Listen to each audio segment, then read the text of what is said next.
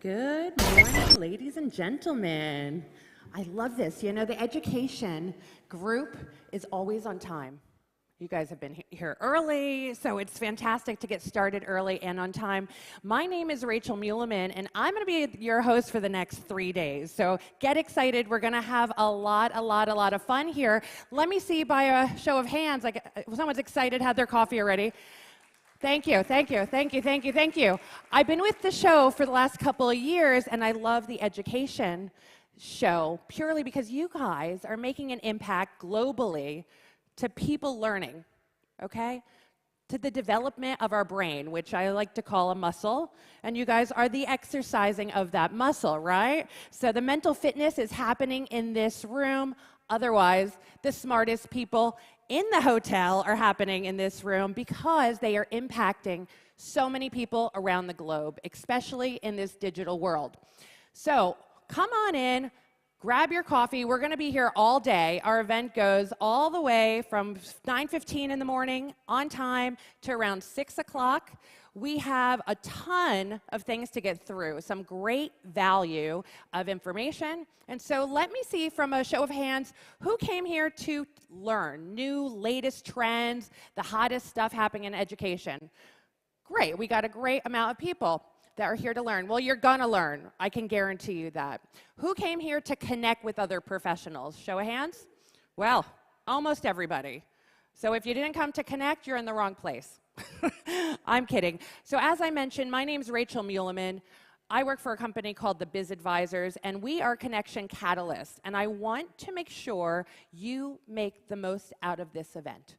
How many people have traveled in from out of town?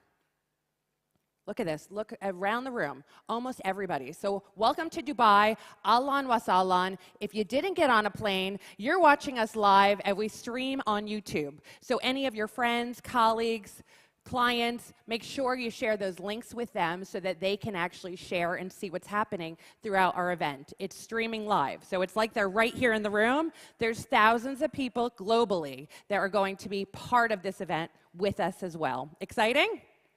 Great. How do you like this energy? Great? So far, so good? Cool. We're going to keep it interactive. I want to hear from you. I'm going to get into the audience and ensure that you meet with as many people as possible at this event. I love the smiles. So, who's using Facebook? I think, yeah, we got a large portion of demographic here on Facebook. Who's using Instagram? Fantastic. Who likes YouTube?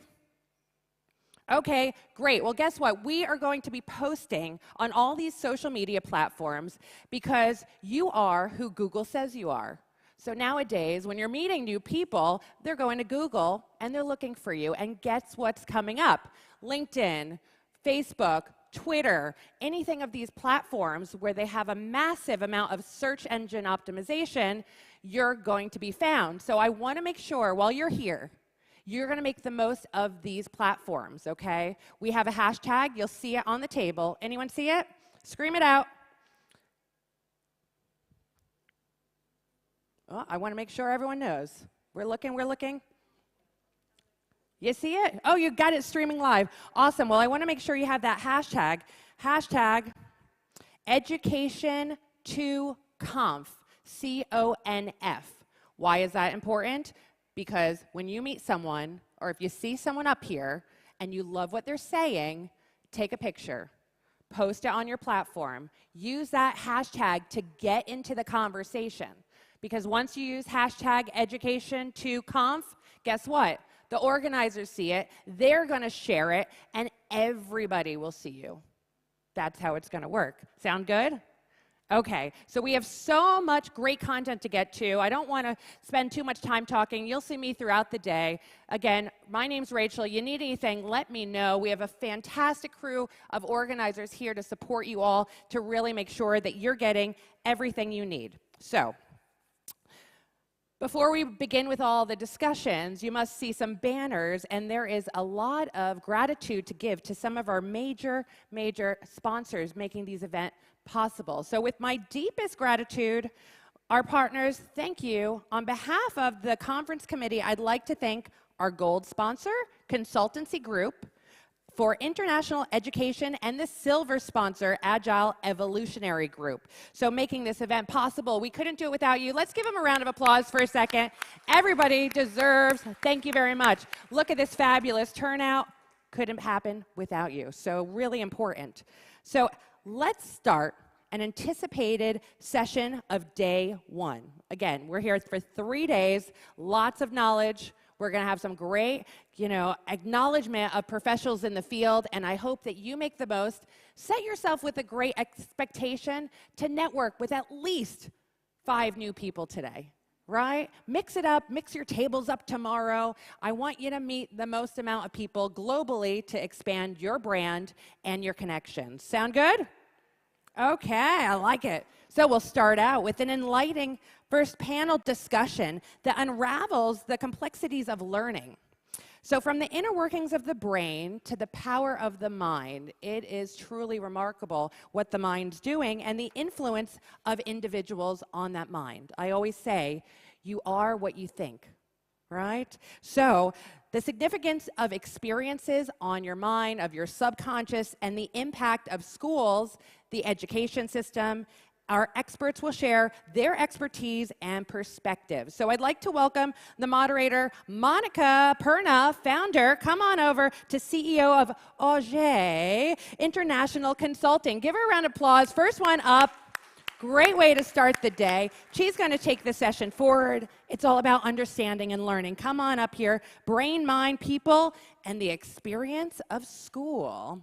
Okay, so you're welcome. These guys are on. Is it working? Okay, just a second. Go ahead. Excellent, yeah, perfect. Hi everyone, my name is Monica Perna and I am a Globish coach and mentor, CEO and co-founder of Auge International Consulting, a Dubai-based company providing educational solutions. And I'm very excited to be here today to moderate this panel about understanding learning, brain, mind, people, experiences, and schools. First of all, let me play host and welcome everybody to what, in my modest opinion, is the most beautiful city in the world. Welcome to Dubai. Here, more than 200 nationalities live together because Dubai is not a city in the world. It is the world in a city. And here, we use the English language to communicate. So we use the English language as a means of communication. More specifically, here, we do not speak English. Here, we speak Globish, the language of a global village called world. So that's why I'm proud to define myself as a Globish coach. Today, what I will do, what I do every day, through my company and its method is understanding how learning works, helping people express their potential through and thanks to the English language. We just have less than 1 hour today. However, my goal is to give you the best advice ever to clearly understand learning and systematize mind, people, and schools. But I will need your help to achieve this goal, so please get ready with your questions. Now, I'm very proud to introduce our panel speakers. Let's start with Carrie Ann Yu. She's the founder and CEO of, please come on stage. She's the founder and CEO of Conscious Ignite. She's also a business strategist and breakthrough coach, and she's the author of the book, Create Lifetime Loyal Customers, 7 Successful Principles to Attract More Customers in Any Business, even in the toughest economies. Last but not least, she's a Forbes writer. Thank you so much for being here. Ute Pfeiffer, please come on stage, is a qualified architect member of the Chamber of Architects. She's a certified coach member of the German Association for Coaching and Training, certified art studio manager for expressive painting, and certified poetry coach for creative and therapeutic writing. Thank you so much for being here. Makiko Hirano, please come on stage, from Japan, is the chairperson and advocate of Mind-Based Development Goals Organization. And she has been appointed as expert of diversity and inclusion education by the Japanese government. In fact, her projects are supported by some international MBA professors and the UN Educational Senior Consultants. Many thanks for being here. Mira Kulik-Griffiths, please come on stage, is a leadership coach and facilitator. She co-founded The Mind Takeaway, a company specializing in leadership development through experiential learning, coaching, and mentoring. She's also a co-host of the Mind Takeaway podcast, which aims to empower listeners to develop their leadership skills. Many thanks for being here. Last but not least, Jihan Zaran. Please come on stage. She's a university professor with over 23 years of experience in Egypt and in the Middle East. She got her Master of Science degree and PhD from the University of Western California and an international fellowship from New York University. She has worked with ministries on education development, and she's founder of an educational consulting company. Thank you so much for being here today. So please welcome with a big round of applause these 5 amazing panelists. Thank you so much. Thank you. So in this panel, I will ask my speakers to express their opinions and ideas about the 3 key ingredients of the learning recipe: mind and brain, people, experiences, and schools. After having taught more than 1 million students of any age all over the world, I have come up with the formula that can really help us understand the heart of learning. Information multiplied by emotions equals unforgettable learning. According to the method that my academy has created, the AUGE method, the key to successful and unforgettable learning is forgetting. Yes, before starting learning anything, students should forget. But what should they forget? Students have to forget their limitations. Students have to forget what I call ANTs, automatic negative thoughts. Thoughts like, I'm not good at remembering things. I'm not good at maths. I'm not good at sports. Plan our brain, that is our supercomputer, to fail. And we can avoid it just getting rid of these thoughts and change our mindset. So talking about brain and mindset to better understand learning, what do you think about it? Please, let's start with our first panelist. Please. All right. Is it on? Oh, yeah. Perfect. Okay, it's working now. Actually, it's a very interesting topic that we can talk about it. First of all, integration between what can be memorized and what can be taught. This is something that really we need to be done, and we need to do what exactly needed. What I just wanted to tell you about today is focusing on who is the one who's really teaching to. What are the students? What the level? Whatever that level, K-12 or higher education. We need to know exactly who is going to know that information and what exactly to be done. Do you know about alpha generation? If you know alpha generation, just raise your hand. Okay, there's few. Okay, so I'm going to talk about alpha generation. Alpha generation is the students who's really born after 2011, the age of the iPad. So in that time, this generation now, they are teenagers. And 2050, by the way, this year, they completed 3 billion. Okay, imagine, in all over the world. So that generation, in 2050, they're going to be our leaders. So what we're going to do now, just to know their characteristics, to know exactly what we need to have our leaders to be. So their generation have little bit characteristic that we need to know before we know and to form their curriculum, and we need to form their market, how they're going to be integrated with their skills and what they're going to do after that. So first of all, all of them, they are more entrepreneurial procedures. So you're going to find them, they have this entrepreneurship mindset. Secondly, they are intelligent tech intelligence, okay? More connected to the world by the social media. Third, they are actually influenced by their past generation, less connected to the people around, all right? And moreover, they are more to isolation's word. I'm going to give you example after that. That's nowadays happening. So this generation, actually, they only learn by visualization.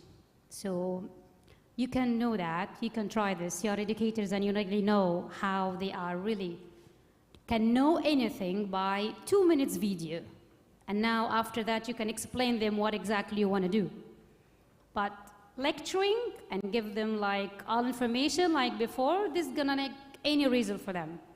So you have to choose a sum up video, not more than 2 minutes, to give them exactly what you're gonna do next with them. You have to attract them by that first. Perfect. Really, thank you so much for it. Then we can keep your examples that you were mentioning before after the intervention of your colleagues, just to use it as a conclusion. Thank you so much. Please, now I would like to hear the opinion of Mira Kulik. Hello. Okay. It's really weird to hear yourself echoing around. So one of the things that I was always fascinated about the mind is its ability to learn and its ability to predict things. And one of the things that we know now from neuroscience is that brain is always predicting our behavior. It's not reacting, what we used to think before. And so basically we live in the illusion of the world. We are not living in the world as it actually is.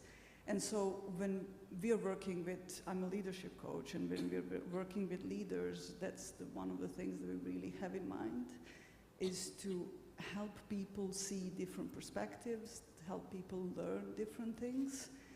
And in order to do that, in order to see something different, they need to come out of that prediction mechanism. And for that, the understanding of clarity is really important. Understanding that anybody at any time can see things out of the prediction, if that makes sense. And so we teach leaders how to access clarity, how to be able to recognize when they are stuck in their loop pattern, and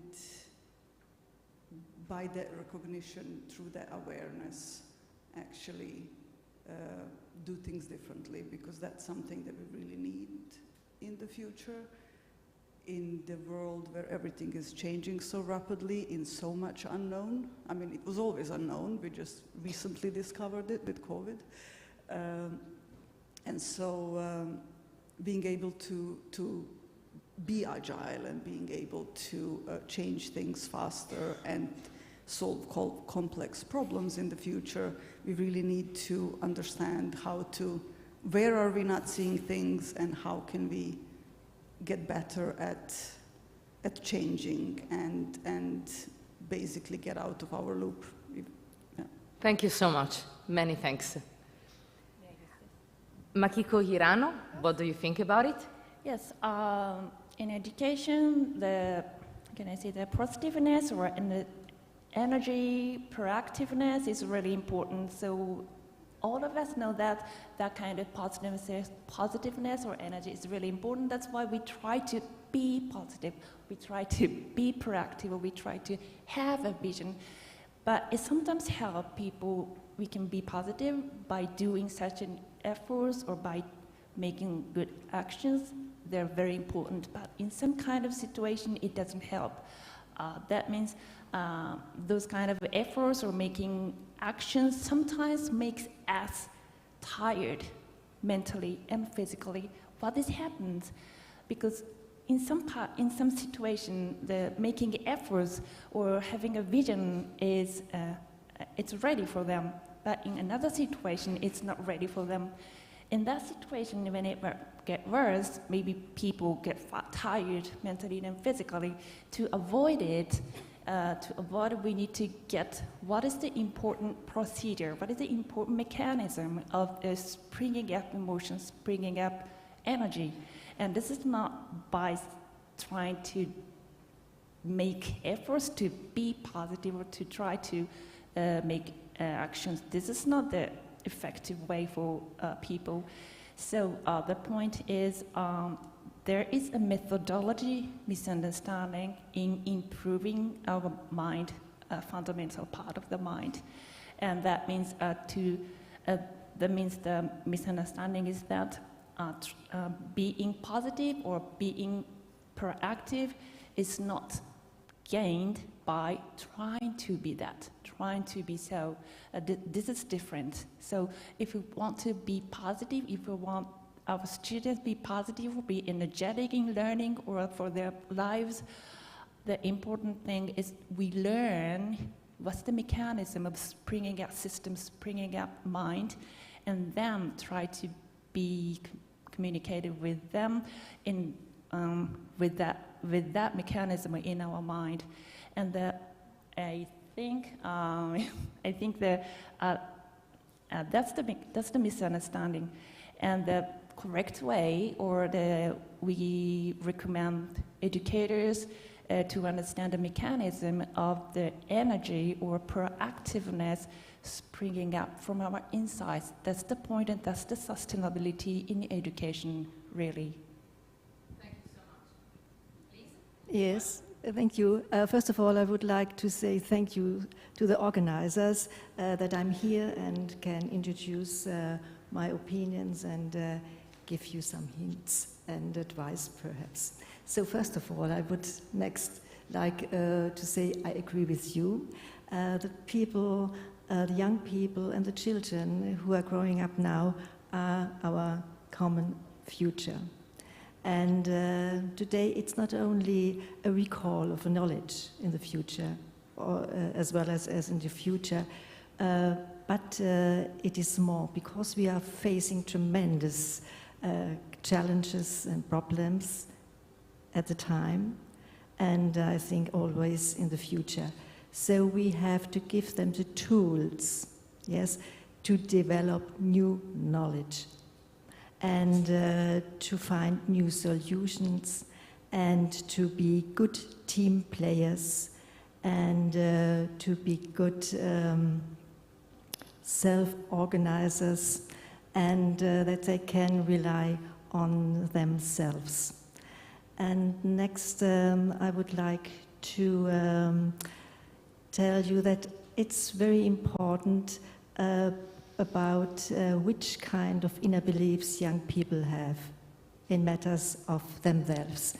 It's about, in Germany we call it inner beliefs, it is more about the convictions.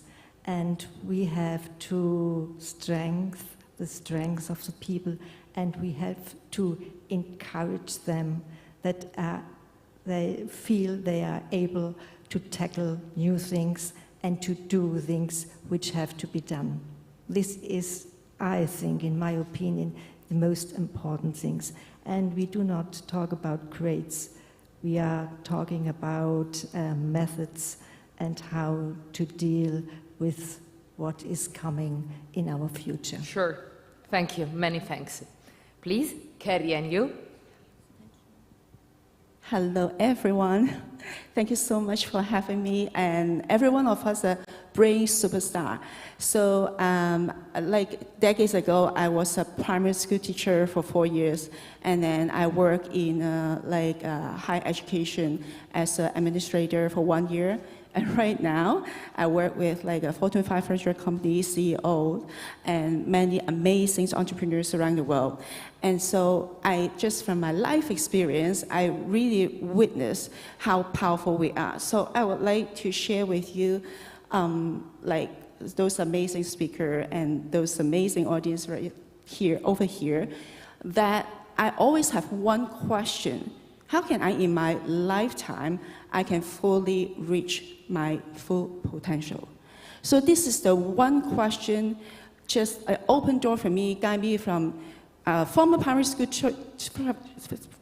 teacher and right now able to write articles on Forbes. And so today I would like to share with you like 3 elements. So first element, which I always apply in my client's life, is epigenetic, quantum science, and also neuroplasticity. And when I talk about neuroplasticity, it's like 4 elements, 7 elements, which maybe like some of us also practice in my life. So first element is about open your heart and mind to embrace and learn new knowledge and skills. After COVID, the whole world just changed rapidly.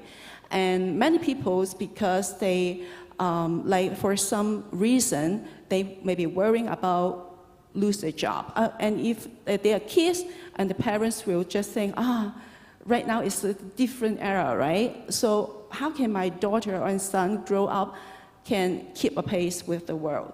And so we have to be from a fixed mindset to growth mindset. That means you have to embrace to different era.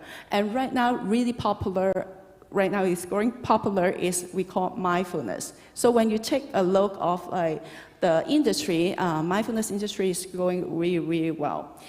So the second part is about regular physical exercise is beneficial. So we know that our body, just our body and mind, so these combine together, so we need to be active and also let us be energetic and also open mind so we can have much more to can accomplish. And the third thing is doing brain exercise. When I talk about doing brain exercise, it's about like memory game, strategic based game. Remember, till now, I have no degree, but why can I accomplish so much? Because I have a goal setting, and also I apply those 7 principles right now I would like to share with you. So the brain is really important. When you have that, like the speaker say, visualization, and your imagination is bigger and bigger, beyond our imagination. So if we activate our imagination and through visualization, we can accomplish more than we think we can be. Amazing. Thank you so much. I think that we can summarize our interventions with this sentence. When your body moves, your brain grows. So energy, mindfulness, and the strict connection between learning and mind was perfectly summarized. Thank you so much. Now let's move to the second pillar, the second ingredient of our recipe of successful and unforgettable learning: people. According to Harvard Medical School, being part of a team, being part of a community improves heart health, brain health, boosts happiness, and changes habits. Communities validate interests and identities, and when people find others like them, they develop a strong sense of safety and understanding. Do you know what the word team stands for? Does anybody know here? It stands for together, everybody achieves more. Together, everybody achieves magic. Together, everybody achieves a miracle. And being part of a team, of a community, has many advantages. For this reason, the method of our academy, the Auge method, has created the biggest community in Europe where to learn the English language. But we have done it in a very unconventional way that may inspire many of you in here. We have pioneered a completely new approach to foreign language education, establishing Skill Gym. Skill Gym is a virtual gym where students can train their speaking, reading, writing, listening, translating, and remembering skills to master the English language from the comfort of their homes, but joining a thriving and vibrant virtual environment that recalls the environment of a gym. In fact, the Skill Gym functions exactly like a real gym. It has studios for group classes, rooms for one-to-one trainings with the personal trainers of the English language, and a lounge where attendees can socialize and connect with their positive peer group, exchanging and sharing knowledge. After all, the fastest way to learn is to do it with the intention of teaching to somebody else. According to the explanation effect, when you teach something, you get to learn it twice. Because at the end of the day, we learn knowledge to earn in life and to return to others. And this is the ultimate message of our method. Now, talking about people to better understand learning, what do you think about the connection between learning and people? Please. I have 1 minute. Yes, you have 2 minutes. 2 minutes, all right. So after talking about the generation, who's the one who's going to talk to, and now we come to the word team, as you have mentioned, which is really a very big one. I just want to ask something. What is the most popular game in the whole world? So anybody just say it loudly. What's the most popular game? 60% of the whole world are watching it. Football, yeah, it's a teamwork. Okay, this is actually the game, Ash, really. Once you have a teamwork, group work, so it's most successful. This is actually what we're doing in our education. When you have a team work, rubrics each one have to do, and they are the one who choose their leaders to teach them. This is the most successful one. When we have this and 10% only of the time of the session will be only for the educator, and 90% will be for the teamwork, that's the most successful session it can be done. First 60 minutes is the most attractive point. Is the educator failed in the first 60 minutes to attract their students and to give them really engage, this is the one who's really cannot be done after that. When we are educators and supervisors, and maybe I'm always trying that to all the educators, how are you going to evaluate any session which is really be a successful one? The only answer can be that, because I have only 2 minutes, is to, when you go into the class or the session or the lecture and nobody attract you or look at you, so it means that they really engage for what they're doing. But if they are looking who's coming and really interrupted and start to prepare themselves, so this is not a successful session. So if they are so engaged, teamwork, doesn't care about what's going on, so that's the most successful one. And we talk about people in that case. That's right, perfect, many thanks. Please? Okay, I think, can you hear me? Is it working? Can you hear me? Yeah? Okay. I'll take this a little bit further to the time when we are actually born, when we are babies, to human needs. And two of the biggest human needs are the human need for attachment and the human need for authenticity.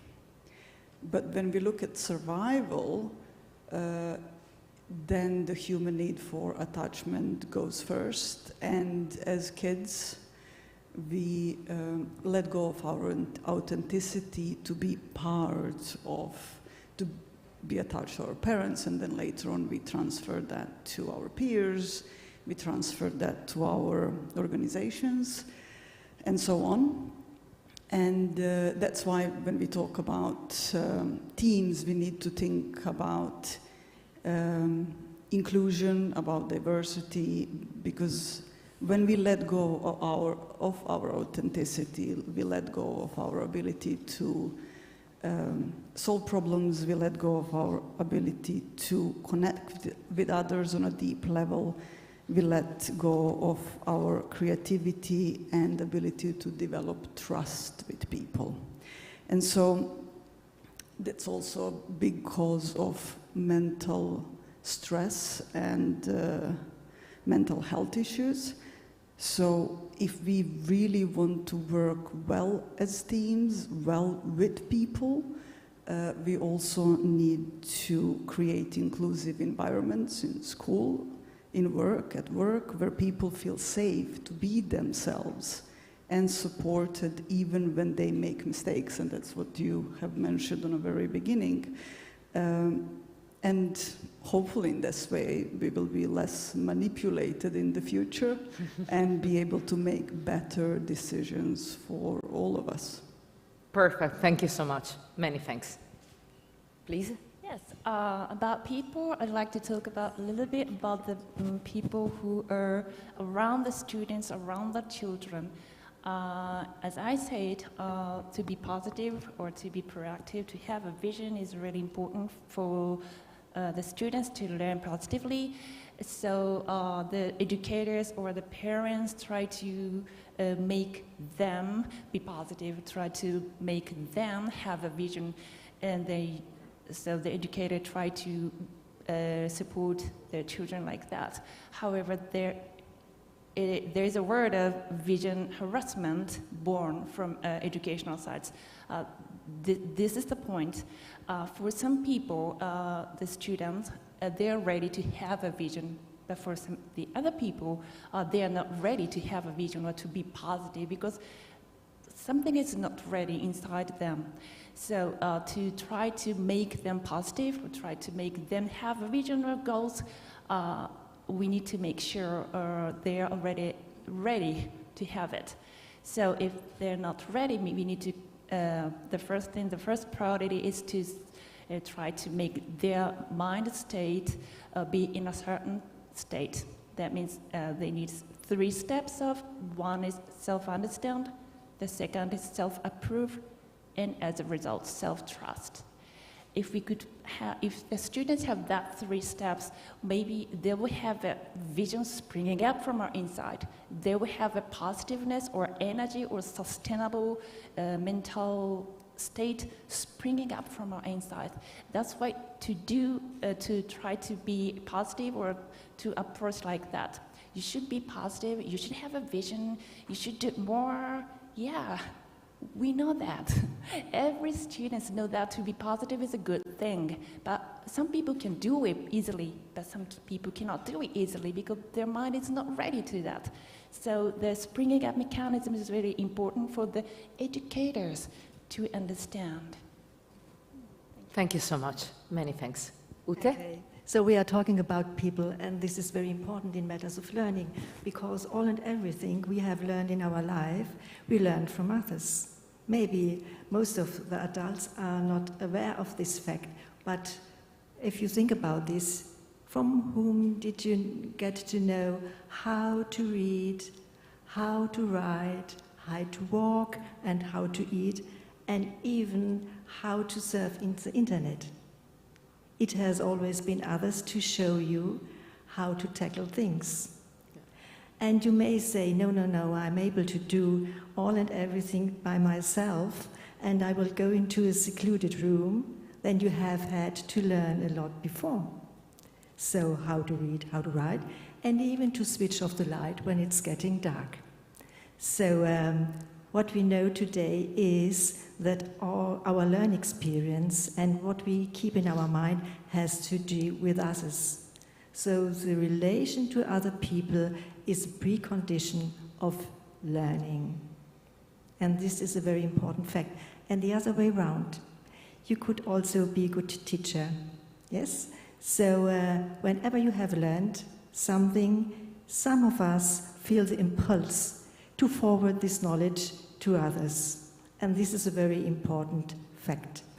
Because, and this is, I would like to mention as well, the brain is not a muscle you can train.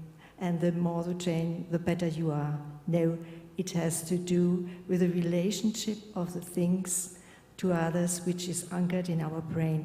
And I'm sure you know exactly what you learned from your mother, from your grandmother, from your English teacher perhaps, and what we are learning today from each other. Thank you so much. Many thanks. Kerianne? Yes, when we talk about people, I always think about emotional intelligence, because actually we as human beings, we being affected by emotional a lot and feeling a lot to make we so-called right or wrong decision. But from the science research, actually is from the vibration of the process to make decision, and then you think ultimately the outcome is the right or wrong decision. But actually it's about you make that decision. It's about the vibration of the process when you make the decision. And the second thing, through our life, we also sense that if we are happier, feel lighter, a more enjoyable life, we can achieve more. We can have more. And this, about emotional intelligence, if that can happen in through 0 to 12 years old, that in our education system, we have some teacher teach us and can handle about this. This is better, because also after COVID right now, we see a lot of people kind of be affected in negative thoughts or uncertainty about the society. But if we can manage our emotional better, the self-talk and better communication with others and manage our emotion, I believe that we have a brighter future and more creative future. Thank you so much. I think that we can summarize your intervention with this African proverb that I like very much. If you want to go fast, go alone. If you want to go far, go together. So thank you so much. Now let's move to the third pillar, the third ingredient of our recipe of successful and unforgettable learning: experience and schools. Let me tell you something. Learning is not a spectator sport. The human brain does not learn best through consumption. It learns better through creation. For this reason, the Auge method applies a model known as Dale's cone of experience. Dale's cone of experience proves that learners retain more information by what they do than what they hear, read, or observe. According to Dale's cone, people generally remember only 10% of what they read, 20% of what they hear, and 30% of what they see. On the other side, they remember 90% of what they do as they perform a task. The Auge method embraces the concept of learning by doing, and it has been the very first method applied to the English language to virtually let its students live real-life experiences to make the language part of their lives. For this reason, we have replaced on-demand video courses with virtual study tours to teach grammar.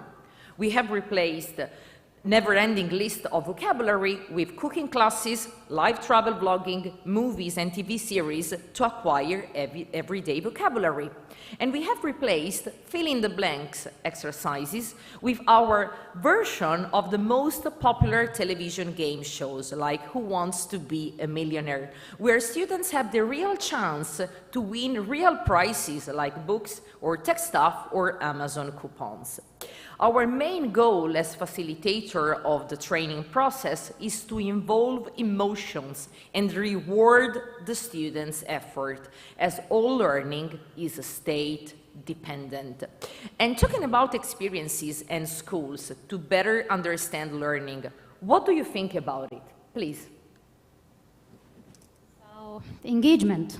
All right, so I think this is the word that we really use in teaching and educators: engagement, interaction.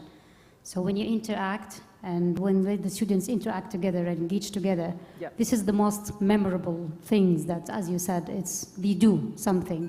It doesn't mean that they do something, tangible. They do something by their interaction, maybe that they do that. But what's actually focusing on the things that's really unforgettable for any students in the whole world, it's just you discover his skill or her skill, okay?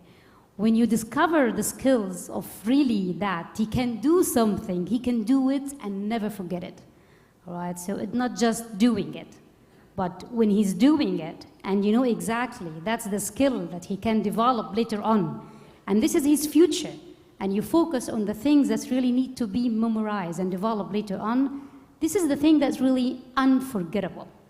And this has happened to me personally when I was lucky, actually, when I was in the high school, and my educators, they know that I have a presentation skill, so you can be a teacher, by the way. So let's do that, let's do this, let's focus on this, research on that. So by time, I love this. So teachers or educators, when they focus on the skills, and they really made the students do that, he will do it in a lovable way, and he will never forget what the favor you do it in their life. This is actually what I really meant by engagement. You do engagement to discover something.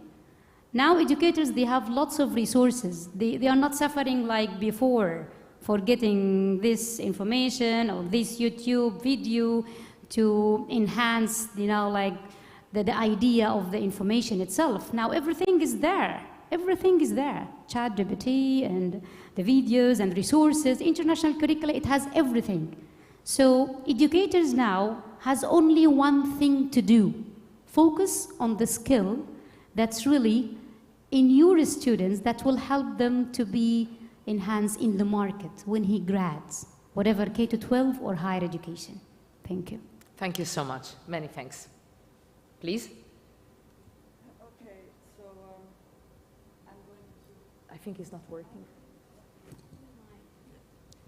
Thank you. Now? Many thanks. I can hear my echo. So one of the things that you know, when I was preparing for this, what came to mind is looking into what companies are looking for. And what most companies come to us when it comes to leadership development, they want their leaders to be able to communicate better and collaborate, because that seems to be missing. So, you know, you want these skills because you want to be able to solve complex problems, you want to be able to grow your company faster, you want to be able to create safer environments, and for people to work better together. And you know, when I think about it, why are we missing those skills so much? It could be, might as well be, that in schools we are so focused on our individual achievements, and we are not giving much importance or much emphasis on actually collaborating and doing things together, and how we are treating each other. And so, you know, that could be something that, and you know, as you said also, we learn from the experience, we replicate what we have learned. So whatever has worked for us in school, that's the same behavior that we are later on continuing in our work environment. So we need to start much earlier. Companies do need to develop their people, and that's why we're here, but also we need to start developing these soft skills much earlier, and also, I think one of the others that I could think of, emotional intelligence. Yeah, interesting thing that just crossed my mind. I remember being on a mental health first aid training some months ago, and one of the things that this facilitator was telling us, that before COVID, the biggest issue in high-performing, this was about high-performing environments, the biggest problem in high-performing environments was depression, and now after COVID, it is anxiety. And so that also adds to disconnecting from people. So I think connection, communication, collaboration is one of the two, three important things for us to look into in the future. Thank you. Thank you so much. Many thanks. Yes, about experience in schools, yes. Yes, the learning with emotion is really important for an unforgettable learning.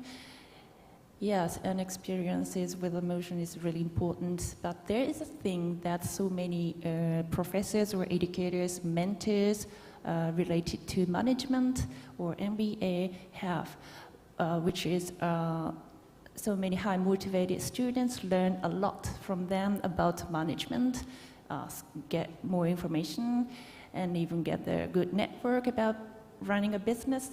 However, those educators of management is saying that for them to make a success is possible, but to make it consistently happen is really difficult. That means they have a good motivation, however, they don't know how to deal with that motivation because they are always feeling some confidence with themselves or unstable mind, but they have a good vision. That's why they try to start their own business. But the professor of MBA is saying that if those students have a good state of mind, like a stable, fulfilled mind, maybe their contribution to the society will make it bigger. But the reality is not like that. Some students have a good mind already, but some students can have a success but can make it sustainable. Yes, that's why, because their motivation doesn't last. Their willingness to grow, breaking through the adversities doesn't last. Yeah, that's why the management teachers or professors are saying that they need something deeper inside, which make it possible that they got something energetic or positive springing up from their inside. Thank you. Please. Okay, thank you. In this context, I would like to introduce to you the WOOP method. This method has been developed by two German psychologists working at the New York University. WOOP. WOOP stands for W for your wish. Maybe you have a wish to learn certain units or certain content. This is your wish. And then you have to take into account the outcome. This WOOP from the WOOP. The outcome. What will I do with this knowledge?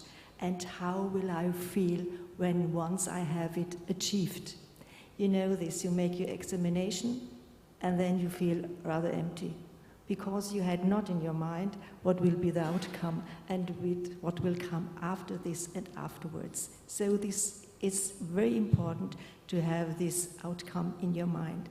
And next, it's an obstacle. Yes, most people have in their mind, yes, this is my wish, I will do it, I will achieve it. And sometimes they're a bit frustrated if they had not in their account that obstacles could occur. And so you have to have a sight of the full process. It's the obstacles which can happen. And you should not be frustrated, yes? Stumble, get up, go again, yes. And the next is the plan. You have always to have a plan for all this, for the process. What I will reach next, what is my next milestone before this great wish that I do my examination, that I learn foreign language or things like this. And this is very important. Years ago, we had always the goal in mind. I will reach it, I'm deeply encouraged, I will do it. But we learned it's more advantageous to have the full process in mind for everything you would like to achieve in learning or even in your work. This was my contribution to this point. Thank you so much. Many thanks. Yes, when you talk about experience and skills, I think I would like to talk about two concepts. The first concept is about growth mindset versus fixed mindset. So no matter it's a kid for like 4 years old or an adult, right? If we have that growth mindset, we will not very easily be judgmental and also being looked down ourselves. And this is how you can achieve what you want and even you bring a better future. But fixed mindset is very easy to affect by the other opinions or by the other environments. So in order to grow this process, first of all, we have to understand one statement. What I say is success is not personal. Success is structural. That means through a scientific proven system or process, everyone can achieve what they want and we so-called success because successful or everyone their desires are different. But if we have that growth mindset, even we have failed sometime, but how we just define that like failure, right? If we say, okay, this is just a lesson. So I learned something and I move forward. And that's how Elon Musk makes so like a feel amazing business, right? I just always quote Elon Musk as an example, like his business. But I believe that in our world right now, in this period of time, we have more leaders can raise up by those, all of us, educators, and the change makers over here. So this is the two concepts I want to mention again, is the growth mindset, and the other statement is success is not personal, success is structural. So every one of us, even we make a small decision, if we just make that small decision and we believe ourselves and we learn from those proven systems, all of us together can bring a brighter future. Thank you so much. Thank you so much. A very positive message. Thank you. So now I would like to give the floor to our audience because it's time for your questions. Is there any questions that you would like to ask to our panelists? Please. Is there any mic in the room? Thank you so much. Thanks, guys. Guys, can you put sound on? Oh, I see a hand up, a person standing up. Awesome. We're coming for you. We got a few more minutes, so if you have the opportunity to ask a question, we'd love to hear from you. My mic on, you guys can hear me? Hello, everybody. My name is Nazla. I actually took a lot of notes, so thank you so much for all of you for the great insights. I got caught with the authenticity, attachment and authenticity. So before I launched my business, I spent 17 plus years in global organizations, very matrix organization as an HR professional. And we always try to bring authenticity in the organization. So I really like that, you mentioned ability to solve problems, which most of the leaders, they do, but they fail with the connect with people and ability to develop trust. So my question is how could we develop and bring the awareness of authenticity at school for people, for university students, young adults who have the skills of leadership to prepare themselves before they actually join into any organization? Thank you. Jihan, maybe you had some of the examples, and then also Mira, if you want to share your thoughts. Yeah, so you talked to me first about the trust, right? So let's talk about step by step. Trust is something that you build it in the early years of loyalty of the place itself. I have an experience in Singapore, actually, and which is really the most amazing experience I saw, which is in the early years, you only focus on how to behave, how to love your colleague, how to deal with others, how to love your school, how to take care of your things. Loyalty in the place and the people around you, this is actually the most basic things to build trust. All right, so I feel safe and trust for the people who's really do. After that, maybe after year 4 or grade 4 in the American system, so I can ask you by grades. So the trust is something that really coming from the culture, which is coming integration between the school and the environment outside, which is the place, and the house. Second thing, you talked to me about leadership in higher education, right? How to focus or how to build that leadership skill when they go to the market. The only thing which is really, I have a discussion actually before I get the panel with one of our team here. In the higher education, they are actually, in the whole world, by the way, is not only one country or any continents. They are lacking of getting the experience from the market, all right? So most of the I'm academic in business as well, so I can tell you both. When you are in academic professors, majority of them, they focus on the lectural things, the materials that they give to their students. But in the market or the business people, they work about the market. So how to integrate this together, this is the main thing actually that the students need to have. So, which is, I recommend the Stakeholder Relations Center in any higher education. So that will help a lot. Help integrating the practical field and the academic collaboration together. So that's what makes a lot, focusing on the skills as we are focusing. If it is not delivered or is not discovered in the early years in K-12, it can be discovered in the higher education. So when I go practical, my field, I know my skill, I know exactly how to develop it. How can I integrate this to the market, which is I really will graduate for? I hope I can answer your question. Mira, can I also hear from Mira? I'll try to make it a little bit, well, whatever, I'll do it, so you'll see. Vulnerability. And some people who are not comfortable with the word vulnerability may understand the word honesty.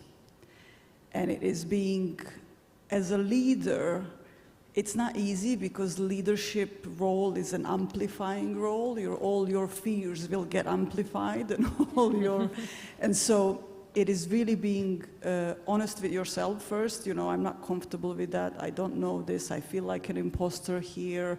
I'm not sure if I did that right, or I don't know what to do. And being honest with yourself, and also sometimes when it makes sense, being honest with your people is something that will create a deep connection with others. And then when leaders make mistakes, and they make them, it's much easier to, then ask for help, and also for others to chip in and go, okay, I know how to do this, let me help you. And so that's one of the things that, being authentic means also being vulnerable, because you're doing something that nobody else is doing often. And yeah, I hope that answers it as well. So right, thank you. Any other question? Yes, please. I was just going to invite you guys up. There's a microphone right here. Everyone see it? This is where we're going to do these microphone questions so that we can hear you really loud and give you an opportunity to get some steps in. If you want to ask a question, we got time for one more. Come on up to the microphone.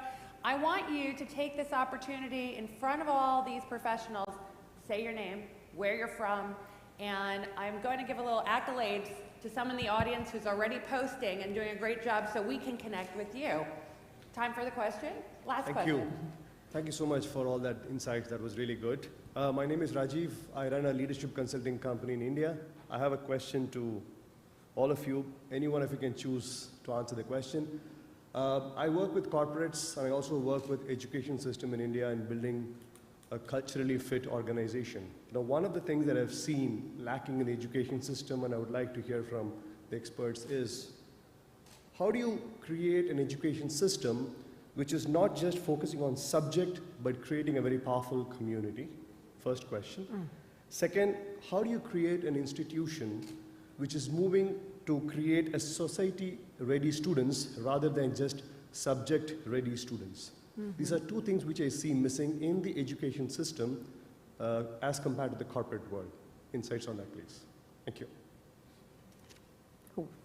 Ute? Yes. Thank you for these questions, because we go deeper in the subject of school. At the moment, we have the method, the teacher is front of the pupils, which is a group. I think that it's not very modern at the moment because we have big challenges and people should be able to work in groups and in teams. And this starts at schools. So schools had to rethink the method how to teach the pupil. This is very, very important, I think. And there is still a gap between the teacher and the pupils. And the teacher has to be on the side, of the same side as the pupils, because nowadays we can't afford to lose anybody. And still we lose a lot of young people because they made bad learning experience. And this is a matter how we teach and train our teacher. And I think in Germany we have at university new developments and to work with the people who want to become teachers. And I think this is the point. We have to work and to train our teachers. Thank you. Analysts, thank you. We're going to wrap up because the time is up. Perfect. Time is over, so I just want to thank these fantastic panelists for sharing all their advice with us. I want to thank the organizers of this conference who invited me to moderate this panel. And of course, I want to thank you for your attention and your interesting questions. So please bring a big round of applause for our panelists. Thank you so much. I think that today we have truly understood the essence of learning, achieve unforgettable goals through experiences. Thank you so much. Thank you. Panelists, will you stand up here for a second? Photographers, please take a picture just for a moment. Sure, you can stand up towards the end. Everyone looks great at the end. Photographers, we'll take one shot. I want to call out to Benjamin Joel. Is he in the room? Oh, there you are. Okay, high five. Benjamin, has anyone met him yet? Not yet? Okay, well, they're going to meet you now. Benjamin did something phenomenal. You posted on LinkedIn in a perfect way. He took a picture of all the ladies up here, tagged all of them, hashtagged the event, and got into the conversation online. So I guarantee that's going to increase your connectivity, right? So please do check it out on LinkedIn. Ladies did a great job. I'm going to be keeping the time today, so you may love me, you may hate me, but you're going to have a good time, I promise. And you'll be sure to connect before you leave today. So thank you again. Thank you so much for moderating. Thank you, ladies. Oh, thank you. All right, good job. So far, thumbs up. Okay, so just to keep you in the loop of how this day is going to roll, we have a lot of valuable content. There's a lot of stuff to share, and we have time for questions. I'll make time. Just think about the time. I'll have to cut you short, so I apologize beforehand. We have people watching online, streaming live on YouTube. So I want to give everyone the opportunity to move, and we don't want to miss anybody. We are going to be giving tons of accolades for panelists that are up here and speakers today, and we also are going to break for a lunch. So we have a tight agenda, and I got to keep everybody on it. So let's keep on going. Like I said, well done to Benjamin for connecting. I'm going to get into the audience when I have that break and bring people to the floor. So if I haven't highlighted you and you want to be notified, or at least introduced to the room, the way to do it is get into that conversation on LinkedIn, okay? So that was an amazing panel. Did you guys like the start of the day? So far, so good? No one sleeping yet? All right, thank you. I want to make sure everyone's moving. We have coffee available all day right outside those doors. So just in case you need a little kick, it's there. Okay, the next keynote session, though, as we move along, is all about students' higher education. In the UAE, specifically, this is one of the leading areas of growth as far as education. So there are over 1 million people in public and private schools in this country alone. And there's quite a lot of it that's been the newest trend, I think, since COVID is probably this personalized education, right? And how is that kind of impacting the education system as a whole? So we're going to have a lot of different conversations in the next 3 days. The next keynote is all about shedding the light to overcoming this disparity in higher education access and enrollment. As you could imagine, people that are educated here are going usually outside the country to get that second level. So I'd like to invite someone back to the stage who's been up here. You've seen her earlier, but did you know she trained 18,000 entrepreneurs? So this is unbelievable as far as an accomplishment. She's an author, she's a coach, and ladies and gentlemen, please put your hands together for Carrie and you to lighten us on this topic all about the disparity of higher education. Come on up. Love the lady in white. Welcome to the stage. You're going to stay up here? Great. I'll be back. Thank you so much for having me again, all the amazing entrepreneurs and educators and change makers. So I would like to share the PowerPoint. So today I would like to address the doubts into barriers limiting student success and enrollment in higher education and discuss the actionable solution to narrow these disparities. So may I have the PowerPoint, please?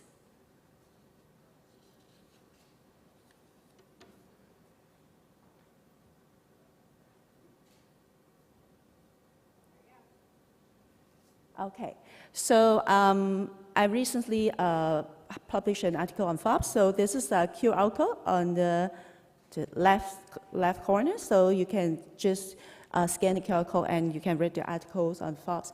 And this is what I'm doing right now in my business actually is help people to unleash their full potential, remove limits, and have hyperspeed to turn their dreams into reality. So today I'm so honored to share the topic addressing the disparity in higher education access and enrollment.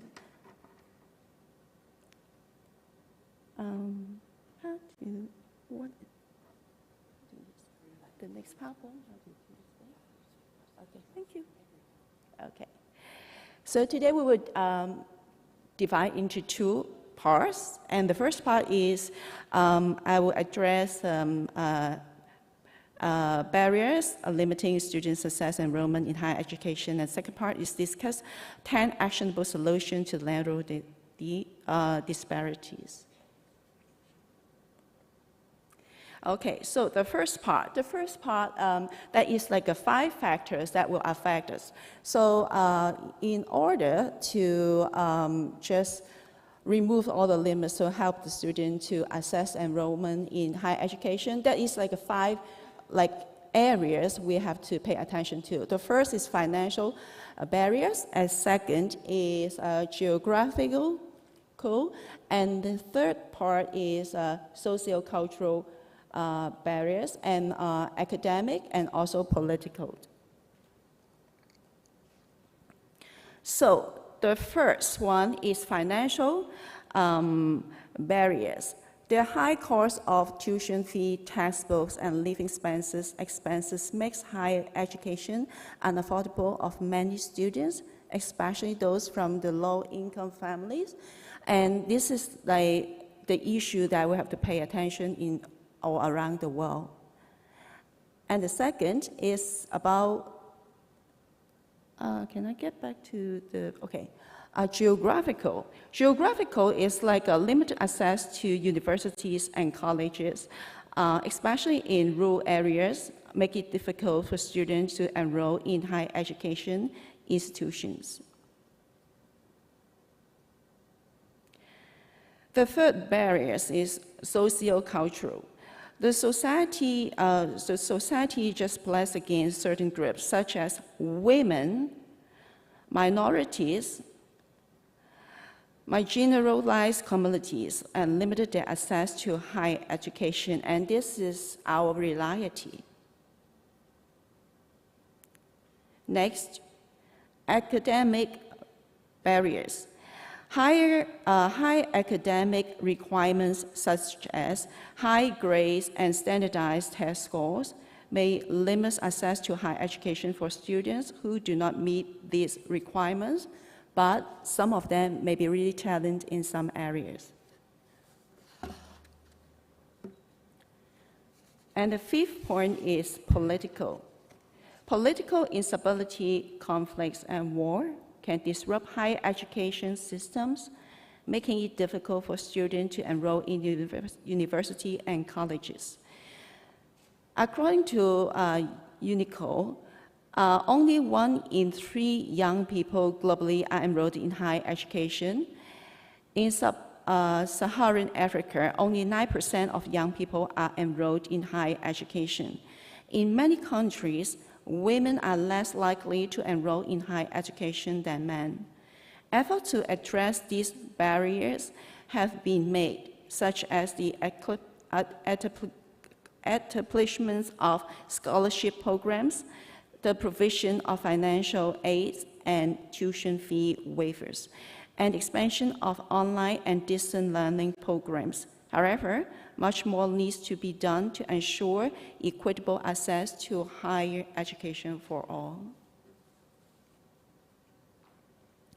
So this is a statistic from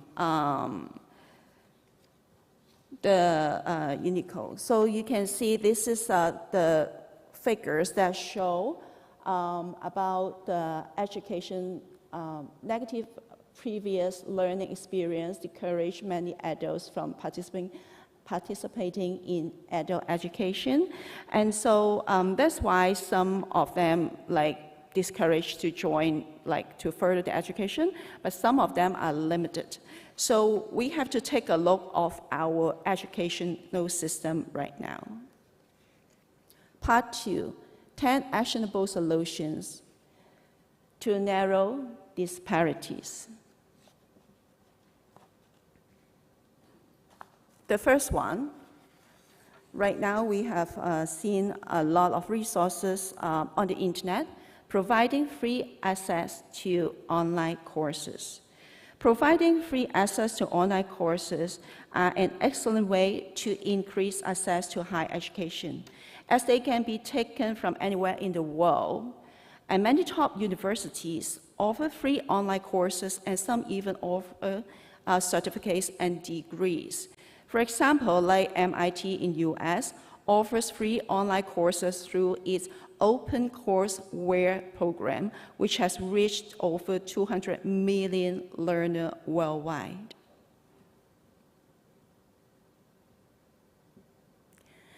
Second, leveraging technology for remote learning. Technology can be used to provide more learning opportunities, allowing students in remote or underprivileged areas to access higher education. For example, University of the People is an online university that offers tuition-free degrees to students around the world.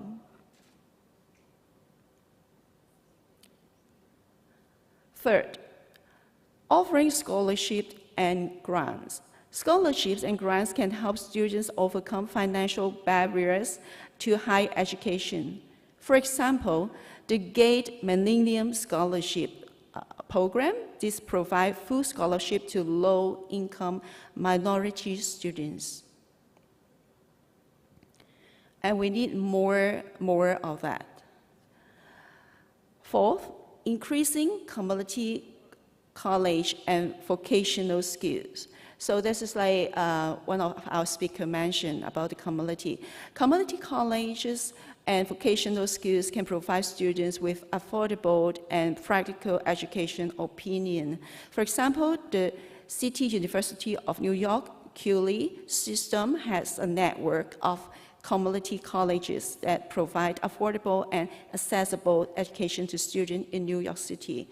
And we can learn from those successful profile or institution and then copy that model to the other corner of the world. Fifth, partnering with local businesses and organizations. Local business and organization can provide support and resources to students, helping them overcome barriers to higher education. For example, the National College Access Network partners with businesses and organizations to provide college access programs to underprivileged students. So partnering with local business and organization is a really practical way, rather than you just have the fund from the government and others. Because when the students or those students, they have a experience in the work field, and then they learn, and then they further their education, this is a really good experience for them to enhance their skill set and also can impact to those people or the organization they work with. So this is a really practical way for us to go. Sixth, improving access to information and resources. Providing students with information and resources about higher education can help them make informed decisions about their future. For example, the College Advising Corps plays recent college graduates in high school provide students with information and guidance on the college application process.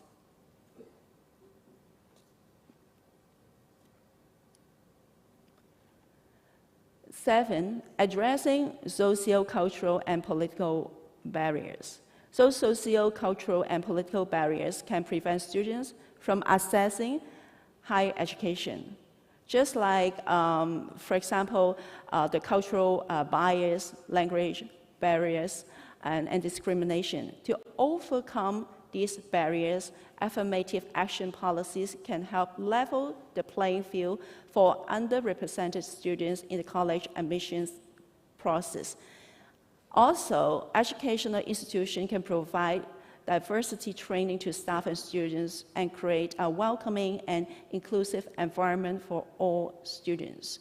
So this is also in the reality that because right now many groups or like the organization globalized. So we have the staff or the workers come from different backgrounds. And this is also an issue. Sometimes we have bias in different color, race, nationality, and background as well. So this is also an important issue that we have to handle in order to actionable resources or solution for those students.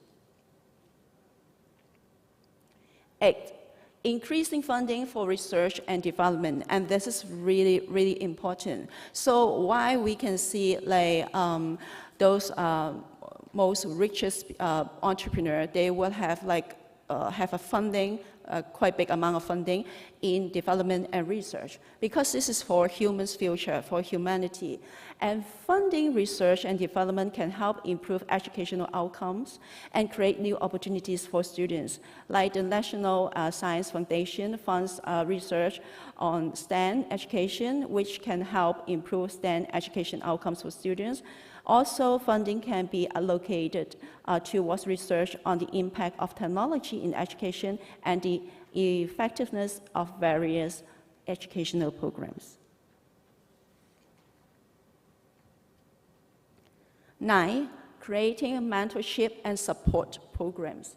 Mentorship and support programs can provide students with the guidance and support they need to succeed in higher education, and that is very important because actually leaders influence leaders, followers influence followers. So the quality of the human being of the leader is really important, and through mentorship we have not only passed knowledge to the other amazing human being, but it's about the emotion, about your energy, about your experience. So this is also very important. The POSES Foundation provides mentorships and support to underrepresented students in college.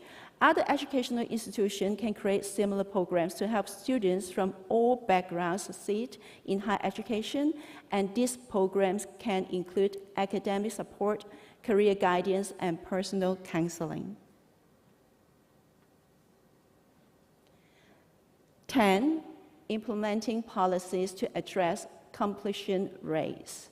Completion rates are a significant issue in higher education. Policy can be implemented to address this issue, such as providing support and resources to students to help them stay in school and complete their degrees. These can include financial assistance, academic support, and career counseling. Additionally, institutions can create programs to help students transition from college to the workforce.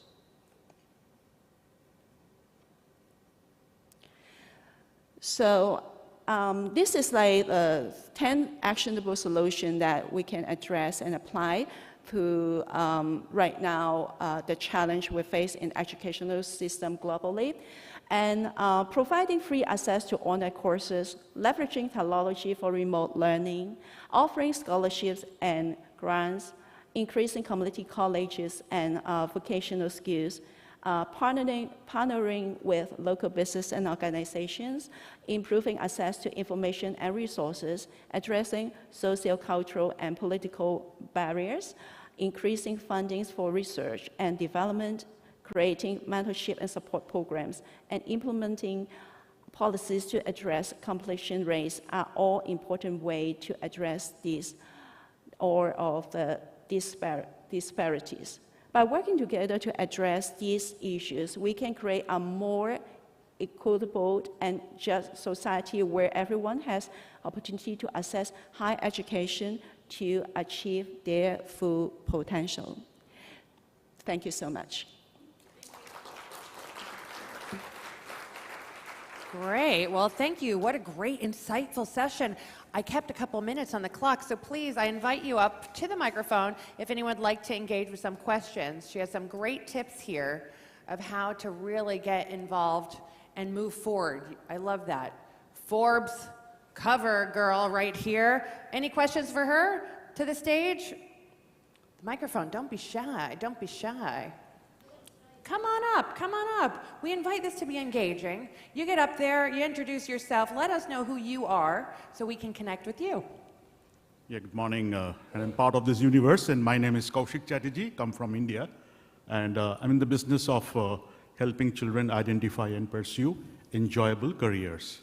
So, we are in the future of education, and you were talking about reducing the disparity, and technology has always been a means.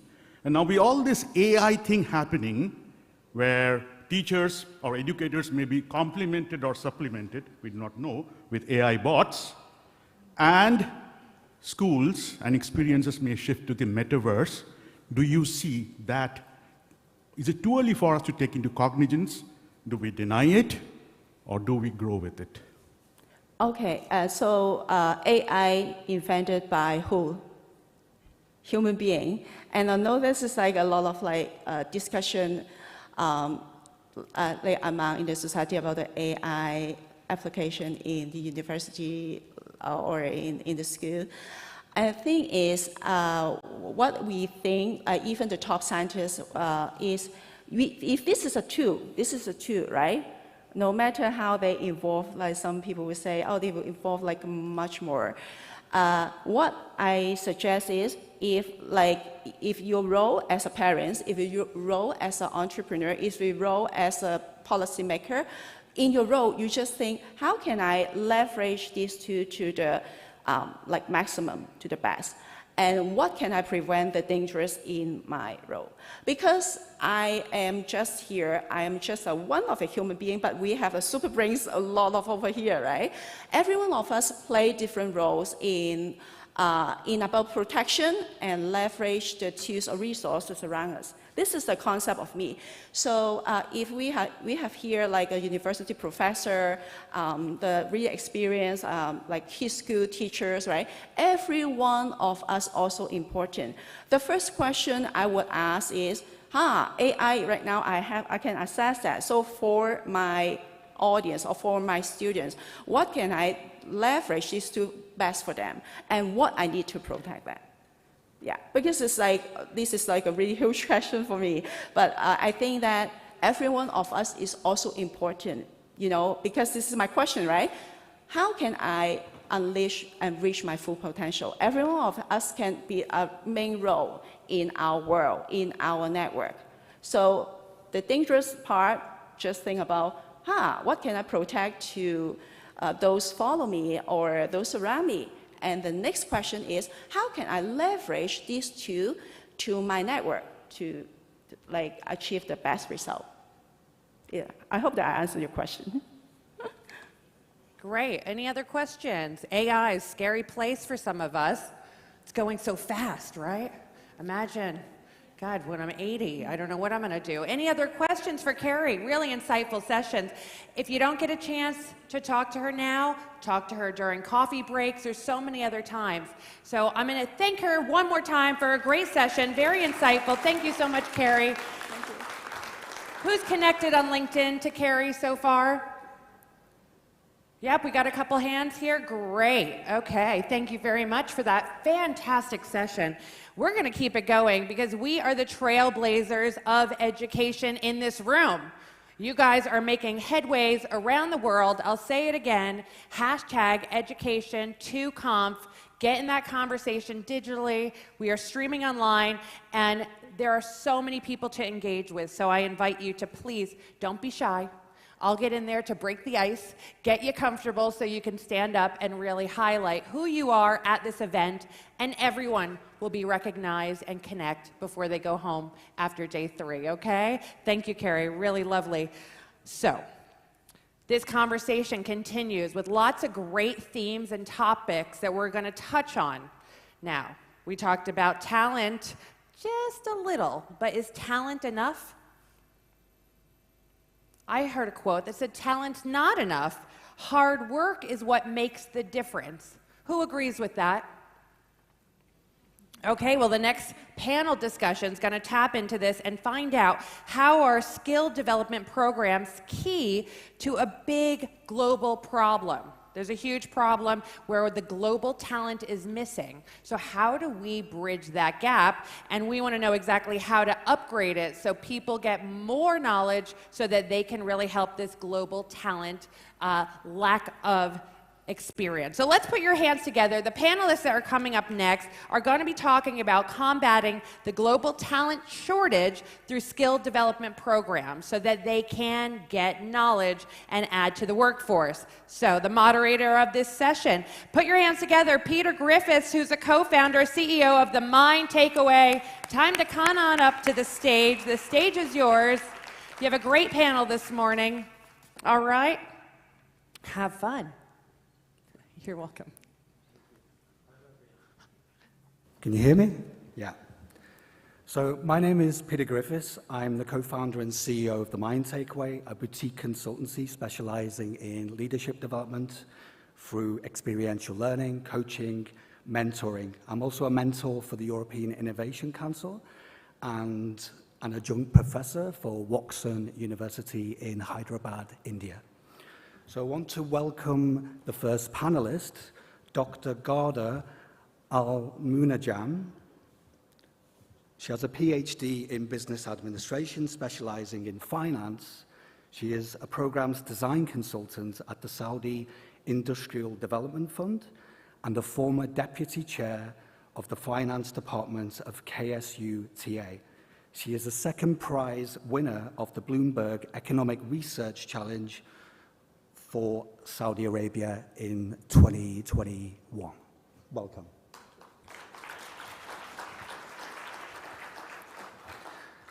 And the second panelist I want to welcome is Ramya Chaturvedi. She is a brand ambassador for V-Chic Image Consultancy. She has a master's degree in public relations and advertising from USC Annenberg, and she has a bachelor's degree in international relations and affairs for Wheaton College and the London School of Economics. Welcome. And our third panelist is Vijay Madhavan. He's an accomplished business executive with 25 years' experience in managing commercial and people strategies across enterprises. As a founder of UbiZ, a business consulting and coaching firm, he helps organizations optimize their mission, culture, and people strategies. Vijay focuses on bridging multi-generational workforces, including Gen Z, to drive success and innovation. Welcome. And last but not least, K. Rajiv Narayan. Welcome. He's the founder and CEO of the Leadership Elements India. He is a passionate book reader who transformed his love for books into a unique business model, creating deep thinking shifts in leaders through global book-based consulting with a mission to convert non-readers into avid readers and empower personal growth. Welcome. Could I have a little mic? You can have mic. Yeah. Everyone have the microphone? Thank you. Okay, one more for you. You have to share it temporarily.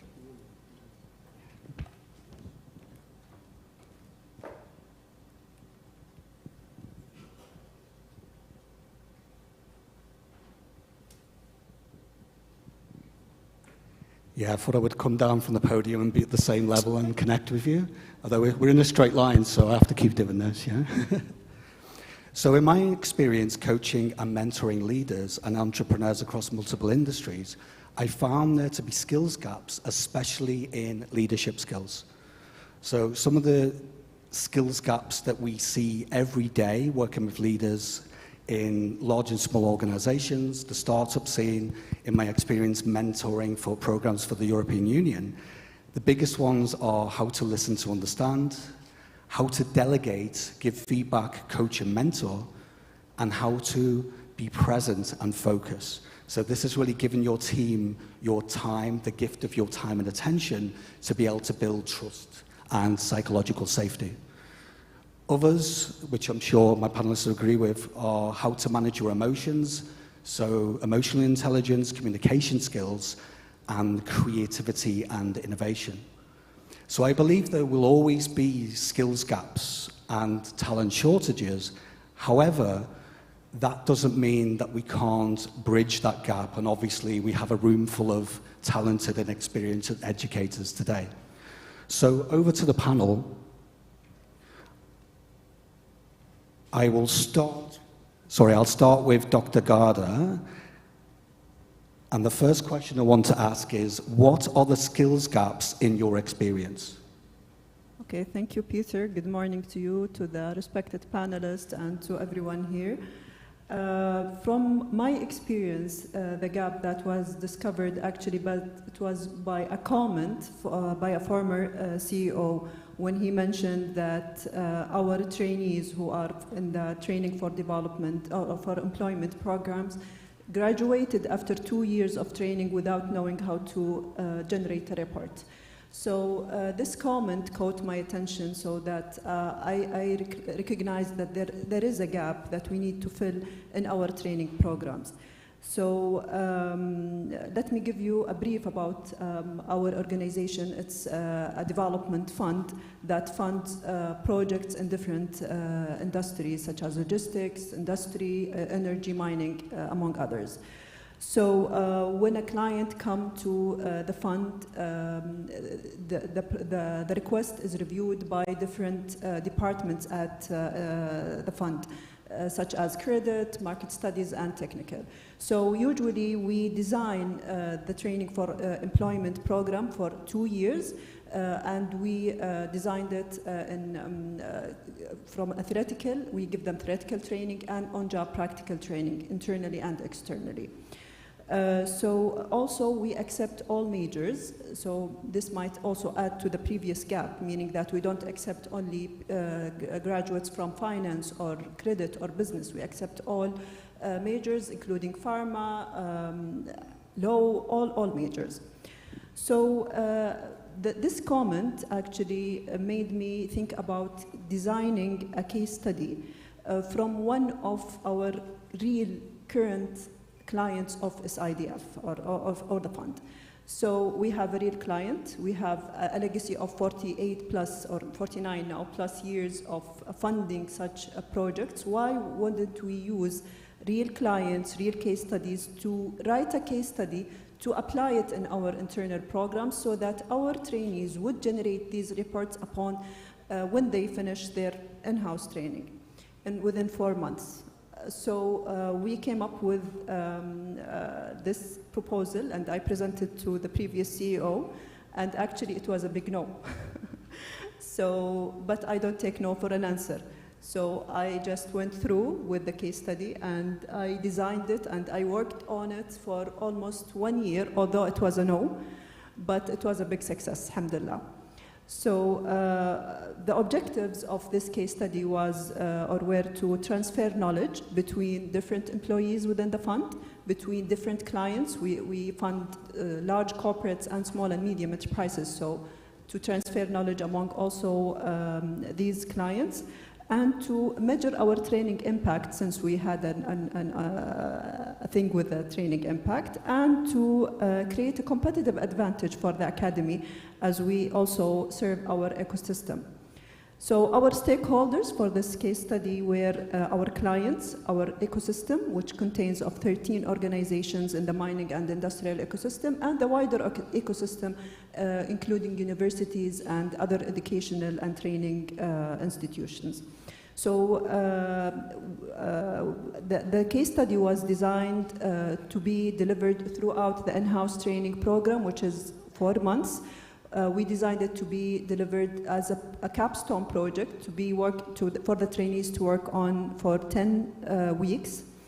We linked the case study to the 4 core areas that we deliver in our training program, which are credit, markets, finance, business risk and risk management, and accounting. So we linked all the theoretical concepts that we teach them to what they actually do at the fund as real officers. So they were able to practice and apply everything that they learned on real life, linked to what they do as officers at SIDF. Also, since we accept them from different majors, we paired them into 17 pairs.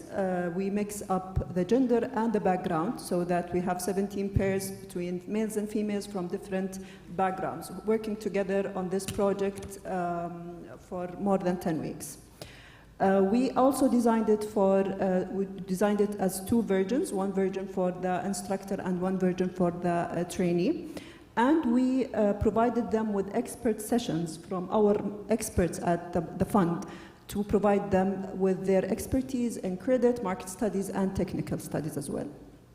We also designed a mentorship framework where the alumni, the trainees, the graduates from the program mentored the trainees during while they were working on the case study. Also, we had some in-class activities such as virtual factory visitation, and we asked our experts to act as the client, so that our trainees can ask them when they evaluate the project, and that they can ask them all the questions that they need to ask. Finally, we asked the trainees to present this to a MOC, MCC, which is a Managerial Credit Committee, so that they can challenge them and ask them all the questions just in real life situations. So it's like a simulation, actually. So they were able to generate different reports, such as industry analysis report, financial modeling, ownership report, project evaluation report, loan submission, and finally, a final report, just as real life officer after only 4 months of training, unlike the previous situation where after 2 years they couldn't generate any report. We finally evaluated the trainees based on a robust rubrics and, as I mentioned, a mock MCC. And the winner team was the closest to the real appraisal. I think I talked long, Peter, enough. Finally, the outcomes, we had some employees who generated reports, who were confident and can generate all the reports just as real officer, which was a big success after a big no, alhamdulillah. Thank you. First and foremost, well done. And I agree, I think case studies are vital to close those skills gaps, and I think we'll talk about that later in our conversation. So yeah, thank you. And Ramya, over to you. What do you believe in your experience to be the skills gaps as well? So echoing my panelists' thoughts, there is a global skills shortage. We do see that the Gen Z population, they want to be their own self-boss. They want to have a flexible timetable and a schedule, especially thanks to the pandemic. And the biggest skill gap or the shortage I see is that the youth isn't future ready. We all have academics, we all have good grades, but we don't know how to crack our first interview. We don't know what to do in a social setting. And working with the youth, this is what I noticed. I asked them an easy question, like, okay, tell me something about yourself. And they'll tell me their qualifications and education. Well, as an interviewer, I already have that in your CV and resume. I want to know more about you. So how do you crack your first interview? How do you behave in a social setting? How do you launch yourself as a brand? The youth needs to know these future skills, and they need to be ready for the real world, because I'm sure all of you all can agree to it that your education world is very different from the working and the professional world, and that's the role I play. I connect the youth, I make them future ready from the training I give. Being in image management and a consultant, I prepare them for the future. I bridge the gap between them. I give them the training that they need to sustain in this world and just boost their confidence. They all want to be entrepreneurs. Seeing the Gen Zs today, we want to be our own boss. So my role is just to boost their confidence, give them a platform and the skills and the resources. I'm going to keep this short and crisp because I know all the other panelists have things to talk about this. That was perfect, thank you. And Vijay, what do you think? Thanks. I'll agree with you. I've been blessed to be working with Gen Z since 2017 as a CXO and a CEO. And last year I decided to fire my employers and make the world my playground with Gen Zs. Two things that I've experienced since my corporate career dealing with Gen Zs. A, the emotional intelligence, which was covered in the first panel. And the other one is communication. Gen Zs are very good at articulating their thoughts, but communicating their feelings, moods, emotions, they struggle big time. One of the things I used to do when I was a CEO was I was very big on management trainees. I used to hire direct from the universities. And one of the first things I used to ask them was, let's not have a normal interview. Let's have an interview where you interview me. You pick your leader. What would be the questions you ask me? And there was absolute silence. So that made me really worried.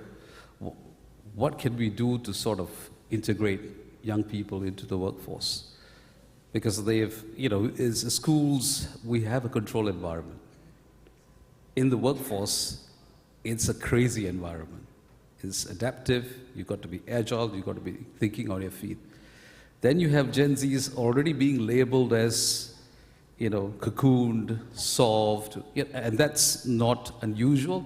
I'm Gen X. I'm sure the baby boomers, when they first saw Gen X, look at these guys, they're more happy with, instead of hard work, they love to do partying and all that. That's what I used to do when I was in my 20s, which wasn't very long ago. And so I think communication, getting in tune with emotions, right? Feedback was something you raised, Peter. And this is a distinction I would offer educators, parents, and even employers. Feedback is always neutral. It's the attitude that we carry to that feedback that makes it positive or negative. And so in the communication, that's the sort of things that we focus on. So when I was an employer, now I work with a lot of Gen Zs where I just do a 1-hour workshop and I help them to uncover what are their dominant personalities and the reasons why they behave and react in a certain way. What's the difference between mood? What's the difference between emotions? When you make a statement, what's an assessment? What's a declaration? What's an assertion? And once they begin to relate to these various concepts, they find that they don't feel that another person's opinion of them becomes their reality. They gain more confidence. So to me, those two skills, communication and EI, are critical. I really resonate with what you said about education and being in a classroom versus the crazy, uncontrollable, unpredictable work environment.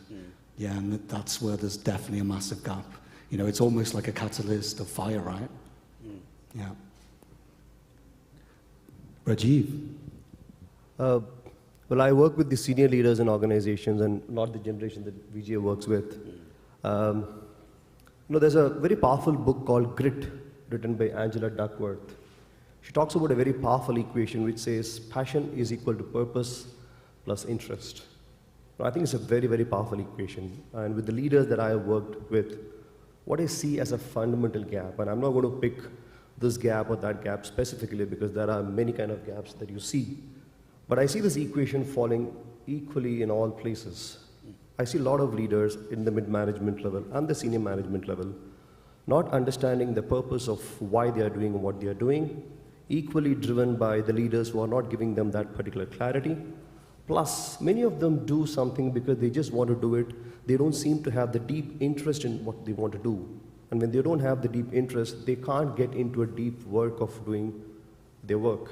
Like Carl Newport says, when you can't do a deep work, you can't really come out and deliver for the organization. So I'm not going to list down gap 1, gap 2 skill, but I think I see this fundamentally lacking where alignment to what organizations want to deliver and that particular alignment not getting communicated to different levels of leaders and organization seems to be a fundamental gap, and because of which different gaps arise in different dimensions. So I think it's important for people like all of us in this room who are doing a great job to go back and see how do you build your leaders, your people who are able to get this equation right, which is passion is equal to purpose plus interest. When these two come together, I think the skill gap would definitely get addressed. Then you get a passionate skill. Because for me, I don't see this as a skill gap, I see this as a passionate skill gap, which means organizations and institutions and communities have a lot of skills, but they don't see people with a passion that's being shown in a skill. So I think that's the area that I would love all of us to probably work upon, if that answers your question, Peter. Yeah, that's interesting, because would you connect passion with, for example, curiosity? I see people sometimes lacking the curiosity, and I can link that back to passion, right? Yeah. That's because the lack of interest, hence there's no curiosity to do more. Thank you. So I'll go back to Garda. Why is there a global talent shortage? What's your best guess with that? So I do believe we need in the training programs to identify certain maybe competencies, and maybe we can focus more on the entrepreneurship, the interpersonal skills, where emotional intelligence, communication, negotiation, especially with the development of the smartphones and the AI and TOT, all of the technological advances. So when people don't know how to connect, to communicate, this will create a gap, in my opinion. So I think this is one of the main sources of the skills gap, yeah. Yeah, couldn't agree more. And Ramya? Yeah, I agree to that. I think this other point that can lead to a skill gap is that due to the pandemic, this got reinforced as well, is we all like flexible schedules. We all, especially being a Gen Z myself, I like doing Zoom meetings. I like managing my timetable by myself. And just having a flexible work schedule, being my own boss in today's time, I want to create something of my own. And I speak on behalf of most of the Gen Zs because I work with them. We want to create something of ourselves. We want to have our own brand. And having these skills shortages, like people don't know how to connect with others, interpersonal skills, communication, behavior, even how to launch yourself out there as a brand is much needed in today's time. And thanks to this pandemic, it got reinforced. It's interesting that I'm just reflecting on when I joined the workforce. Branding was something I would never have thought about. Now, it's a whole new world. Exactly, and also, besides branding, I think finding your true passion, like both my panelists said, I strongly believe that as long as you have a good business module, you can make money out of anything. Though it be your passion, it be your curiosity, a strong business module, you can make millions of dollars. Like, who thought a YouTuber would be able to do that? Like 5 years ago, and now you see vlogging and YouTubing and content creation is an actual thing. It's an actual work thing. Yeah. I mean, gaps aside, there's such a freedom in just knowing that, right? If you're willing to develop those skills gaps, right? Exactly, and now the Gen Zs believe it. We know that, these are things we can do, and we can work for ourselves, not for anyone else. VJ, what do you think about that? Well, I think, yeah, you're right. The two things, that we look at talent shortage, which is driven by a shift in demographics between, I think, there are a lot of Gens, well, the baby boomers have gone out. There's a narrower Gen X, and then the Gen Z entry level, because the millennials have gone past the entry levels. And, you know, as Romy said, there's a lot of choices to Gen Zs. In fact, the term quiet quitting is not new. It's been happening. It's just that, you know, now we've coined the phrase quiet quitting. But it's been happening way before the pandemic. And these global talent shortages will continue, I think, until 2030. So we're in a very critical period. Now, I believe that when employers look at attracting Gen Zs, you have to be serious about well-being. You've got to be serious about flexibility. I'll give you an example. When I got into Laos, right? Laos is a very small landlocked kingdom. That was my last posting as a CEO. The average age, including myself, was 23. So you can imagine how young my boys and girls were. And I realized that having all these formal structures and all this stuff, you know, was not going to work. So we got away with all the CXO offices, including mine. We brought in work from anywhere, not just work from home, right? And we coined them as privileges, not entitlements. So if you abuse it, then as an employer, we have a right to tweak it. So they are fully aware of the risk. They're conscious that if they abuse the system, they will lose it.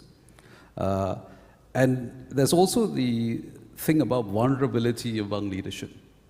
You know, leaders tend to have this shield as they go up there and say, you know, we can't say the wrong thing. I tell you, I've stood up on town halls and apologized to my staff many times where the leadership has made a mistake. I think that's what they're looking at. Employees look at that. That's the other thing. Then employee experience in the brand. This is part of my doctoral research, which I'm doing at the moment with Gen Zs, and whether we should have multi-generational employee propositions. And Gen Zs look at your employer brand as a mirror or a lens into the actual culture of your organization. So there's no point in trying to come up with something fancy where inside culture is toxic, right? Managers are micromanaging, right? Shareholders micromanaging. The CEO looks like a Superman when he's just human. These things don't fly well.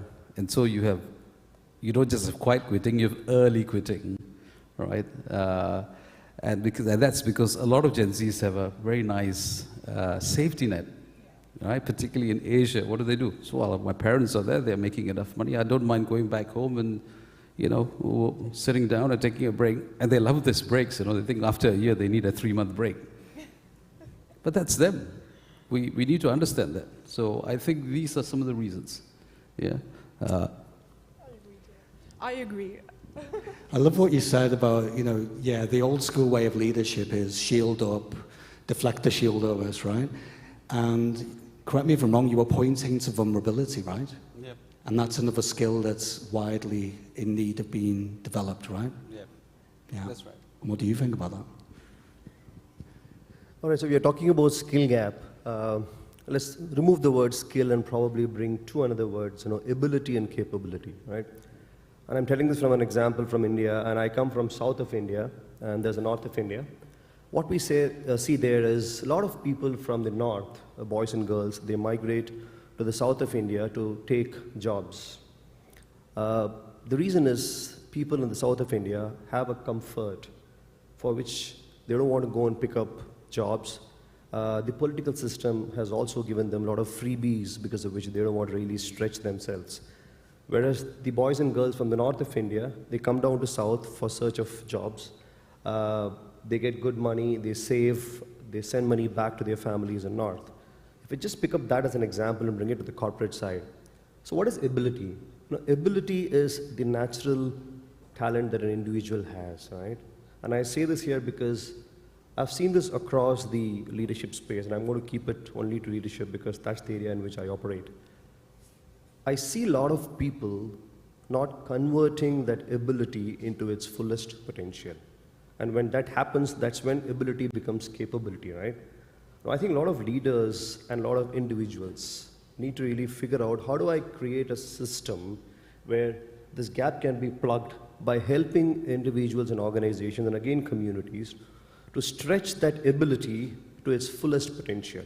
And when that happens, then you make a community of capable people, then there's no question of skill gap at all.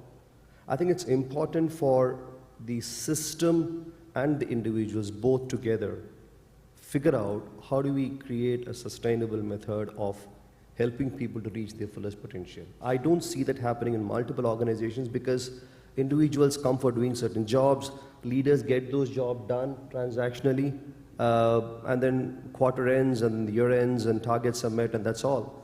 Not much is done in terms of stretching that individual to his or her fullest potential. I think if that happens, and we start looking at this word capability building rather than skill building, I think we would be living in a world where skill gap would not be there at all. That's my take. I like how you put it, very eloquent, because, yeah, we talked about hard and soft. Even that's a bit shonky as labels, right? Yeah. And just adding on, I really liked the point you said in stretching the person to its fullest potential, because I do think that the Gen Zs, we do need to be pushed a little outside our comfort zone to really know our truest potential. And it's important of the leader to make us do that, because otherwise we like the safety net we had. Yeah. We do need to venture out and be pushed. And that's the importance that the leader gives. Like, you need to do it. So yeah, excellent point. If I can just add to that, I have a 15-year-old boy. And if you go to our generation, I remember my father bought me a bicycle which was 300 rupees, and he made me wait for 2 years to pick that cycle, because when I went and asked him for the cycle, he said, "Which rank are you in the class?" And I said, "I'm 8th. He said, "Come in the top 3, I'll buy you the cycle." I studied hard for the next year. I came 5th. So I go to my mother and tell dad to get me the cycle. He says, "Which rank?" I said, 5th. He said, "Come in the 3rd, I'll give you the cycle." He made me wait for 2 years, which is 365 plus 365 days, for a cycle that is just 376 rupees, and I still have the bill at my home. And my son comes and says to me, "Dad, I need the Spider-Man game and this video console." He says, "Just 20,000 rupees. So I tell him, don't say just. There's nothing called just 20,000, just 500, just 100. The word just itself tells us that their mind is working from a very comfort zone. They don't value what it is. And if you bring that to organizations and workplaces, I think the young leaders who are wanting to make it up big in life do not realize the importance of their need to stretch beyond their comfort. And I think leaders play a very significant role, like parents at home, to do that. And wow, what a lesson. It's a masterclass in patience as well, and experiential learning, right? Yeah, go for it. So I'd like to jump in. I'm a father of a Gen Z, so I can tell you this, I relate. And I believe parents have a very active role in also educating our, don't just fully outsource it to the schools and leave it to the educators. Because Gen Zs are worried about their emotional skills, their financial well-being. So I take this thing from Rajiv here, and my daughter is 11, but she knows the difference between needs and wants. Right? I give her allowance. I said, "What do you need? I get for you. What do you want comes out of your pocket money." And the first month, she ran out of her pocket money within a week. I say, "You're broke officially, and you're not getting a single penny from me. But you may do some housework and earn some money." So at 11, she learns, okay, this is, if I'm careless with what I earn, I will end up with nothing. And so I see her now going into a shop. She spends 30 minutes walking around. She comes out. I said, "Aren't you getting anything?" "Nah, I wanted to get this, but now I've changed my mind. I don't think I need it now." So these are skills, I believe parents have an active role to play. And, and that's should not be just left to the educators. Educators supplement that, right? But parents have a huge role, right? And it's not about the grades, it's about the skills. You know what, I couldn't agree more, because the people who come into the workplace when I was a leader myself and recruiting around the clock, it was clear to see when someone had great parenting, when they'd learned basic skills, exactly what you're pointing to, they were definitely more rounded. The gaps were much less, if that makes sense. And then just jumping on, I feel like Wow, my parents are similar. My mom's sitting in the audience out there, and like the parenting was the same thing. I think what we all wanted, what they try to teach me, and like what y'all are trying to teach your kids, is you can't be complacent. You need to work hard and you need to work smart. It's like, as Gen Zs, I know you said before, it's not privilege, it's not like entitlement, but it's like we are aware of the things we have. So the way you treat Gen Zs is different. So my parents, Asians, is similar. It's like, we'll pay for your education, but what would you do? So it's up to me taking up 2 part-time jobs, being an anchor, being a publicist, an anchor, and then doing an externship. It was all done by myself, and that was just good parenting. So the parents know when the kids are doing it, and they are rewarded in the same way, and you can notice what good upbringing is and how it reflects on your workforce. So I always tell my mom, because she runs the company, is that you run a company like a mom. The message you want to try to send is that I got you, so go explore, and I have your back. So that's the message you want to say, that go explore, make mistakes, learn by yourself, because I got you. So that's the best way anyone can run a company. Thank you for sharing that. I want to go back to Garda. So let's go into solutions mode a little bit. And again, I'm sure there's no silver bullet answer for this, but what are the solutions out there? And actually, I want to start with you, Garda, because you talked about it very, straight out the gate. You mentioned case studies, right? And we talked about this offline, in our preparation for this panel, that it's such a wonderful opportunity for real-world skills to filter in to someone joining the workforce who, they might come from an Ivy League top 10 place, but as we've all agreed, it doesn't really prepare you for that reality of your first week at work, like rabbit in the headlights. Yeah, so what are your thoughts on what are the solutions? You can talk about case studies again, but is there anything else that comes to mind? I do believe that on-job training as well, this is a very, very good solution to bridge the gap. So on-job training, practical training, maybe in early years, even in the late high school years, summer training in different institutions, engaging in the real world. This will help to bridge the gap. Also, when you have this alignment between different organizations, training institutions, companies, training or educational institutions, when they are all aligned about the gaps that we have, and we start bridging them early in the very early stages of learning and education, this also will help bridging the gap as well. Building on, of course, communication, understanding how to work with your target audience, what you're trying to communicate, and boosting confidence is an important skill gap that we need to figure out. Another thing is moving ahead with technology. We had a little discussion before about AI, and AI is here to stay. No matter how bad people like it, how much they like it, we have to figure it out and how we're going to use this to our best of the ability. So moving on with time and accepting things. Yeah, you talked about in our preparation, and I couldn't agree more. It is an unknown animal, and even I have some fear around it and thinking, but to embrace it is probably the best way to go. And I was asking you, for someone who's just recently been through studies, how do you combat plagiarism? And you were explaining there are solutions there. So it's already universities having to step up and just keep abreast and keep a pace, right? Yeah, and I give the example when people ask me about AI, is it good or bad? And I'm just like, when the calculator came out, we all thought our kids are going to forget how to do maths. Yeah. But guess what? We didn't.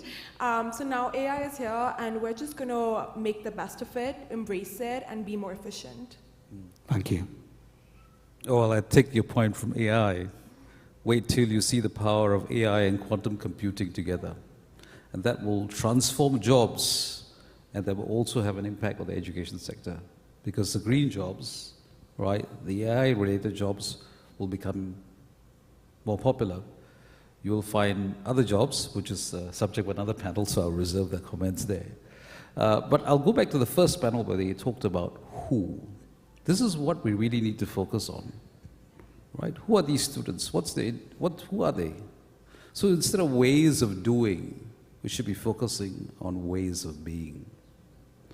And, the feedback mechanisms, the experience that students go through, immersions. I think there's a huge opportunity for for private sector and the education sector to collaborate to get a lot of these summer internships or even immersion programs. A case in point I remember was we were looking at trying to build blockchain for microcredit institutions in Laos, which is really behind in a lot of this. And, I hope no one's here working for the Big Four, but instead of paying tens of thousands of dollars for a Big Four, I managed to bring in a 17-year-old polytechnic student in finance through the ASEAN Foundation. 3 months, he built a prototype. And when I asked him what it was, he said, I actually learned a few things. I come from Singapore. I've come here. I realized Laos is different. I've become a little bit of, I begin to understand other cultures. I know how to learn how to communicate. It was tough, but I learned the hard way. I think that's a huge opportunity between for students to get into these kind of summer jobs. And I think I would urge both the private sector and the education sector to collaborate, because the best, welfare we can give our students is first-class training. The ability to fail, have that safety net, and become better. I couldn't agree more. Collaboration is essential. Rajiv? All right, so let's look at it this way. There's a very powerful book I'm going to talk about, and I run a book-based leadership consulting house, so you'll see me going back to books. There's a very interesting book some of you should pick up and read. It's called The Inner Game of Tennis by Timothy Galway. It's a classic book. Again, he comes to a very interesting equation. He says performance is equal to potential minus interference. Look at the words. Performance is equal to potential minus interference. So what are we people sitting in this room here, and why have we come here for? And what are we doing primarily? Let's forget about, is that a direct solution to address the skill gap? I don't think so, there is a direct solution. But can we look at methods? Absolutely, yes. If all of us can figure out how do we remove those interferences in the equation, then we should be able to create a high level of performance in people, which means their skills are going up, which means, as I said earlier, their capabilities are going up. And what are interferences? It could be cultural interferences. It could also be, Jeff Keller in his book called Attitude is Everything talks about nourishing environment. How do leaders create a non-toxic environment where everything is very nourishing? Then your interference goes on. Some of us as leaders, we ourselves become the interference for the individual. So if you put yourself there in the place of I, interference, then the potential of the individual doesn't come out. So let's remove ourselves out. So when we do these things, there's a high possibility for individuals to rise above and display the highest level of performance. I think the challenge here in organizations and communities again is many of us are not working on removing the interferences, which I think are the inputs. And we are still focusing on improving performance by increasing skill gap. I don't think we can ever get anything by working on an output. We should look at what the input is. And the input is nothing but removing those interferences, which could be coming up in any form and format in the workspace of that individual. And I very, very strongly believe that the responsibility to improve the skill and reduce the gap is 50% on the individual and 50% on the organization who play a very significant role. I don't think we can conveniently say that organization need to do everything, because the individual plays a very significant role from a responsibility paradigm. When both of them do take the effort together to identify what those interferences are and make a collective effort to remove those interferences, I think that's when the skill gap challenge could probably be minimized to an extent. I don't think if it can be ever made zero. That's a dream statement for me, but at least we can minimize it to a large extent. That's my take. Yeah, I like that.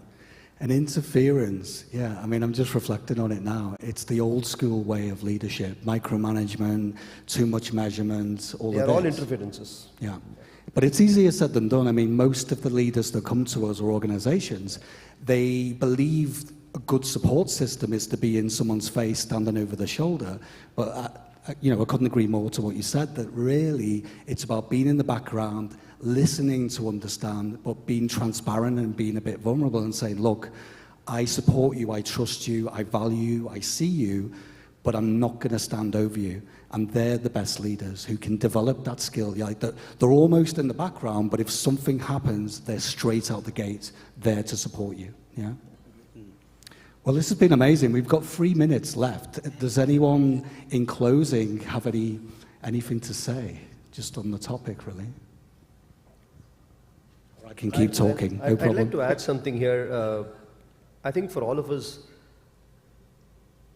from an angle of improving capabilities in people, improving individuals, helping them to reach their full potential, I think the effort is always a waterfall effect.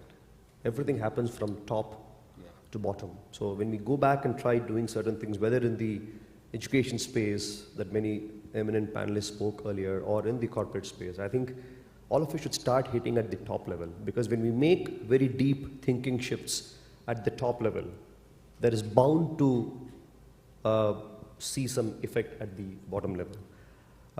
Independent of whether you work at the Gen Z or you work at Gen X, whatever you want to call it, I'm not very familiar with these words.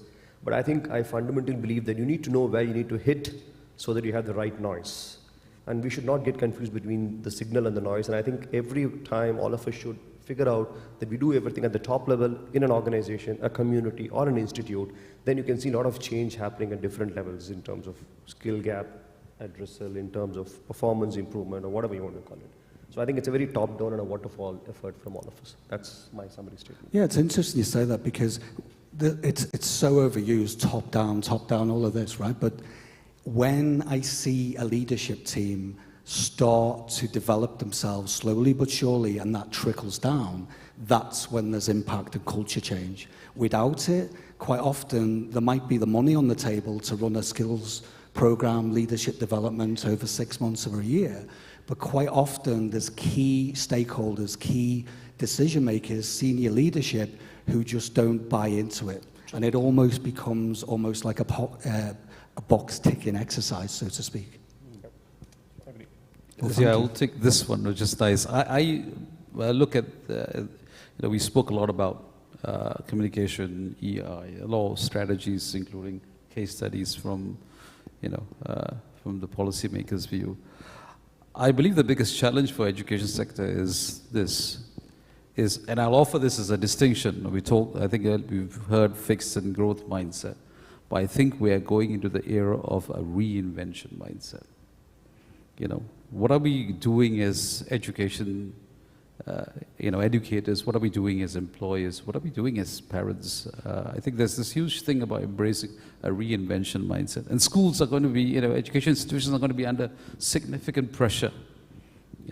How do we just evolve and prepare for the next generation of workforce, right? And I think that's going to be a question to ponder about. So I offer this distinction back to the educators. What about the reinvention mindset? What are being done for teachers, for educators? How are they being evolved in this world? Yeah? Leave that to your imagination. Good way to end. Valid point. Thank you. Well, it's been a pleasure. I hope you've enjoyed this and it's been insightful. Over to questions again. Oh, we have questions. There's a question. Give him a round of applause. We got the microphone right up here. Give him a round of applause. Really interesting. Some of these numbers and statistics about Gen Z and how fast they're moving jobs is astronomical, right? I just saw something. It's over 140% they're moving around. Please introduce yourself and ask your question. Hello, everyone. My name is Nazlı. I'm originally Turkish, but I'm coming from New York. I love, how you guys talk about the personal branding, passion, purpose, interest, curiosity. And Ramya, I have a son who is 10 years old, and he comes and he says, I'm the boss of myself. I didn't know what to say. And one day he came and he said, Mom, I want to live my true self. What they told me that I need to be a mathematician. Okay, I do math, but I want to live my true self. So my question is actually for all generations, but let's focus for Gen Z and Alpha.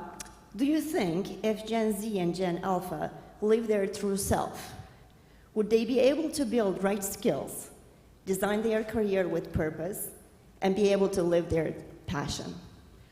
So I do connect a lot with your question, because my mom and I, we keep on butting heads on the same thing. My mom keeps on telling me to do certain things, and I keep on saying, I want to live, this is me, this is a version of me. What you want to try to tell your kid is that I want you to be the best version of yourself. Now, to be the best version of yourself, these are the skills you may need. How are you going to be like a footballer? You have to train, you have to work hard, you have to put in the effort to achieve this. And also, we're changing, the times are changing. So the skills you may have needed in your generation is not needed today. I'm thinking of an example. It can be something like, this is interesting. So yeah, I just think it's like changing skills and changing time. With AI specifically, how are we being efficient? In today's time, we may not have to use like telephone books, you know, to find someone's numbers. We have an iPhone, we can Google. So it's also moving along with time, being smart, and also reminding your kid that if you want to be the best version of yourself, don't try to be like anyone else. You have to be the best version of yourself. So this is what we're gonna do. You wanna be a footballer, you wanna be an artist, you're gonna put in the work, we're gonna get you to art classes or whatever classes you want. But there is a fine line in a kid trying to be, you know, trying to get away with things and actually wanting to be themselves. And I think a parent knows best what they need out of their kids. And I have like 2 parents out here, so they can chip in on this and how to go about parenting. Yeah, as a Gen Z, I'm a parent of Gen Z. I would say from a more psychological and emotional standpoint is be the mirror, right? And every time they do something, and you know, be the mirror, be objective, don't prejudge, allow them to fail, don't just give them encouragement, but you know, help them reflect on their learning. So that's the first one. And the second one is for Gen Zs, from a parenting point of view, be their friend. So, you know, I'm sometimes the dad, I'm sometimes the dude, I'm sometimes the bro, and when my daughter's pissed off, I'm sometimes Mr. So let's get used to that kind of terminology. You know, 3-letter, 4-letter, 5-letter acronyms. I learned one just a few weeks ago. IYK. If you know, you know, right? So it is confusing for us, for those of us who've learned, you know, vocabulary and grammar and its structure. But I've got used to all these multiple letter acronyms. So be their friend, you know, be as close and know when to be the parent. Hi, good morning. My name is Arya, and I work with Nikon Middle East. We run a photography and a filmmaking program in Middle East with schools and universities. I do agree with the panelists when they mentioned that when we integrate a skill development gap, it starts like a waterfall. It starts from the management.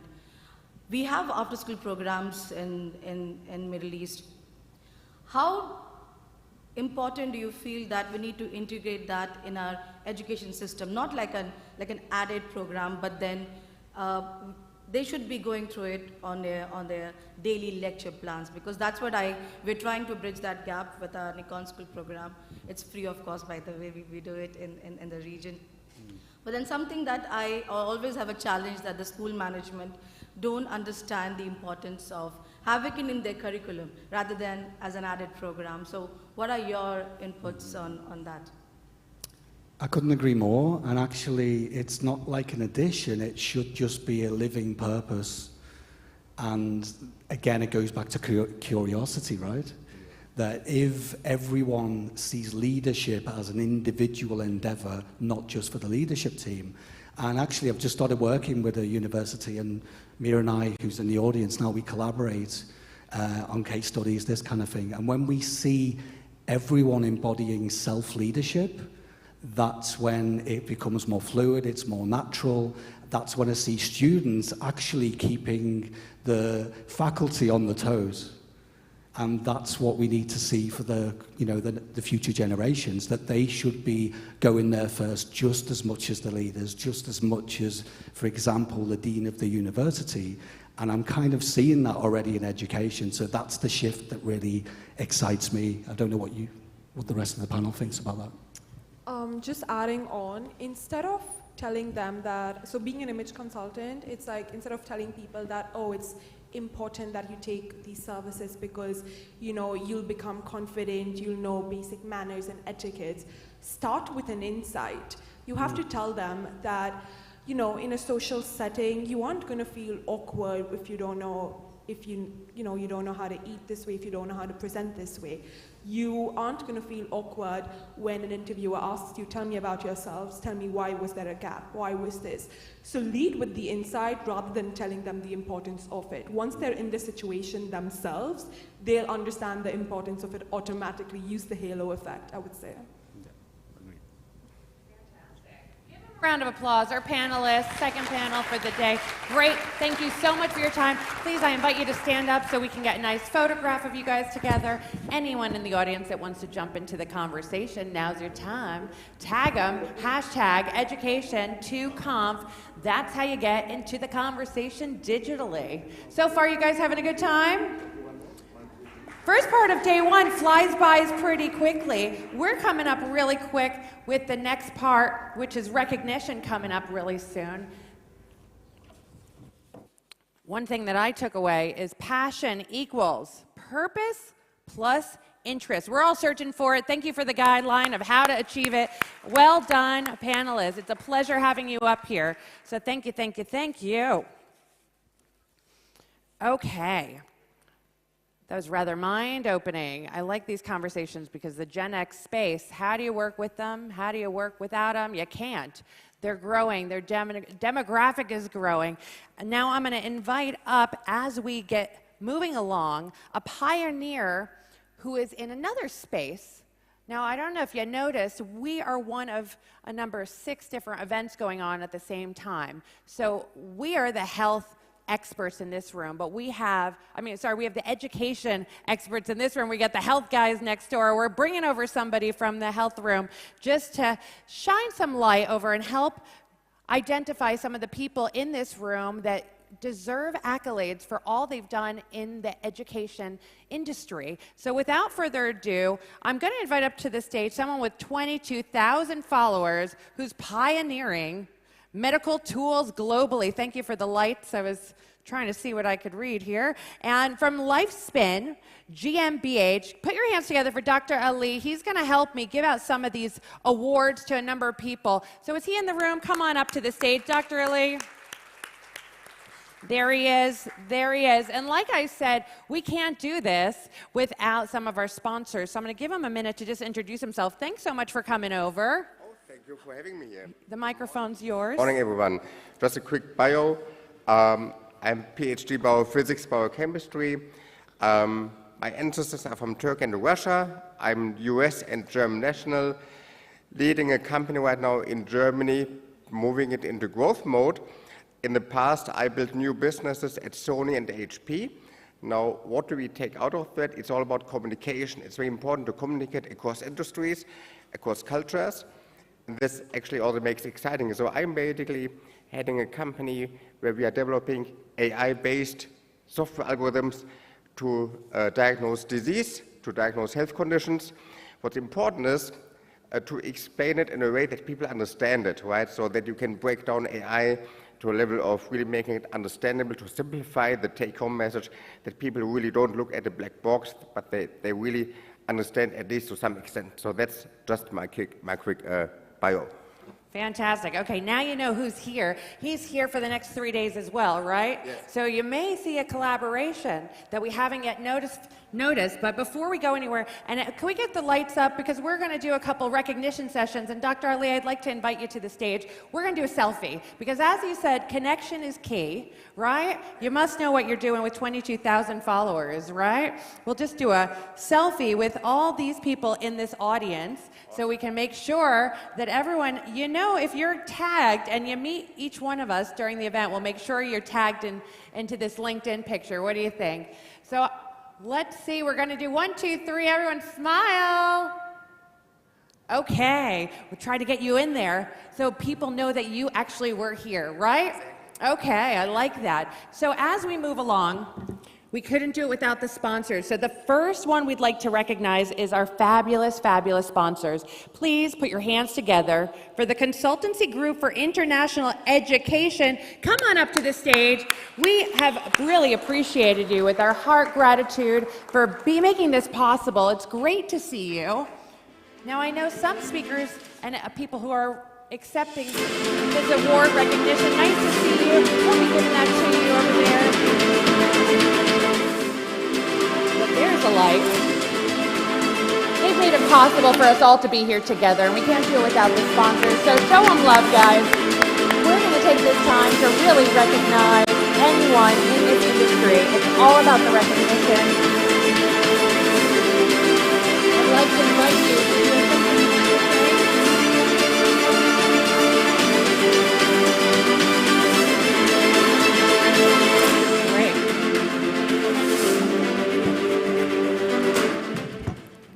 Thank you so much for this acknowledgement. I've been attending Education 2.0 for the past 3 or 4 years. When I was approached this year by the organizers to be a sponsor, I was really awed by the impact it had on me. The consultancy group started in 2015. I've been an educator for the past 40 years, and I truly believe in education. It's an industry, but I also strongly believe it's a service. When we come here, I learn every year from the variety of people I meet and the panelists, the keynote speakers. Education is an ongoing field of gaining knowledge and learning. So once you stop, that's your end. So thank you for coming, and wishing you all the best the next couple of days. Thank you. Thank you, and congratulations. Great recognition. We do keep partners coming back for more. This is just such a great opportunity to connect globally, and let that be the key, that we are bringing people together to talk about these subjects globally. The next sponsor I'd like to invite up to the stage. Give it up for Agile Evolutionary Group. Thank you so much for making this possible. We appreciate your support. Wow, turn those lights on so we can see where we're walking. And thank you. Music up. Thank you for coming and joining us. I know you have a stand out there, right? We're going to hear more about him later because there's lots of good stuff to share. Give him a round of applause while he stands up here and accepts his recognition for all he's done for education. Great, and then I would like to invite you to just speak for 2 seconds. Since you haven't met him yet, like I said, I want to make sure you meet everyone. And so, would you like to say a few words? Sure. Good morning, everybody, and thank you for this opportunity to have like minds together. I was a former superintendent, so I didn't take the traditional route when we talk about AI, technology, disruption, but when I opened my own corporation, I knew that we had to make a change, fundamental change in education, moving into what I call the AC stage of education. So our corporation does a lot of what I call future-proofing, where we are disrupting the traditional education model, where we are incorporating technology, advanced analytics, and emergent AI, as well as how we can be able to look at mining the gap between what I like to say machines and practitioners. So it's such an honor to have like-minded individuals in here to learn in a very divergent manner, and also to be a sponsor of this conference. So thank you, and I look forward to sharing my expertise as well as my disruption process within education. Thank you, everybody. Thank you. Great to have you here. Like he says, I love that you get so many experts that have been in the industry, changed direction, seen the opportunity, and keep on moving. So now we get to it. I know a number of you are waiting for this opportunity. This is where we all recognize individual experts in this room. I invite you definitely to take your pictures and share, because this is where this credibility and trust with all future connections, employers, and even clients are really going to be supported. Okay, so I'll invite you on up to come this side and walk off that side, just so that we can work together seamlessly. And the first person I'd like to recognize, who is a founding principal of Beach Hal School in Riyadh, Saudi Arabia, with expertise that extends of consulting in school design, co-hosting educational podcast series, and receiving accolades for teaching. David Ardley, come on up to the stage. It's time to recognize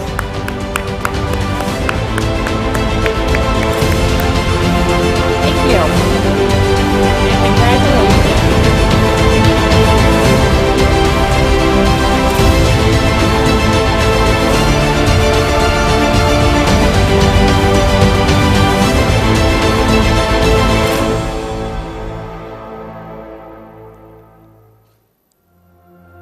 Everyone gets their moment to shine up here. Take it in. You've worked so hard for this moment, so thank you. At the end of this session, I'll invite all panelists back up to the stage for one group shot. As we move along, the next person's managing director of Intellectual Services LLC, a company dedicated to empowering young minds through beyond curriculum learning programs. Welcome to the stage, Ginja Shankar Paddy. Come on up. Congratulations, it's time to be recognized.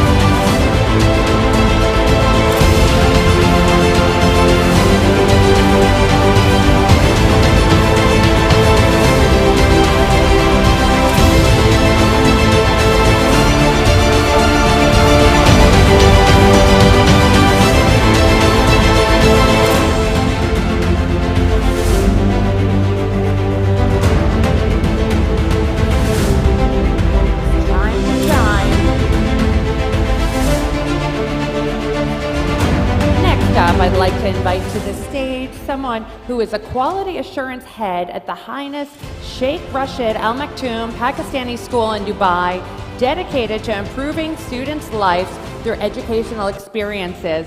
Welcome to the stage, Humara Junaid. Come on up to the stage, Junaid. Come on up, and I'm sure you'll correct me with that, right? Congratulations. Humera. Well, congratulations, Humera.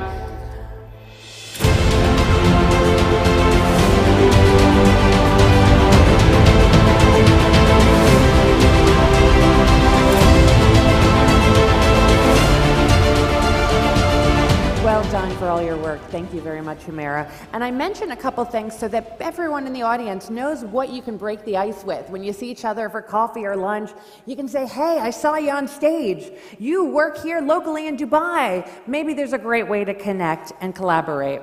Next person to be recognized is a founder of Esteem Educational Consulting Company with 23 years of experience in the education sector in Egypt and the Middle East.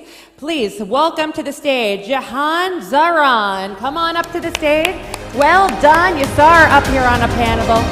Now it's time to be recognized.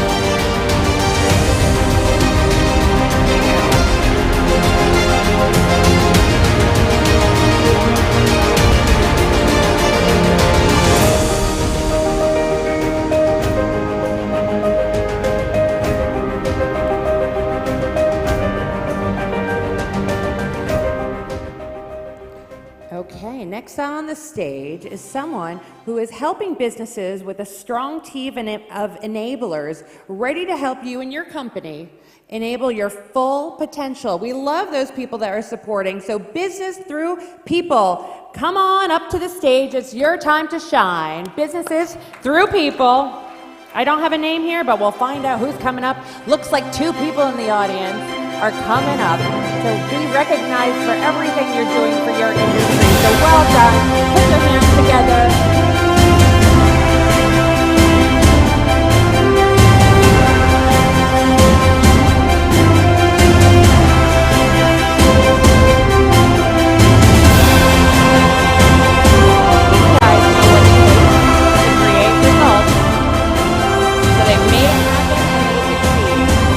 Congratulations, guys.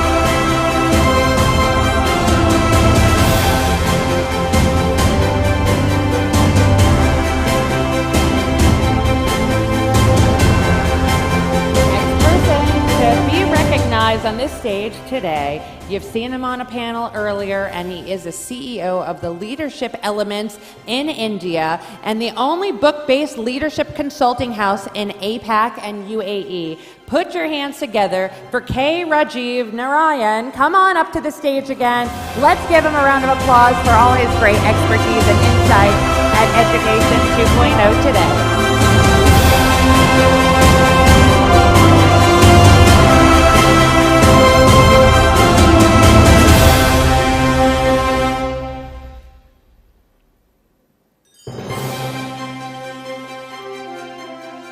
Thank you, and thank you for everything you've done.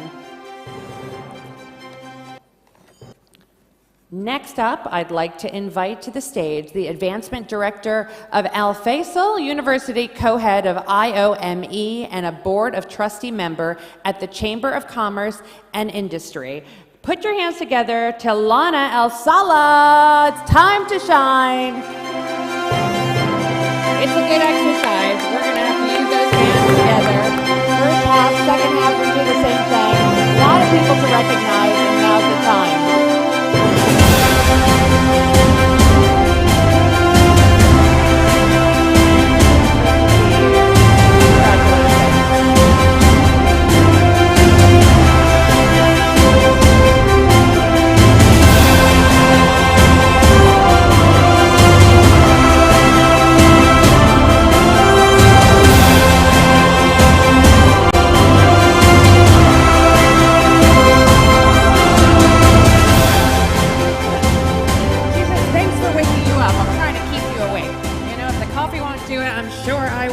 At least I try to.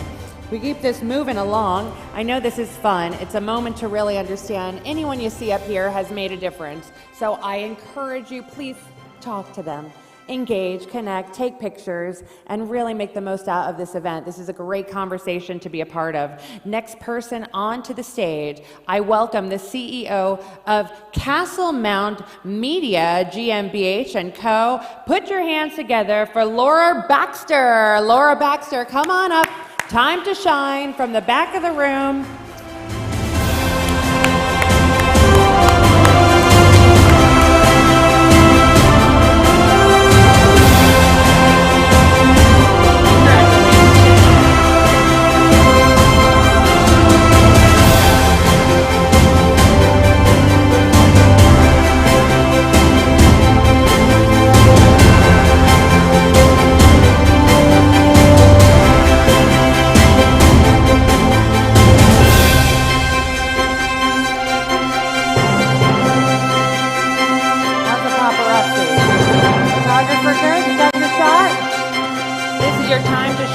I did want to mention she has a best-selling book, very interesting, Dealing with Divas and Other Difficult Personalities. Ooh, that's you? Wonderful. Yeah, thank you very much. Want to find out more? That sounds like a problem many people have, especially in Gen X stage today with all these influencers. She might have some great insight there. Next up on stage, I'd like to invite the chairperson and advocator of MBDG, who's focusing on establishing a mind foundation of a better world. So please welcome to the stage, Makiko Hirano. She's coming back. She's coming back. All right. Now's her moment to shine. Throw some friends with her. Get those great pictures. Share with us all.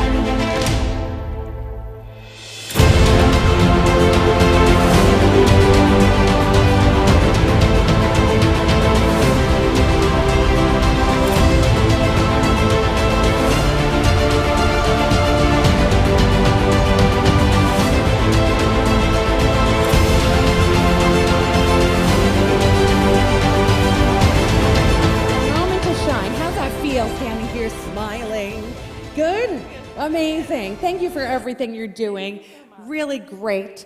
Impacting all this space and education, which is, so crucial for all the young people. As we continue to move along, welcome to the stage, Head of Digital Learning, This person is a management consultant who's specializing in scalable models for bringing capabilities to industrial companies.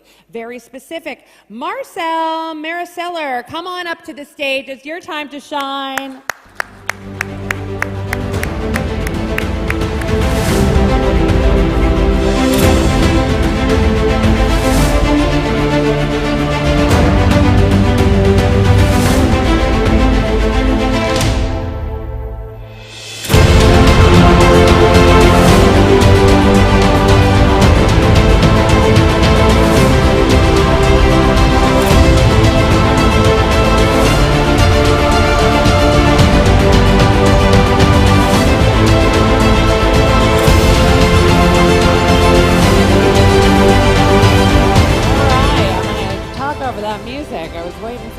Down, as I'm sure you are. We got another great person to recognize, a CEO and founder of Agile Evolutionary Group. He's accomplished education, author, and visionary leader in the education industry. Welcome to the stage, Michael Connor. He's coming back. First his business, now him as an individual. Really going to be great to talk to him a little bit more and find out that experience as superintendent and what he saw to help out the rest of the education industry. So well done, congratulations. Now's the time to shine. Paparazzi, take a shot, smile, so the world can see. Don't forget, we're streaming live on YouTube. Let those pearly whites, let those smiles in, guys. The world is watching, and now's your time. So I don't want to steal any time away from you. As we continue, we have a distinguished legal professional and physical theater expert. That sounds like a great combo. A driving force behind Evolve Singapore. Put your hands together, Michael Lindsay Simpson, to the stage. All the way from the back. Come on up, that's all right. Get your steps in. Congratulations. Well done for achieving this recognition. It's not an easy feat. Years and years of experience. Shine and smile for the paparazzi. We're live. YouTube's my world.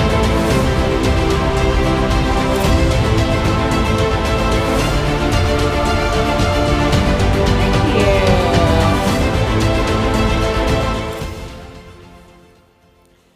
All right, next up, you've seen her here up on stage. I'm going to invite her up for this great recognition award. She's the founder of English for Life, the creator of AG Method. Come on up to the stage. Please welcome, put your hands together for Monica Perna for her company. Come on, Monica. It's time to shine. You started the day off right. Day one at Education 2.0. Thank you so much. And you're being joined here by one of your colleagues. Come on up, both of you guys. Time to shine, please.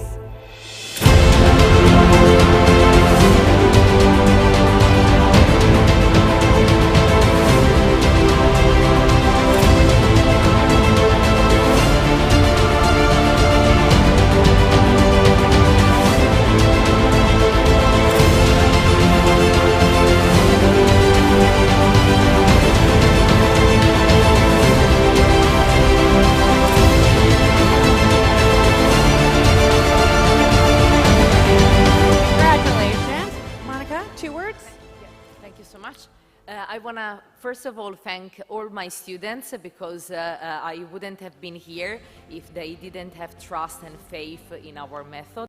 Then I want to thank our team members because every day they get connected from 4 different continents to support our vision.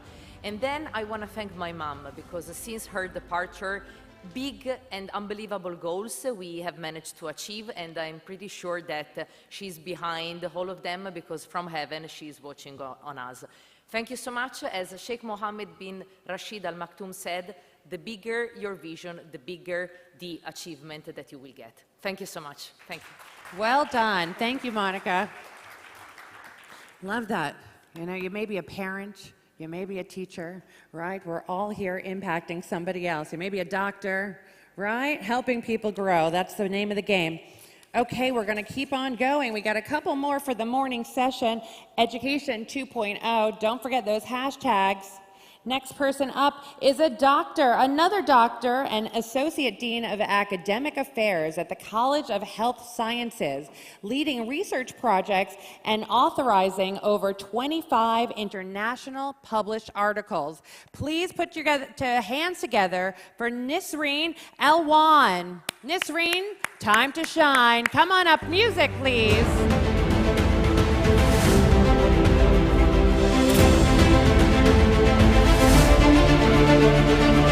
Congratulations.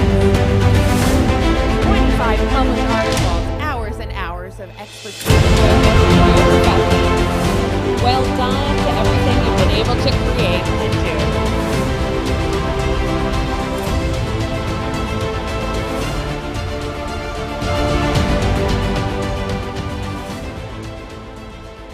Next up is the head of academics at Nest Academy Management Education in Dubai. With over 11 years of experience in management, he has consistently proven himself as a leader with exceptional decision-making, communication, and people management, something that definitely is well appreciated. Please put your hands together for Rashitha Dasanyaka.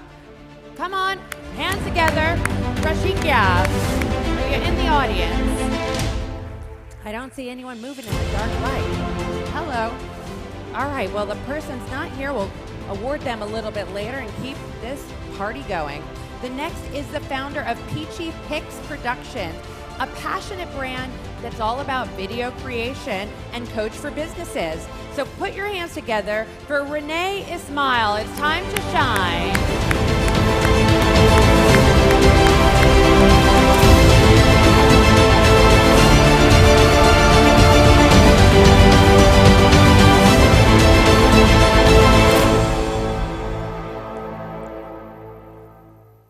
Feel the love from the audience. Everyone's just appreciating it. It's a great moment to be up on stage. Well done.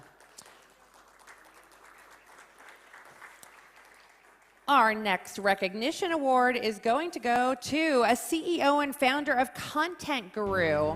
It's all about content these days and a visionary leader revolutionizing education for learners across academic stages. Put your hands together for Risha. Come on up to the stage, Risha. Beautiful, sorry. Perfect. For this moment to shine.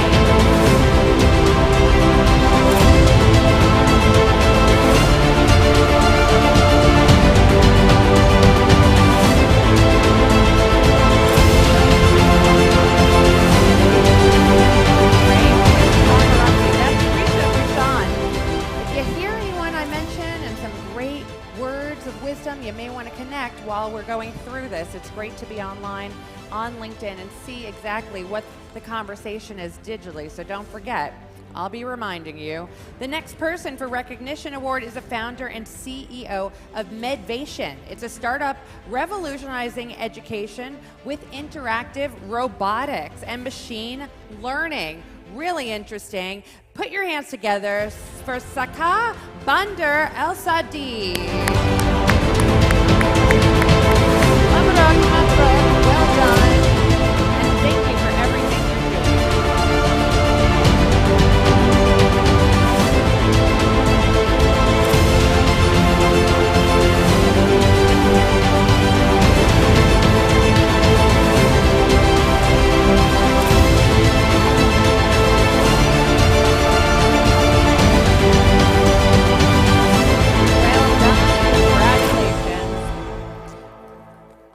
I've been living in the UAE for 15 years, and I feel that this region specifically is really ahead of its game when it comes to consciousness.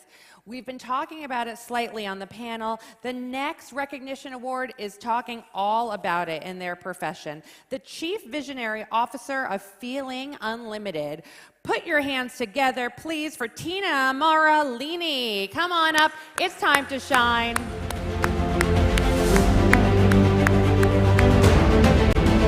Welcome to the stage, and thank you for everything you're doing around this space.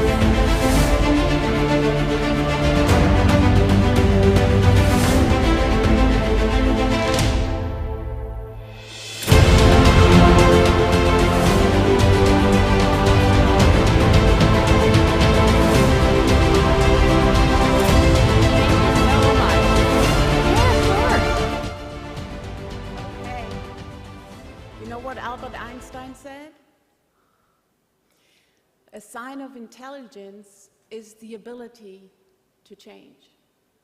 Would you agree? Yeah? I think we really have to change from thought leaders to consciousness leaders and awareness leaders, because we're all taught to look on the outside for joy, for happiness, for success. But actually, everything is on the inside. And only if we teach our children to look to their inside, they will find everything they're looking for. And I hope we will be a mastermind for creating this change. Thank you. Thank you, and congratulations for this recognition. Wonderful. There's going to be some good conversations over lunch, I'll tell you that. Some really interesting topics here. Okay, next up, we welcome to the stage the Global Learning Partner at Bunker Holding Group, specializing in transformation of learning and understanding end user needs. All about being passionate about knowledge sharing. Let's welcome to the stage Varinka Ling Mathai. Come on up to the stage, it's time to shine.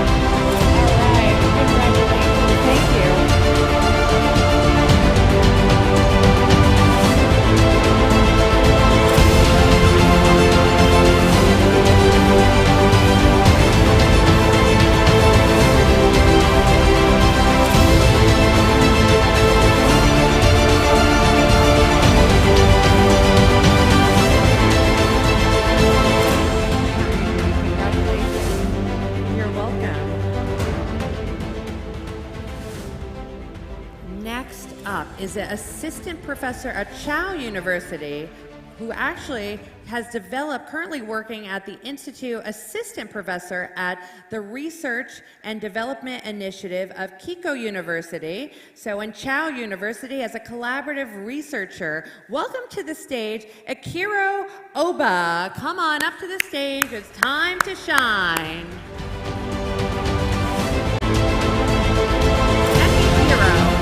Right? I got it right the second time. If I mess up, I apologize. Give me the correction. I want to say it right. Congratulations. Thank you. Oh, your birthday. Happy birthday. All right, we got a Gemini in the room. My son's birthday is tomorrow, but that makes today even more special. Well, I hope everyone at home is singing happy birthday for you as you stand here as the paparazzi takes your shot. This is what you've been working so hard to really achieve, is this recognition beyond your peers, beyond the globe, online, digitally today. Congratulations and happy birthday. You look young. You look very young. Yeah. Oh, fantastic. You're going to be celebrating in Dubai. There might be a good party later. Look at this group of people you can invite, you know? Enjoy. You guys are laughing, but I know you want to celebrate with them. Okay, we're going to keep going. Few more for the first half of education. You guys enjoying this so far? Yeah, I'm keeping you awake. We got lunch coming up right after this. Only a couple more to be recognized this morning, but it's all well worth the wait. So let every one of them enjoy their moment to shine.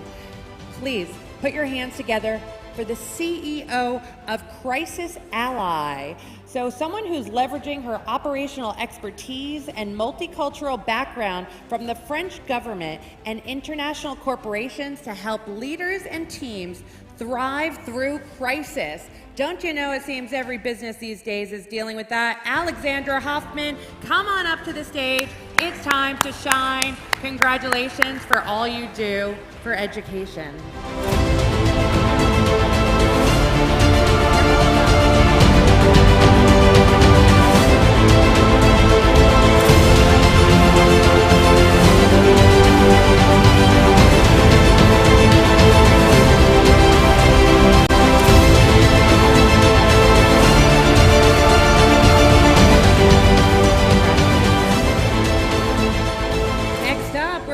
To the stage someone with skills and expertise in education, obviously, who have transformed this school in inviting a space for talent development with a strategic mindset and a passion for creating memorable experiences.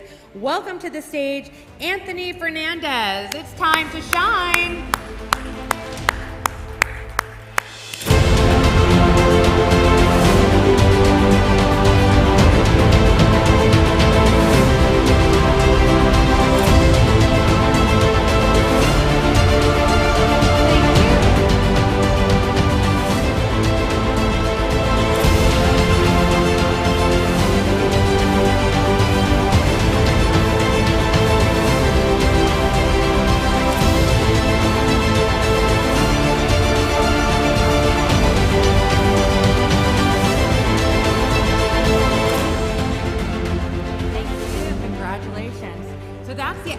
Recognition program for this morning. I hope you have enjoyed it. Thank you so much, Dr. Ali, for being here and helping me give out this great recognition. So far, so good. So I congratulate everybody again for this wonderful recognition. It's a great way to start the day. We're going to continue the agenda. We're going to head downstairs and outside for lunch today. We're going to be back here at 1:30 sharp on the dot. As I mentioned, I invite you to please come together, take pictures, and post. Hashtag Education2Conf. We're streaming live on YouTube all 3 days. So thank you for being here, and thank you for everything you're doing and for this education industry together. So thank you, Ali.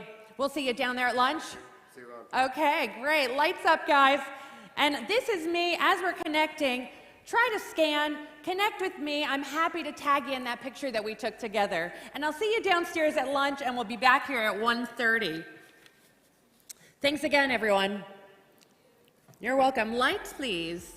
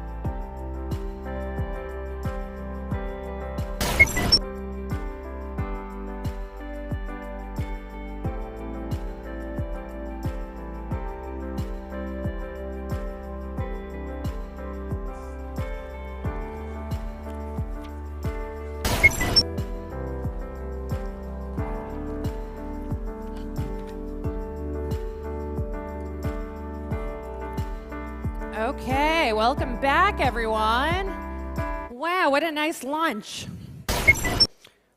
Anyone enjoy that as much as I did? Let the rustle of networking take a little. Hello. Are you fed? That's okay. How are you doing? Did you guys have a good lunch? You had a good lunch? Awesome. Tell me, what did you eat? I ate some Indian rice with masala. Oh, yeah. Where are you from? Spain. Hello. Hola, ¿cómo estás? Yeah, muy bien. Okay, so you had to trying to keep it exciting, you know? Why are you laughing? What's so funny? Do you have a nice lunch?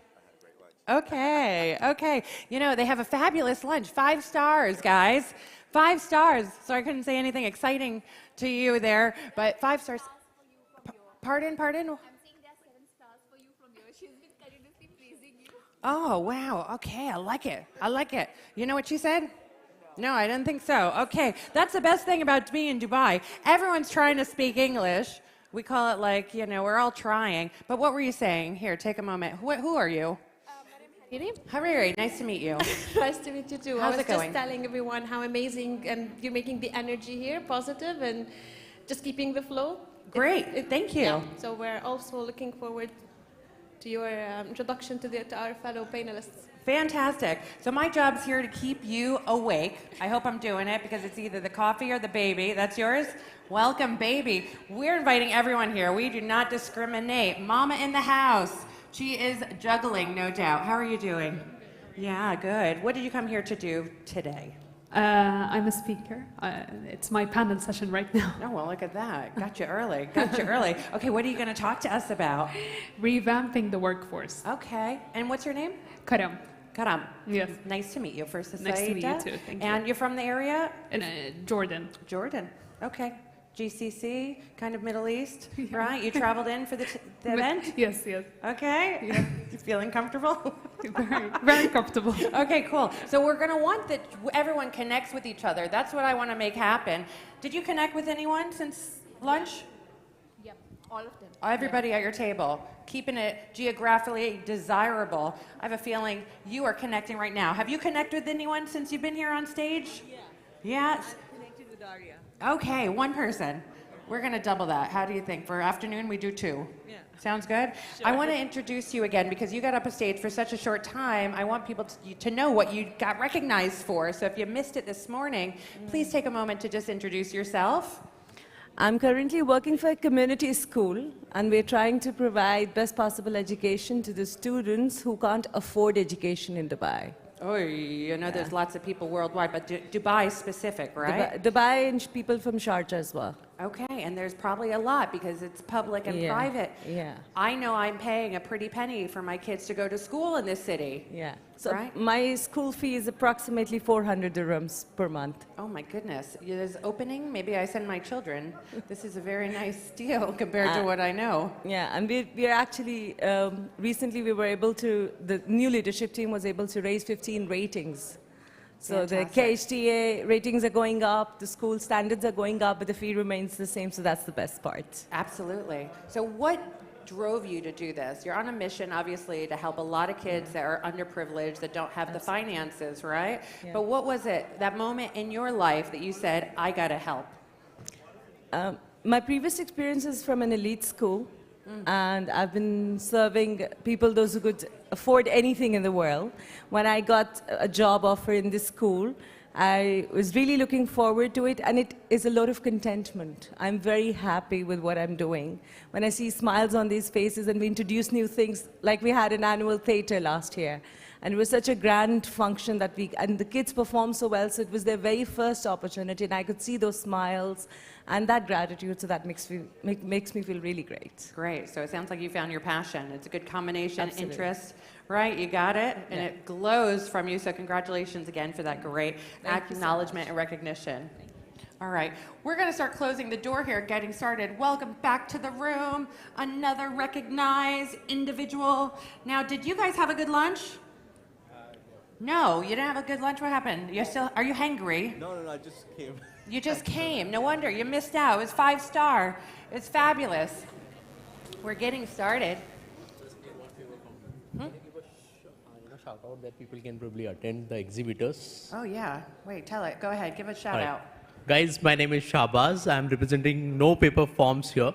So once you guys get time, kindly visit our booth just outside your ballroom to have a look at the product. Thank you. What are they going to get? Sorry? What do they get? They come and check you out? What value are you going to share? I'm going to share some goodies with them. Goodies. Okay, you want to get some goodies. He has it outside the door. He wants to connect, right? All right, we're going to get on our way today. So I want to know by a show of hands, who connected with one person on LinkedIn? Keep your hands up. Who connected to 2 people on LinkedIn? Keep your hands up. 3 people on LinkedIn. 4 people. 5. 6. 7. I feel like I have an auction. I'm going to give something away. But anyone over 10 people yet? You're going to have the room covered before you know it. 9. Ah, you missed my QR code. Let's throw it up there for 2 seconds because I love to connect at these events. I love to go global. I'm originally from New York City. I moved here in 2008. My father says, "Can I sell you?" I said, "What? Do you have a buyer?" He goes, "Yes, Middle East. Dubai, the richest place on the planet. I'm going to find you a prince." I said, "Oh, interesting." You know, I 30 years in sales. I said, "What's my commission?" So we started talking, and next thing I know, I came to Dubai from California, bright-eyed and bushy-tailed, and I said, "Oh my God, they speak English." Can you imagine, right? I was not too familiar with other expat cities like Singapore. Now I've traveled all over the globe, but there's quite a few cities in the world that you can go and speak English as a predominant language. Dubai's a place. And not only that, being born and raised in New York City, I said, "Oh my goodness, this is the New York of the Middle East." I meet people from all over the world, and as you can see in this room, we have a multicultural globe representation, right? So it is so prominent, very similar to how I grew up, so it's felt very familiar. 15 years later, I'm still here.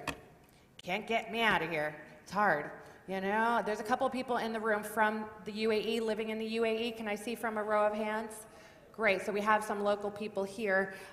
You probably talk to them later and find out they've been here for a long period of time. How long have you been here? 10 years. We got a decade right there. I saw that other hand. We'll find out more about you later, but I hope you enjoyed the lunch. It was delicious. Intercontinental does a great job. Festival City, that's where you are, in Dubai right here. And I know a lot of people are traveling from out of town. There's a big city to see after the show. I say show, but the event today. I know it's going to be exhausting for all of you connecting, but please, I do encourage you to see some of the rest of Dubai. Get inside some air-conditioned malls. See, you know, try to touch the sea. If you get good weather after the sun goes down, it's spectacular, really special. That Arabian Gulf is unlike Thailand or even Atlantic or Pacific Ocean, so really unique. So now, after lunch, we welcome you all back, and I see everyone has a little bit more refreshed face and recharged souls. I'm going to take you on the journey for the next panel discussion. As people come on inside, grab your coffee and take a seat. I know the second half of day 2 of Education 2.0 is going to thrill your mind psychologically and mentally so that you guys continue to feel like you get a good amount of knowledge and connections here today. So I want to introduce you to the next upcoming panel discussion, all about revamping the education workforce for new visions. I know we spoke to a couple different panelists. Let's hear it from the moderator, Nadia Badr Eldin, the head of the English department and founding member of Global Paradigm School. She's going to keep the session going. Give her a round of applause as she comes up here. Come on up here. Such a pleasure to have you. You having fun so far? Thank you. You're welcome. Thank you, everybody. I would like to introduce my panelist team. Dr. Michael Corr, please.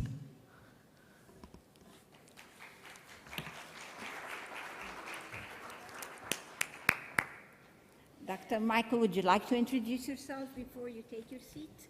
Yes, hi everybody. Second introduction, Dr. Michael Connor, CEO and founder of the Agile Evolutionary Group, as well as a former superintendent of schools in the United States. Thank you.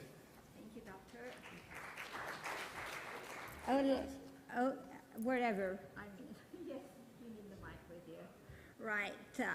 Our next panelist, Mrs. Maya, please. Still, I have a problem with your second name. So could you please pronounce your second name to the attendees? Of course. Welcome, everybody. My name is Maja Michalewska. I'm originally from Poland. That's why my last name is so hard to pronounce.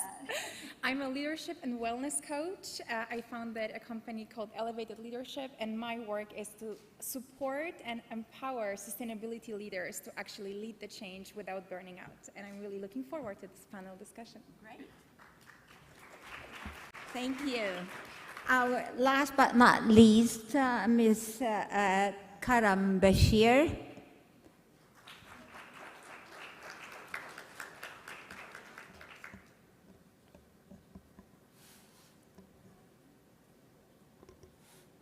Take your time.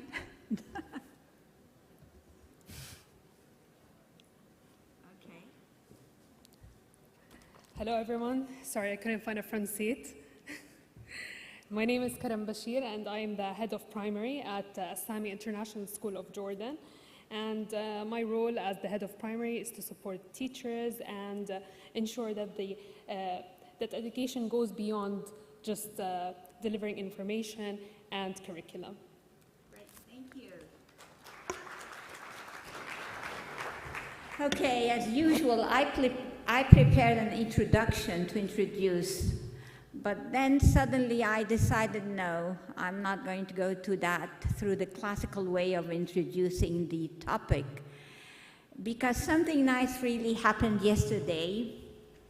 For the past week, one of the panelist members kept on sending an email to all of us, pushing us all the way through to meet one day before our session. But the idea that I had in mind is just to meet 1 hour. It doesn't matter. I mean, if we meet 1 hour before the session, why not? It's not a big deal. But she insisted for a whole week, sending emails to all of us, persisting on that we should meet a day before the session. And we did. We met yesterday at the coffee shop in the reception area. And we shared all our knowledge, we shared our laughter, we shared everything. I mean, it was so great of her how she made our meeting very easy and very simple, that we felt, all of us, that we are just members of one body and not a moderator and panelist in a panel discussion in front of the audience. So when I went to my bedroom by the end of the day, I kept on thinking of the interpersonal skills that she had, how she bridged the tension between us, how the emotional skills that she had will make our discussion, today's discussion. And look at her charming smile. She draws it on her face very natural. I wonder what's the impact of that smile when you deal with people in a world with the absence of emotional communication, with the lack of empathy, in a world that is full of challenges, constant challenges. And we don't have that emotional skills anymore. It's not there. Even among the family members, we are losing it. So I would like to start my first question to the team about the universal qualities and capacities needed in order to sustain people and help them overcome the intense, constant challenges that we face in the world and the effect of this on the education workforce. Dr. Michael. Well, I think you described relationships, right? And when we think about how we create environments that emulate your sentiments, relationships is critical. Once relationships is established, obviously when we think about these universal practices, culture is the next thing we have to be able to address. When we look at culture, that's a specific in the context of developing a shared mental model around the capabilities and capacities to be able to leverage the economic demand strategies within education. As an example, you know, we've underscored a traditional model, an industrial model, I like to say the Jeffersonian model, where now we're in a new economic demand where we can't have supply-driven education, but it has to be demand-driven education. These capabilities, universal capabilities, now in education, we have to add lean practices within our vernacular. We have to add being agile principles within our vernacular. We have to add being adaptive and accepting that there's going to be a level of uncertainty and risk. These are 4 attributes and characteristics that have never been underpinned in education before. I think COVID opened up that opportunity. That was a time to be permissionless, where we saw that we have to accept novelty within this new economic demand, and now building capabilities as well as capacities aligned to the novelties and the uncertainties that we're seeing within education. We're educating a new student, Generation Alpha, Generation Z. I like to say the nickname for Generation Alpha is Generation Artificial Intelligence. So now we have to be able to build capacities around accepting technology and artificial intelligence into the new model. So, but before we do all of that, relationships and culture are your 2 priority underpinnings, and then those skills. First of all, thank you. You made me so intimidated. It was me who was reaching out to our lovely panelists to get us together, because the first capability that I believe we all need in this augmented reality is presence. So for everybody in the room with the phone in the hand, please put it down just for a moment, because presence requires your heart, your mind, and your gut to be aligned in one place. And I think that's something that AI cannot teach us. Another thing that I found really important is to understand oneself. And the wellness title in my coaching practice comes from Ayurveda, which is ancient Indian transformational wellness science. And what I found so amazing about this science is that it shows us, each of us, we're all individuals with unique skills, but also there are things that connect us. And I think we need to show our students who they are so they can understand themselves. And from there, allow them to connect to their purpose, to their mission, because we all know, millennials, Gen Z, and so on, we are impact-driven. If we don't connect to something within us, we don't have fuel to move forward.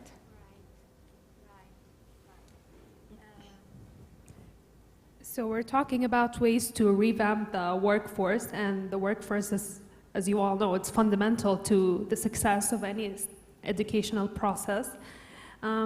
So I think what's very important is to understand the role of the educator today.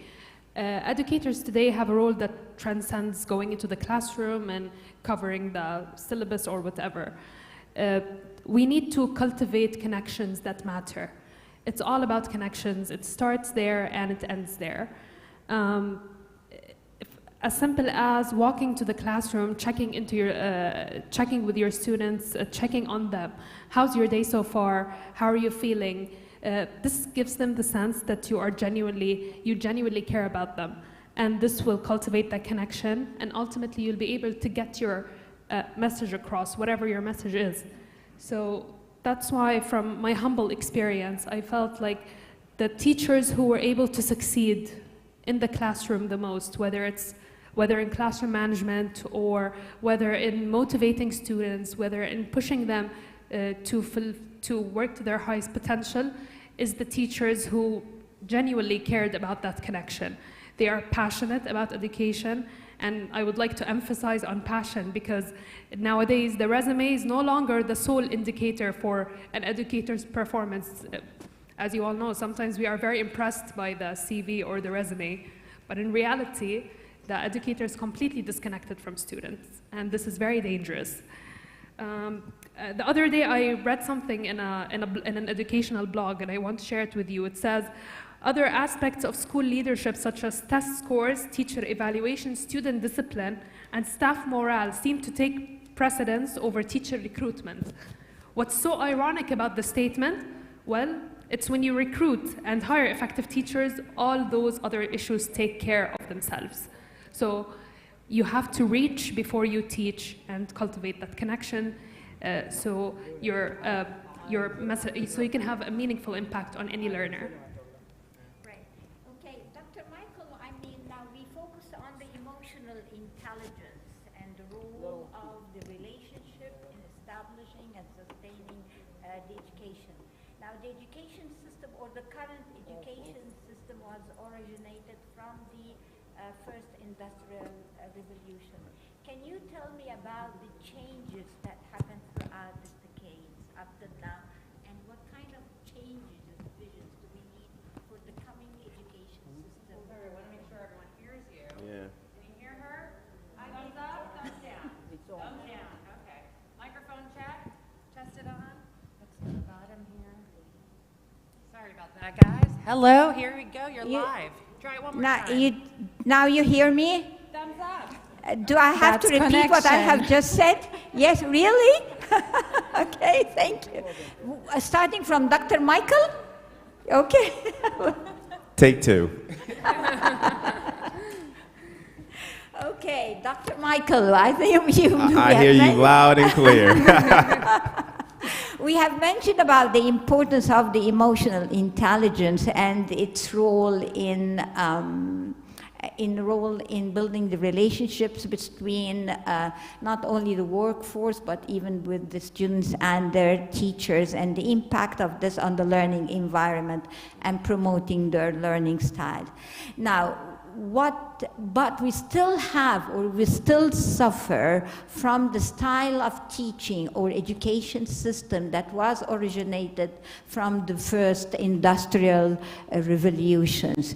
Could you tell me about how did the education system change throughout the decades, and your vision about the future educational system? Well, if you think about it from a policy structure standpoint, well, let me go back.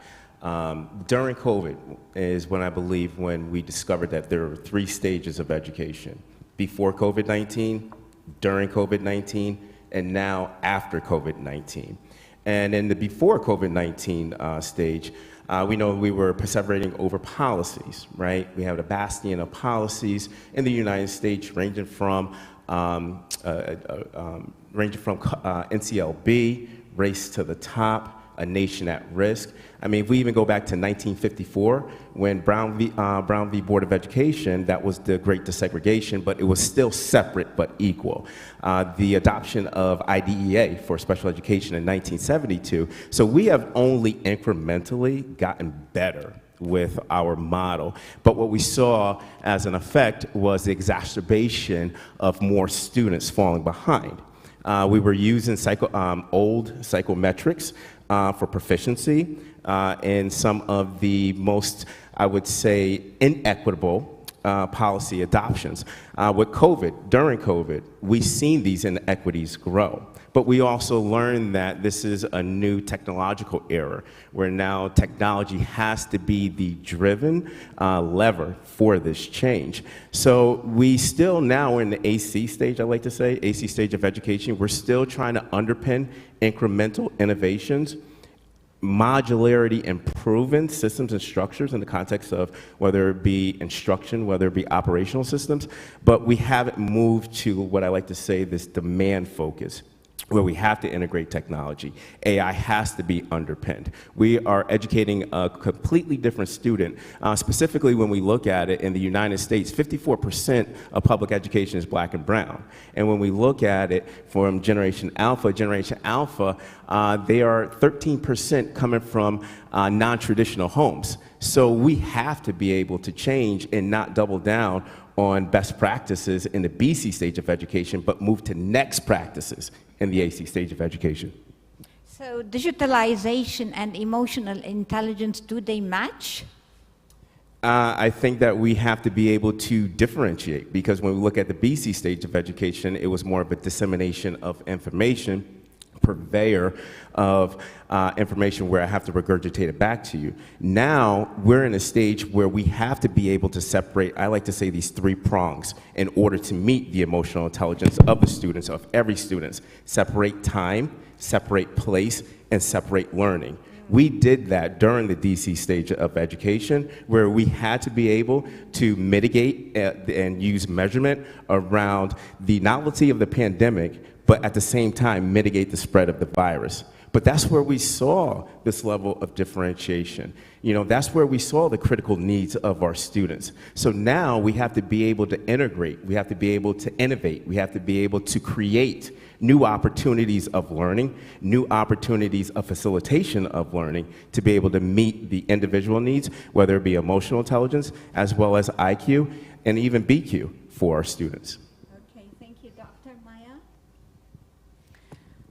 So I will like to refer to this pandemic and post-pandemic world. And I think what we've seen is that students at any stage of education, I'm currently at academia and my doctoral research, and it's prevalent everywhere. We lack emotional intelligence, especially educators.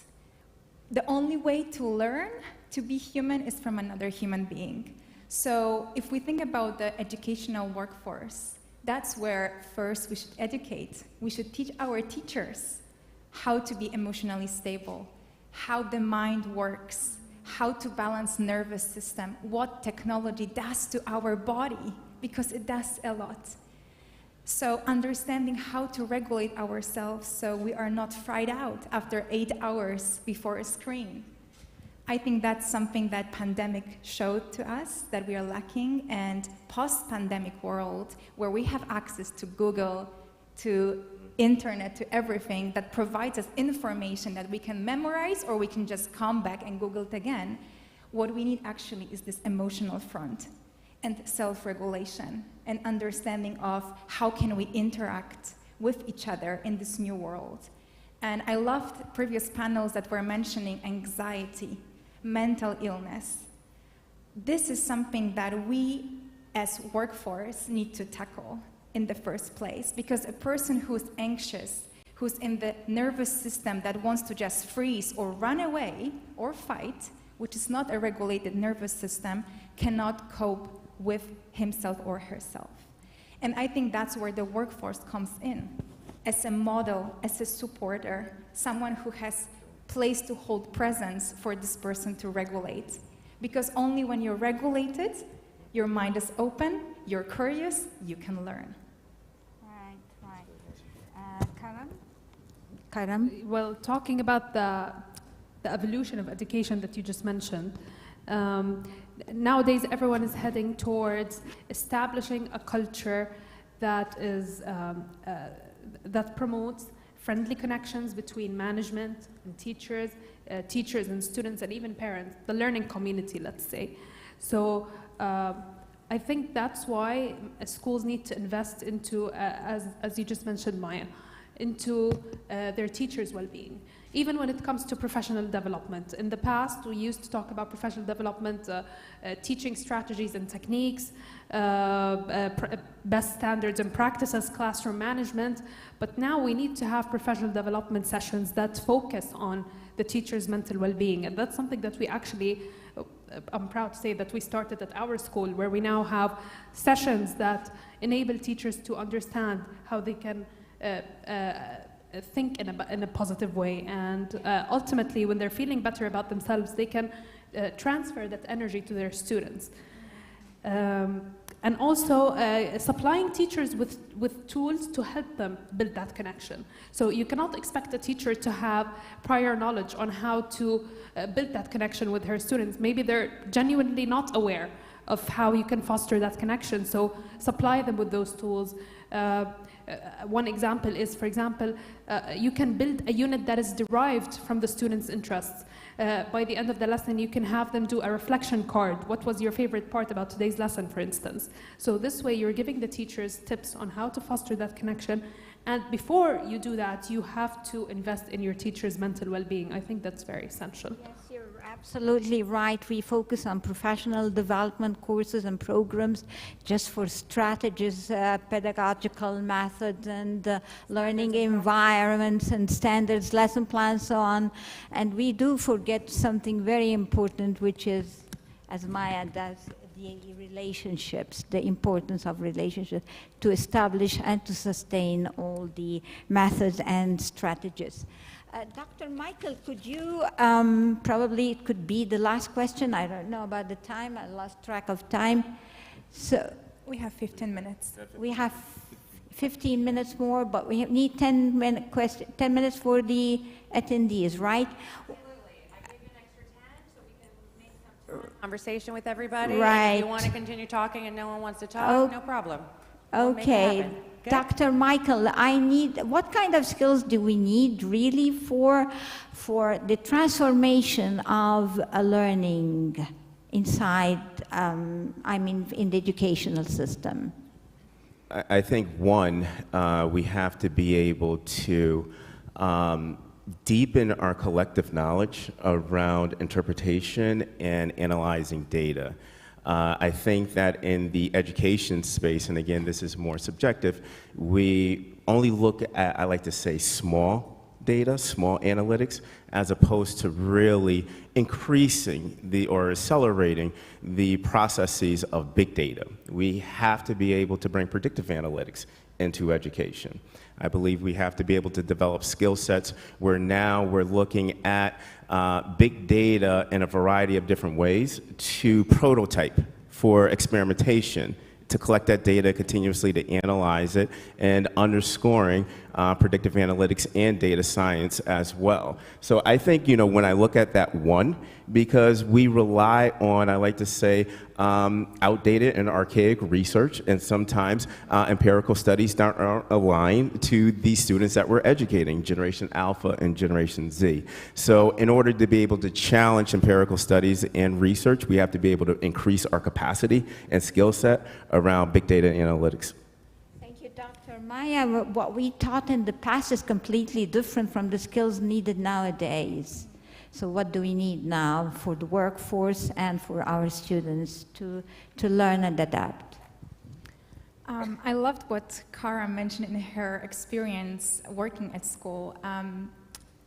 Giving space to the workforce and to students to digest reality. We live in a very, very fast pace of life. We live in many realities at the same time, 3D included.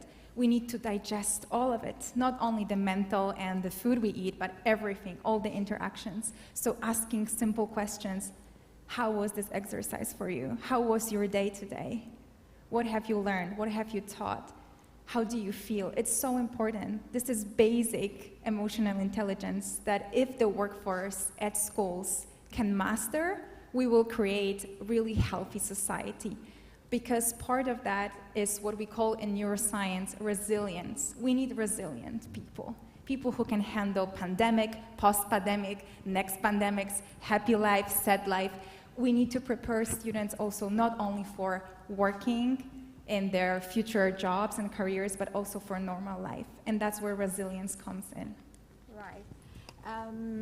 Karam, I've read that an article about Microsoft that the attention span of students nowadays has reached the limit of 8 seconds only. So they call it a snack bite or a quick bite attention span. So what amount or portion of content do you think that we should be delivering and the skills that they could master in such a short attention span? Okay, so this starts with increasing or working on enhancing the engagement level of students. And as I just mentioned, when you build your units based on your students' interests and needs, you are capable of having, let's say, the longest attention span that we can gain from them. So you have to have, we call it, I work at an IB school, so we call it agency, voice, choice, and ownership. You have to give the students, they have to have a voice in your classroom. They have to have ownership of their own learning, and they have to have the choice. When you give them the voice, choice, and ownership, they will, I believe that they will be more engaged, and you will have a better span of attention in the classroom, rather than you being, you're a guide on the side rather than a sage on the stage. You're having the learning process centered around students, and that's a culture that we need to instill in our teachers, because it's very difficult. Teachers find it way easily to stand in the center of the classroom, lecture students, and that's it. And that's what causes students to lose the attention and focus throughout the lesson. But when you are basing your teaching strategies based on their preference, by, as I just said, asking them what was your favorite part about today's lesson. So I find out that my students like activity X or task Y, so I can do it more often. And in this way, you have them better engaged in the classroom and have a better attention span, I think. Okay, thank you. Do we have any questions from the attendees, please? Yes? Okay, great. You're going up already. She knows where to go. All right, she's on her way. Anyone else? Get ready. Get ready. I see a hand up. Just pop up there right after. Don't lose that spot. I'm Jihan. Actually, all of the things that we're talking about is something that we come to our objective. Everybody's here is looking for something like solutions at the end, something that really we can end up with that conference, something that maybe can be implemented in the way that organizations, schools, whatever. So what I'm thinking, actually, that's something that really we can come up, everybody. What is the skills that educator needed nowadays to be easy or to be able to deliver the info in the right way?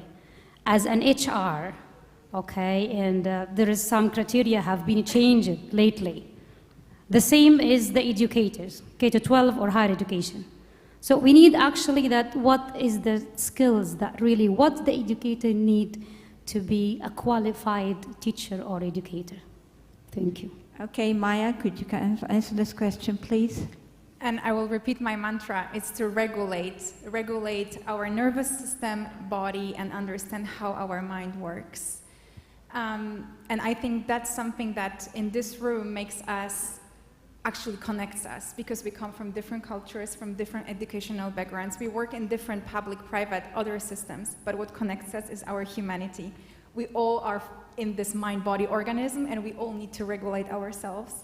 So if you're not familiar with nervous system regulation, just Google it and find on YouTube simple tools that you can apply in your classroom or even at academia, where I'm coming from personally, where you, in small breaks, in 15 to 30 seconds, can allow your mind and your body to enter to a state of curiosity, openness to learning. I think that's something that is crucial, and that's something that modern science is now kind of catching up with older system of sciences like yoga and Ayurveda. And I think that's something that we really need to embrace. It's our humanity, and teach future generations to actually understand how to cope with our times that are changing all the time. Dr. Michael, would you like to add anything? Yeah, one thing I want to underscore too, and when we just specifically around the skills that is needed now, is that education holistically and stakeholders need to have the skill of integrating artificial intelligence into their classrooms. I think that is one huge gap that we're seeing in education. I like to say minding the gap between machines and stakeholders. So when we look at that, what does that look like in the classroom? When we bring in machine learning, where the front face is an avatar, right? But we're collecting that data on the back to really part and parcel instruction for students. Reimagination of, or digitation of, or digitizing the classroom. So what I think that we need to really focus on now is that artificial and integration into our classrooms, into our systems holistically. Okay, we have another question. Hi, good afternoon, everyone. I'm Arya from Nikon Middle East, and I have a question to all the panelists, and I'm so glad that you raised the point of emotional intelligence for the teachers, because we work with the schools, and I always see there's a big gap there. I want to ask everyone, what is your institute doing to overcome that in hiring the future educators and making sure that they are equipped with emotional intelligence for the students? So I would like to ask Karam and Dr. John. Karam, could you answer this, please? Yes, definitely. It's actually, you raised a very important question, because personally we have this challenge at school, because as I mentioned earlier, during the interview, it's very easy for the teacher to answer the questions and get through the interview questions, but then inside the classroom, it's very difficult for you to make sure that there's this alignment, let's say, between what was said in the interview and in reality.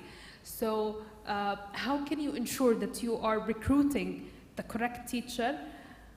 It's actually a very difficult process. I actually don't have a clear answer for that. But I think that, in my opinion, maybe we need to have a personality test. I'm serious. Maybe ask questions that are related to self-regulation and self-motivation, so we can know if the teacher is aware of how she's feeling emotionally.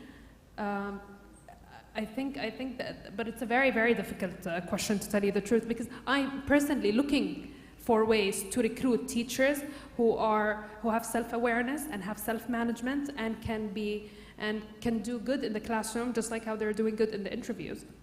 I agree with your answer. Dr. Michael, do you have anything to add to this? How would we guarantee? First, when we look at our practitioners, self-care, right, and support. And what we need to see more of in education is one question: how are you doing? Trust, right? And when we think about trust, self-care, and just asking the simple questions, or going up to our practitioners or our teachers saying, I'm with you in this, it changes the dynamic and the paradigm for that teacher. Because I've seen a lot of teachers, especially when I was a superintendent, is the word support that's needed, right? We need more support. And then also, what does self-care look like for the practitioners? Because, you know, during the pandemic and moving towards after the pandemic has been really, really tough in the education field. So I think first and foremost, self-care, and then collective care for our practitioners. And then obviously context matters, what that support looks like for those individual teachers. Right. Maya, do you have anything to add for this question? I just want to maybe add to Michael's comment about self-care. I myself came after 2 years of break back to academia, and it was very overwhelming to be back in this world where there is no time even to have lunch. There is academia over lunch. So my personal leadership skills are actually to educate my colleagues to have lunch when the lunch is due and have conversations about work when this is due. So having this basic self-care and actually allowing teachers, educators to have space to self-regulate, and having lunch over lunch is self-regulation. Having 15 minutes being in nature is self-regulation. Stepping out of the meeting when you need and have a break to take a breath, it's self-regulation. This acceptance, bringing this normality that we need to regulate to our workplace and then teach that to students. That's what actually it's a really important skill. Right, right. I hope the answer to the question satisfied your answer. Thank you. Hello, Anthony Williams from Connecticut, United States. Just a quick question. You're talking about new visions and revamping education. If there was a clean slate and an ability to create a new framework for education, how would that look to you? Dr. Michael?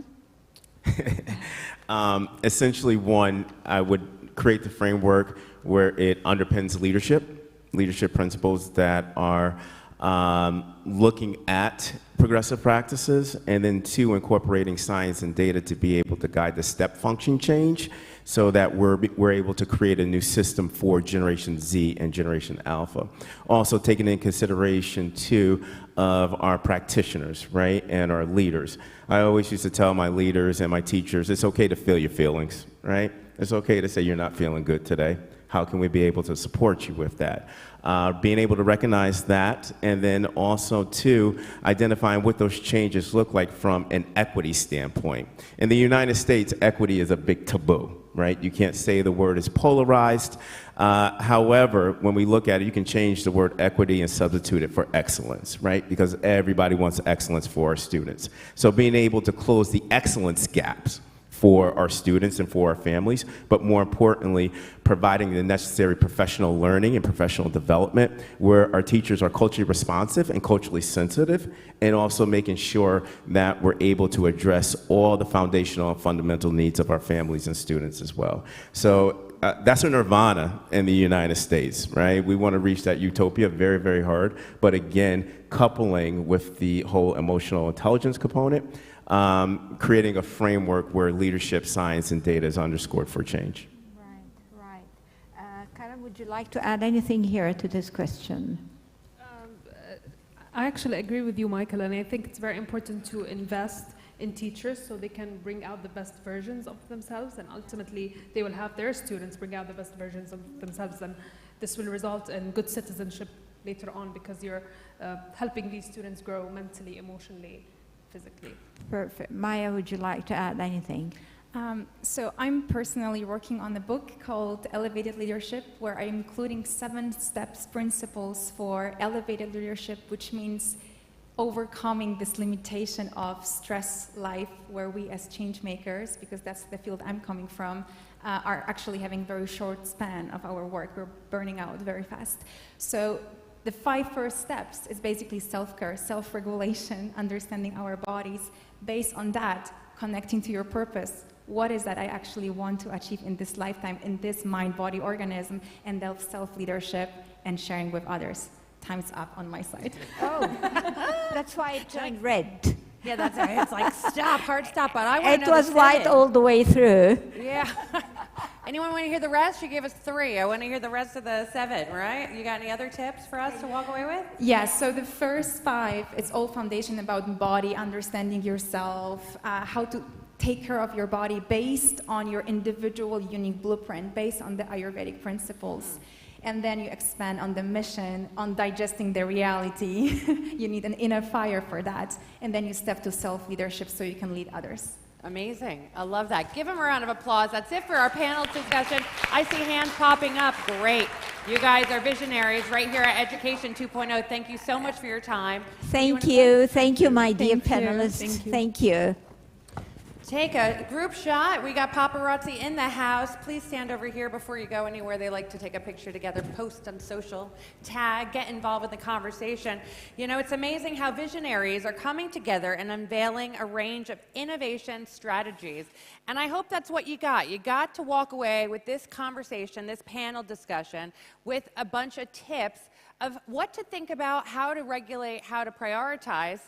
Paparazzi is just in front of you to take a couple more shots, and then you guys can step down. But we hold the promise of revolutionizing the way we educate the next generation, and it's not easy. Thank you so much, panelists. Give them a round of applause. You know, thank you very much. Great moderation. I have a 5 and a 7-year-old, and to be quite honest, I'm kind of jealous because in their school today, they start the day with meditation. Incredible. I'm jealous because when I was a child, that wasn't an option. That was never there. So we have these generation gaps where we're progressing in knowledge and education and research, you know, and there's always that one step behind because there's a next generation that's able to grow within that development phase, while the other one's kind of lagging behind. Might be a good conversation for a debate. You guys there? Yeah, okay. I know they're there online, YouTube, streaming live. We're going to keep going. Okay, I love everyone's so attentive here. I feel like I'm in a classroom, you know? I am in a classroom with all these teachers. You know, it's kind of fun to be with the educators, you know, because you guys all stand in front of others doing this all day, every day. So it must be so nice to get all the eyes engaged and ready to rock and roll. Okay, I'm going to keep on moving along. I see people looking at me going, agenda, Rachel, agenda. So there's another part that I was not privy to growing up. STEM education. Who in the room had STEM education on their mind when they were growing up? A couple of hands, 1, 2, 3, 4, less than 5 going up. So again, something new research and development. And the next panelists are going to talk all about it. It's about this movement. It's all about embracing science, technology, engineering, arts, and math. So the STEM education is a game changer for empowering the next generation. And I can't wait to invite our panelists up. It's going to be hosted by the moderator, Mr. Anthony Fernandez, CEO of Mount Mary High School. Give him a round of applause. You saw him up here at Achievement Award. So now you're going to hear him talk, bring his expertise to the floor, invite his panelists up to the chairs. Everyone has a microphone on stage. Just check, make sure it's on so we can all hear you. Come on up. Welcome, Mr. Fernandez. Thank you for being here. Rachel. Thank you, Rachel, for the You're wonderful welcome. introduction. I mean, the kind of energy you have, wow. You started and still have that kind of thing going into you. Well, ladies and gentlemen, good afternoon. I'm Anthony Fernandez, I just introduced. I'm privileged to be having the status of a moderator for this panel, which is very interesting. From the morning hours, from the early hours, we have been going through a lot of intense discussion. But what we're going to be touching today is something that we know, but we also don't know. So before I begin inviting my panelists up, let me get a show of hands. How many of us know STEM and STEAM education? Show of hands. Fantastic. The panelists coming up, you know what's your homework now? Let me take the privilege of inviting some esteemed panelists who I have. I start off with the gentleman who received his first award today, Mr. David Arlett. Mr. David is the founding principal of Beach Hall School, Riyadh, the Kingdom's first all-inclusive, non-selective premium school. He was previously an assistant head in Switzerland, and he has also taught in France and in the UK. He studied a 4-year degree in design and technology for secondary education and has been in teaching profession all his career. He's passionate about how design education is delivered at school. Mr. David Arlett, please, could I have you on the stage?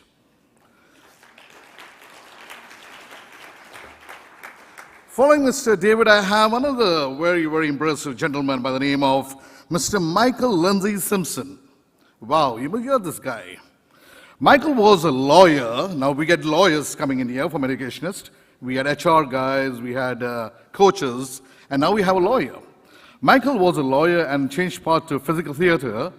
His theater education in muscle response and impulse work was fundamental in developing techniques to interact with different disciplines and culture in animation and film work. Look from where to where he's jumping, and he's got more.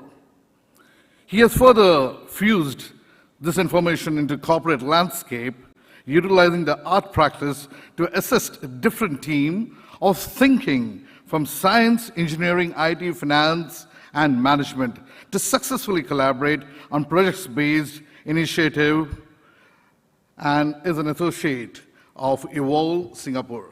Mr. Michael, please.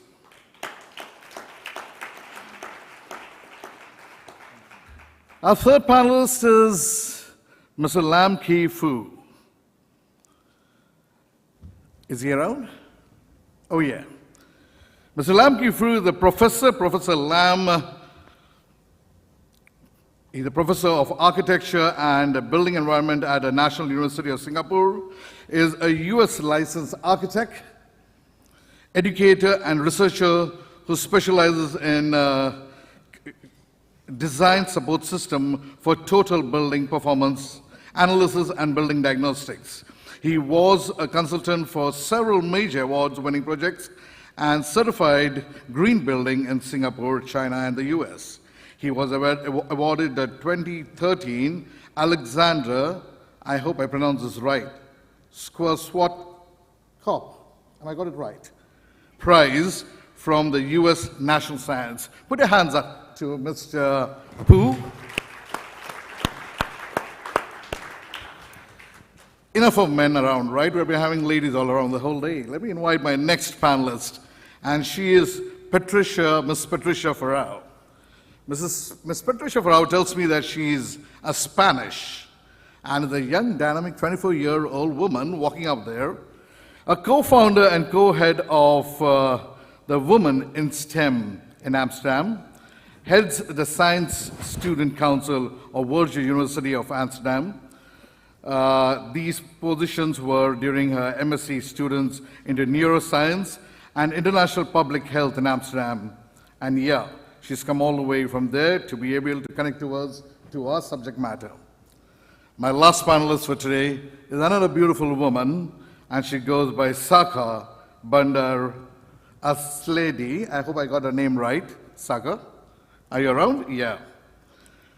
Saka is a founder and CEO of Medovation. To keep it very interesting, those of you who are looking forward for the discussion that we're going to be carrying forward on STEAM and STEM, Saka, though being a PhD student, is also specialized in tools for STEM labs, for fab labs. Let's know all about this as we go and we take into the discussion. Saka is from Jeddah, Saudi Arabia.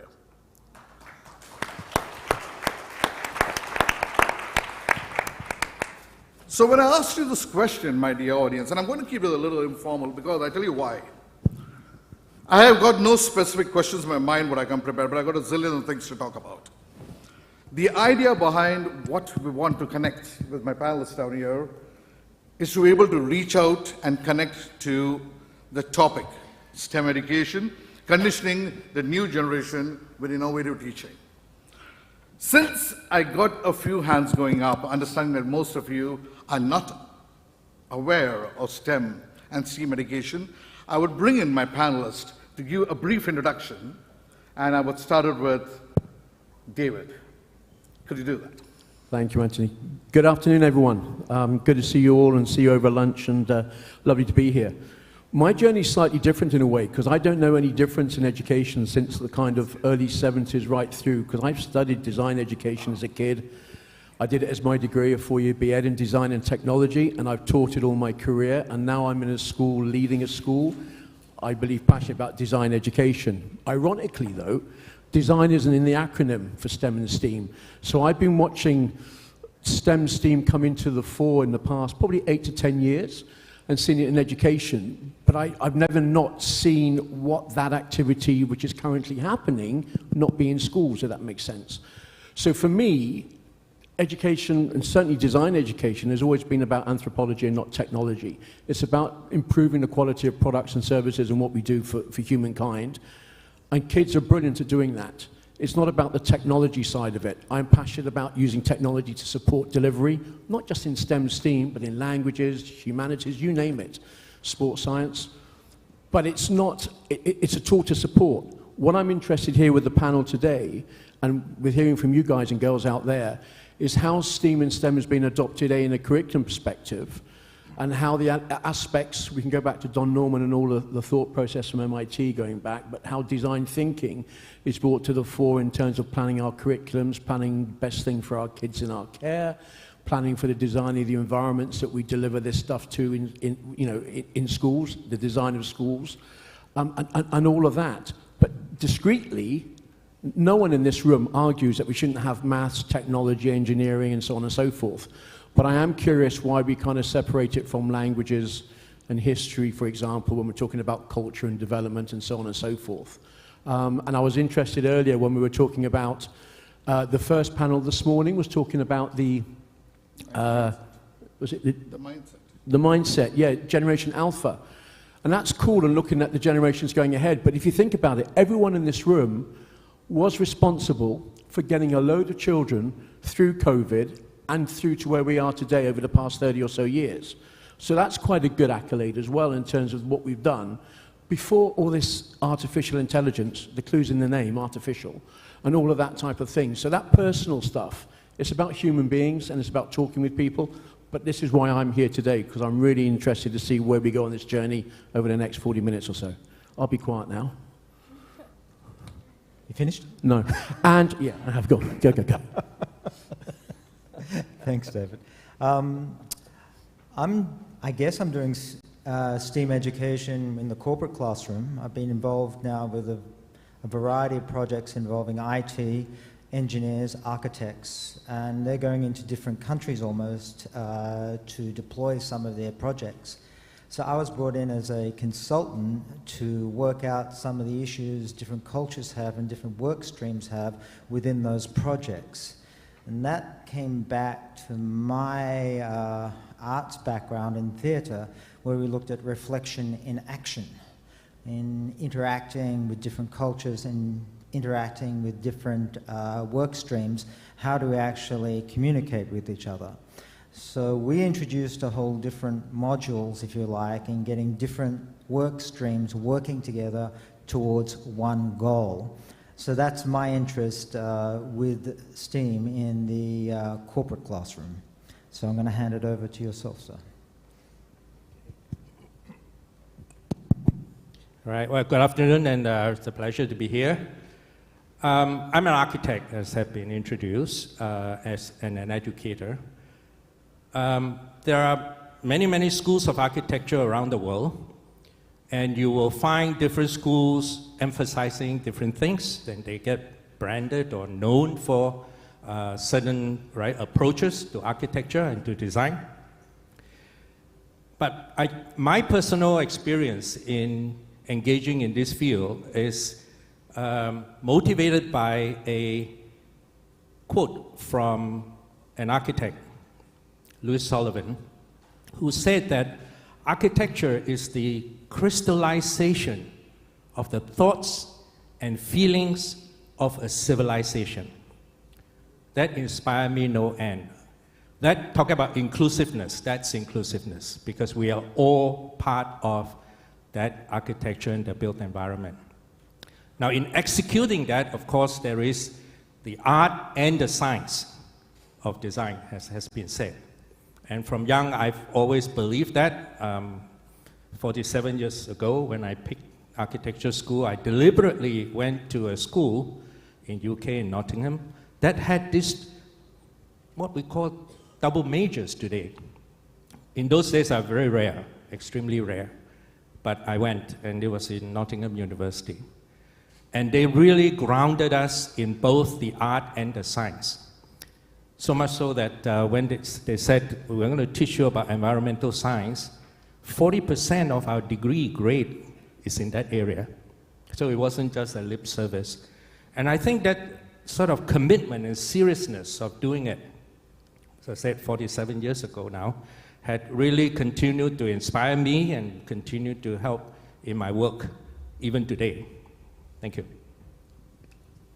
Thank you. Well, as Anthony said, I am a student. I'm finishing my master's in Amsterdam, actually, and I have really broad experience in STEM, 21 years of experience in STEM since I've been studying that since I'm 3 years old, 24 now. So for me, there's two main concepts, STEM and STEAM. STEAM came slightly after STEM. STEM, for me, it's a little bit of the hard skills, what we say hard skills, right? Science, technology, engineering, and mathematics. That's what I've been taught in school for many years, university, in many countries. And then there's STEAM. This STEAM adds the term art. And it's supposed to be in there, related to the other four fields, as a way of implementing creativity and curiosity that have to be innate, or maybe you can learn as well, of those terms in scientists, in engineers, in mathematicians, and in people in technology. We're going to speak about these terms a little bit more today, but I just wanted to make clear that for me, the difference is STEM about hard skills. STEAM starts to dive in more about soft skills that are also very necessary. Good afternoon, everyone. First of all, I would like to thank the conference organizer to have me in this panel, and I would like to thank them for their effort for gathering these kind of educators and makers in one room that discussed about education. Regarding to why I'm here, I would like to discuss how can we engage STEM and the STEAM in creating customized curriculum for kids by utilizing AI. So I don't think I need to add more about what our colleague they said about this difference between STEM and the STEM, because I think I agree with all what they said. But mainly, we focus in STEM in raising the art part there, and how can we use these parts of STEM, even science, education, science, engineering, arts, and as well as mathematics in deliver such a curriculum that focus to show those kids how they utilize their skills to support STEM education. Well, panelists, the first round, I just wanted you to, sorry. My throat is contrived. Just wanted you to introduce the STEM and STEAM, but I would now take it to how you would like to come in. We'll not run through the complete session of each one answering. So understanding STEM and STEAM in elementary education, I mean, what's interesting to know that it is something to do with interpersonal approach into, interdisciplinary approach into cohesive learning. Given the fact that we all practice various different kinds of teaching learning methods at the different locations where we come from, why do you see this STEM and STEAM as a need of an hour? David. Oh, thanks, Anthony. That's a good one. Look, there's no doubt in my mind that one of the things we need to educate on with children is how to think. One of the things schools are really good at, let me rephrase that. One of the things that some schools are very good at is stamping out any idea of what I would call future forging or thinking in a kind of crazy ape way. You know, we can't do that, that's unrealistic and so on. But actually, kids are brilliant at actually coming up with really, really cool ideas. And I think how we manage that in the classroom, in what we do is important. I think this is where STEM and STEAM comes to the fore, and I'll give you a very quick example. As I said, as founding principal of this new school, my first principal role, I made the massive mistake of asking my students to get involved in the design of the school uniform, because I went from everything from kind of Gucci, Fortnite skins and kind of Tommy Hilfiger, right down to, you know, kind of a traditional school uniform, and then all the cost and sustainability and everything else that came into it. And my school at the moment is from kind of 3-year-olds through to 12-year-olds. So to stifle any thought process there would have been wrong, but to actually educate them and bring it down to about material science, the costing, the maths, the entrepreneurship. And that's where I started, my first time, to be honest with you, where I saw the STEAM aspect coming into play, because they were dragging into it all the aspects that I need. For me, maths and science are at one end, art is at the other, design sits in the center, and there's this kind of wavelength that hits across the two, and where design gets the benefit of all these areas of the STEAM kind of area. And so for me, Anthony, coming back, that was, yeah, that justified for me the whole reason why STEAM is so important. But we didn't go to a classroom and teach STEAM. It was an organic thing that came out of a project brief.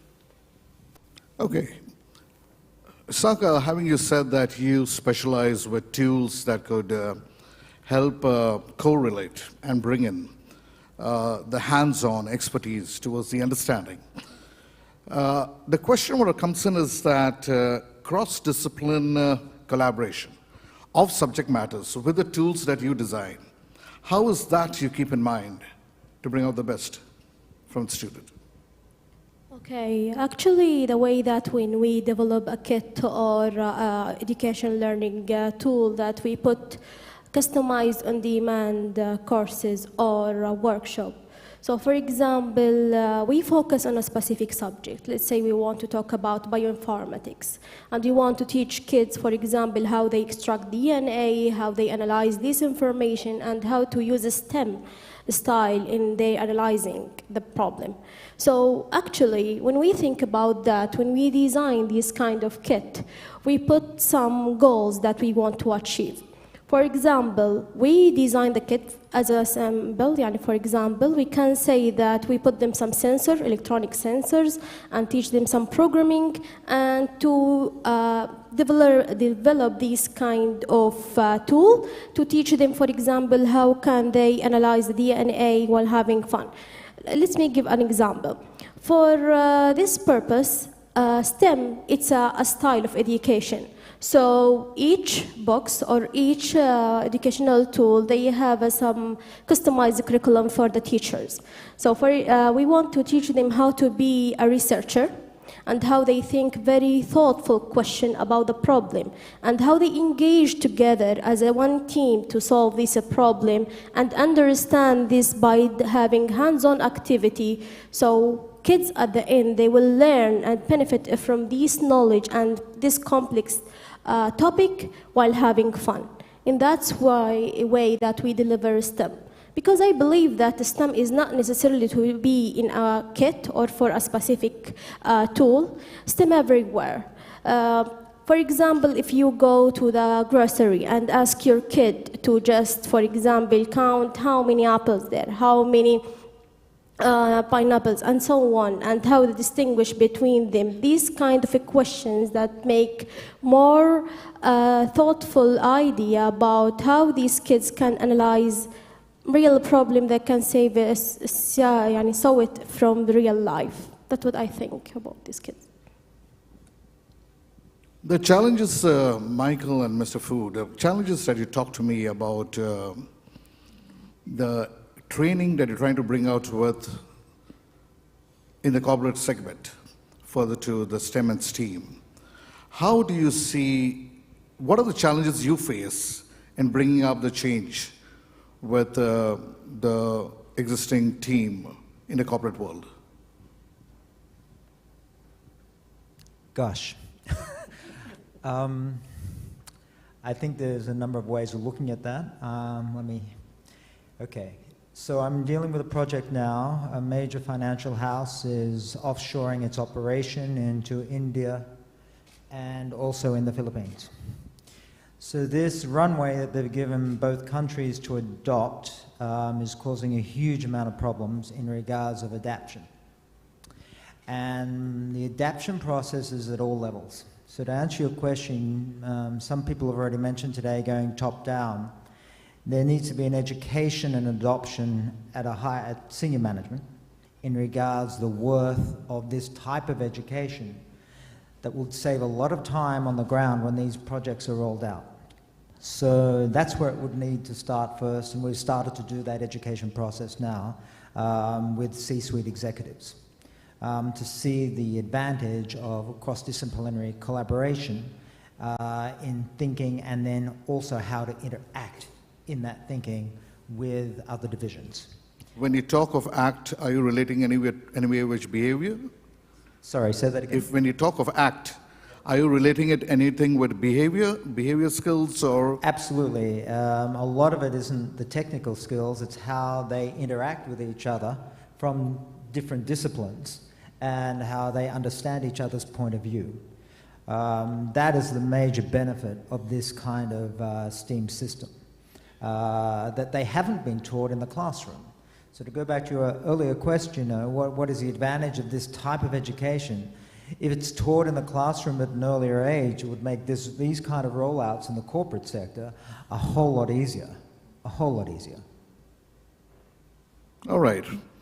Correct me if I'm wrong, I think the STEM and STEAM also talks fundamentally about problem solving, discovery, invent, perseverance, and also fostering learning through hands-on. I don't know which of you would like to take this to answer it. Please. I could do it. Yeah, in our architecture program, I think one of the things that we continuously remind ourselves as teachers is that we got to walk the talk. And we have to, practice what we preach. If we're teaching architecture and we want to talk about systems integration, the art and the science, the aesthetics, and all the building performance like lighting, acoustics, air quality, you got to show that the space that our students are learning in, indeed, are of that standard. If we don't do that, it's just all talk. So I've been very privileged and honored and to have the opportunity, both in Singapore now and US as well as previously at Carnegie Mellon, to do that. And to be able to really bring the theory and the practice together, the research and the translation, working with the professional teams to deliver not just, standard solutions, but with a goal, with a name of the future, because we are training students of the future. So this experiential component, as many people have said this morning as well, is so critical. So our goal was to create net zero energy buildings and to create buildings that are well certified. How many of you have heard of the well certification of buildings? Oh, okay. All right, so someone did. So just go Google, well, IWBI. So there are now scientific sort of approaches and methods to certify buildings for wellness, not just for sustainability, not just for energy. So that's something that I think all of us, we work in buildings, whether you're a teacher or you're an administrator, right? We all are accommodated in buildings. Let me ask, talking about my earlier definition of engaging, or how many of you had any say in, large or small, in the space or building that you work in now? 3. I think we need to work much harder to engage everyone in that process of creating our teaching and learning environment, wherever you are, and in the offices as well. I think this is so critical, especially in the light of major changes that many folks have talked about, right? Not just in the technology, but in climate change and the way we learn. Our lighting system may not be conducive to students using computers because they were done during the Industrial Revolution age, for example. Okay? We pay very little attention to indoor air quality until COVID. I always joked with the students, I said, you guys are not paying attention or falling asleep, not because the teacher is bad. The teacher is good. The CO2 level is very bad in the space. So when the CO2 is high, everybody goes, right, sleepy. So it's not the teacher's fault. So we need to embrace that holistic approach and really engage in the process wherever you are, in whatever position or role that you are, because it is really a crystallization of the thoughts and feelings of everybody in our built environment. Thank you. May I add something to that? Sure, please go ahead. Be comfortable. Thank you. So I wanted to agree and also add on the comment that my colleague Michael made before. So with an example, imagine you're students. We've all been students here, I think. You've been, I don't know how many years, probably a lot, studying something, in my case, science. You're very motivated, sometimes more, sometimes less, studying these really hard skills, getting the most of the knowledge that you can get. At a point, you stop and you're like, for what? How am I going to use this?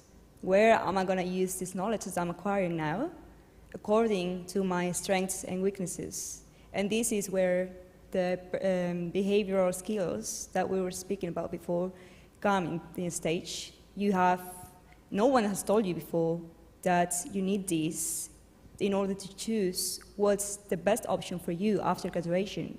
and you're approaching graduation, and you're asking yourself, where do I suit better?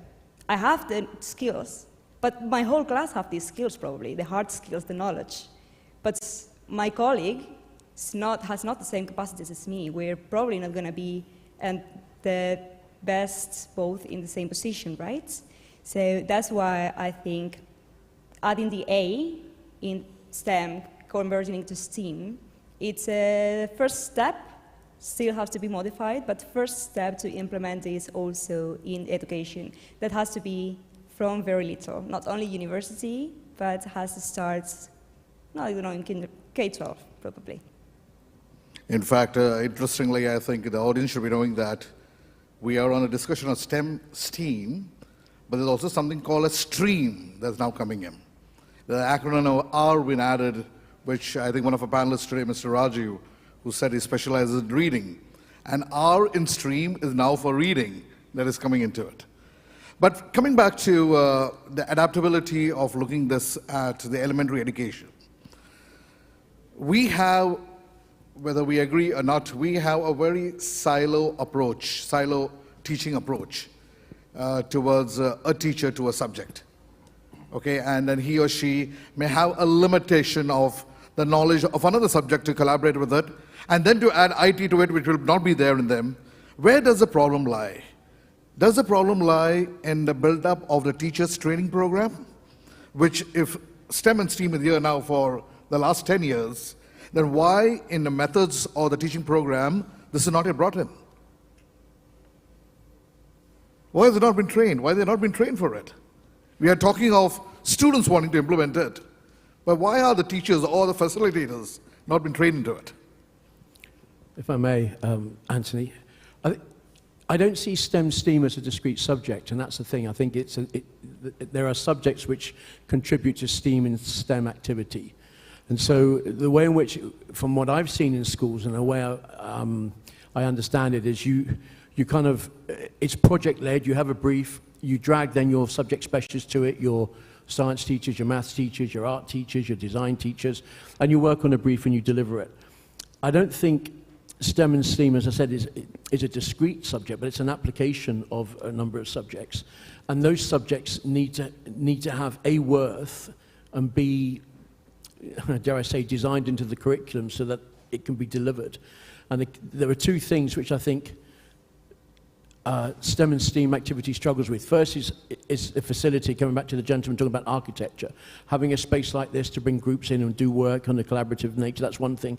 Because as educationalists and as beasts of tradition, we do this from 9:30 to 10:15 and then 10:15 to 20. So you don't have that kind of opportunity to say, well, this might take an hour, let's just crack on. And if it takes longer, it's not a problem. But there's the bell and we have to go. And you have all those practicalities coming in. To offer it as a degree at discrete level or something like that is not going to happen. You need your mathematicians, you need your sciences across physics, chemistry, biology, environment, and what have you. And I think that will not change. You need the knowledge. But then where you take it and apply the knowledge with children so that they can get the best out of it by putting a brief to them so they can collaboratively work. And the panel before, we're talking about the emotional kind of side of teachers and things. I mean, teachers for me in the profession are some of the most emotive people I've ever met in my career. And they do lead on that emotive side. And that personal skill with children, inspiring them to get the best out of them, whether it's STEAM activity or not. But for STEAM specifically, you need someone to drag those kids to that task. And then drag the teachers, your colleagues, to the task with the specialisms, and then make it work through the products that we're bringing into the game. And for me, it is a practical thing. Whether you're doing maquettes in prototypes for building design with children, you give children that brief, they run with it because they've got no constraints. They don't know the problems. And so they go with it, and they go really crazy ape. And if you've ever done it, and I've done it, for those who are involved in running schools, if you give your children the opportunity to design a curriculum, it's nothing like you've ever seen, and it's really brilliant. How you actually practically implement it is something else, but the design thought process for youngsters and what they want to do, fantastic. But that's the thing. So I don't think you could ever teach it as a discrete thing, Anthony. I think you still have to have those elements of discrete subject involvement. I tend to agree with that. In the corporate classroom, they've tried to actually use it as a competency for leadership. And I've kind of fought against it because it's on a per project basis that you develop the skills for. And you still need the people in IT, you'll still need the finances, a bit like what you were saying, you'll still need those people. But then they have to combine together and collaborate on a particular project. And you can't define that because that project will change every time. It won't be the same. So you can't get a list of principles that's going to cover every project that teams are going to coordinate or collaborate on. The learning is how you interact at that moment with those particular people from different cultures or different learnings. That's part of the process we've been trying to introduce into the corporate classroom, that is a spontaneous learning rather than I have to fit this into the learning they've given me about this particular STEAM project. On that thought, I want to ask a question to the audience. We all are facilitators in one way or the other, right? If we ask a student to do a project and the student fails to either bring the project or the project what is brought doesn't function, what do you do as a facilitator to your child? Would you give him grades? Would you give him a F, failed? Or give him a remark, not done well? What would you do? Please come up to mic.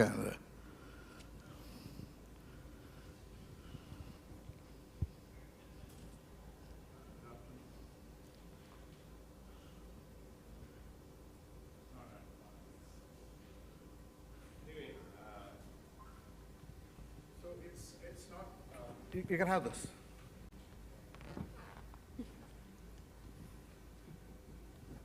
Good afternoon. It's not about the failure or the success. What matters or what is important there is the effort that has been put in genuinely for that project work that has been done. And as we heard in the morning, every failure has a story to tell. So best is to, at that point of time, is to understand the child, how it has been done, and even if it is a failure, what has gone into the mind of the child to bring that concept into the paper. That has to be understood first. And that is where I think most of the education nowadays should be going towards, and some of the advanced schools are focusing in that line. And which is the education, not the score that matters, the knowledge or the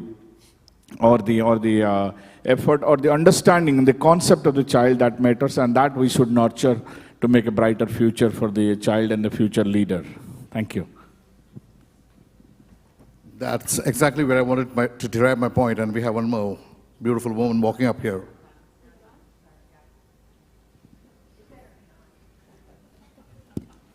Okay, I think it's on. Well, I think first of all, if you fail, that is absolutely excellent. If you fail and you receive that F, you have a very, very good body of data in front of you that is telling you that the criteria was wrong. So instead of having this binary view of education, that it's right or wrong, black or white, in or out, you need to read the data. And that data is telling you that as a principal, we may not have set the right criteria from the get-go. So it's back to the drawing board. It's back to the feedback loop. So the F for failure actually stands, in my opinion, for feedback loop. Thanks. Thank you. The reason why I asked this question is I wanted to connect to two things. If you read the biodata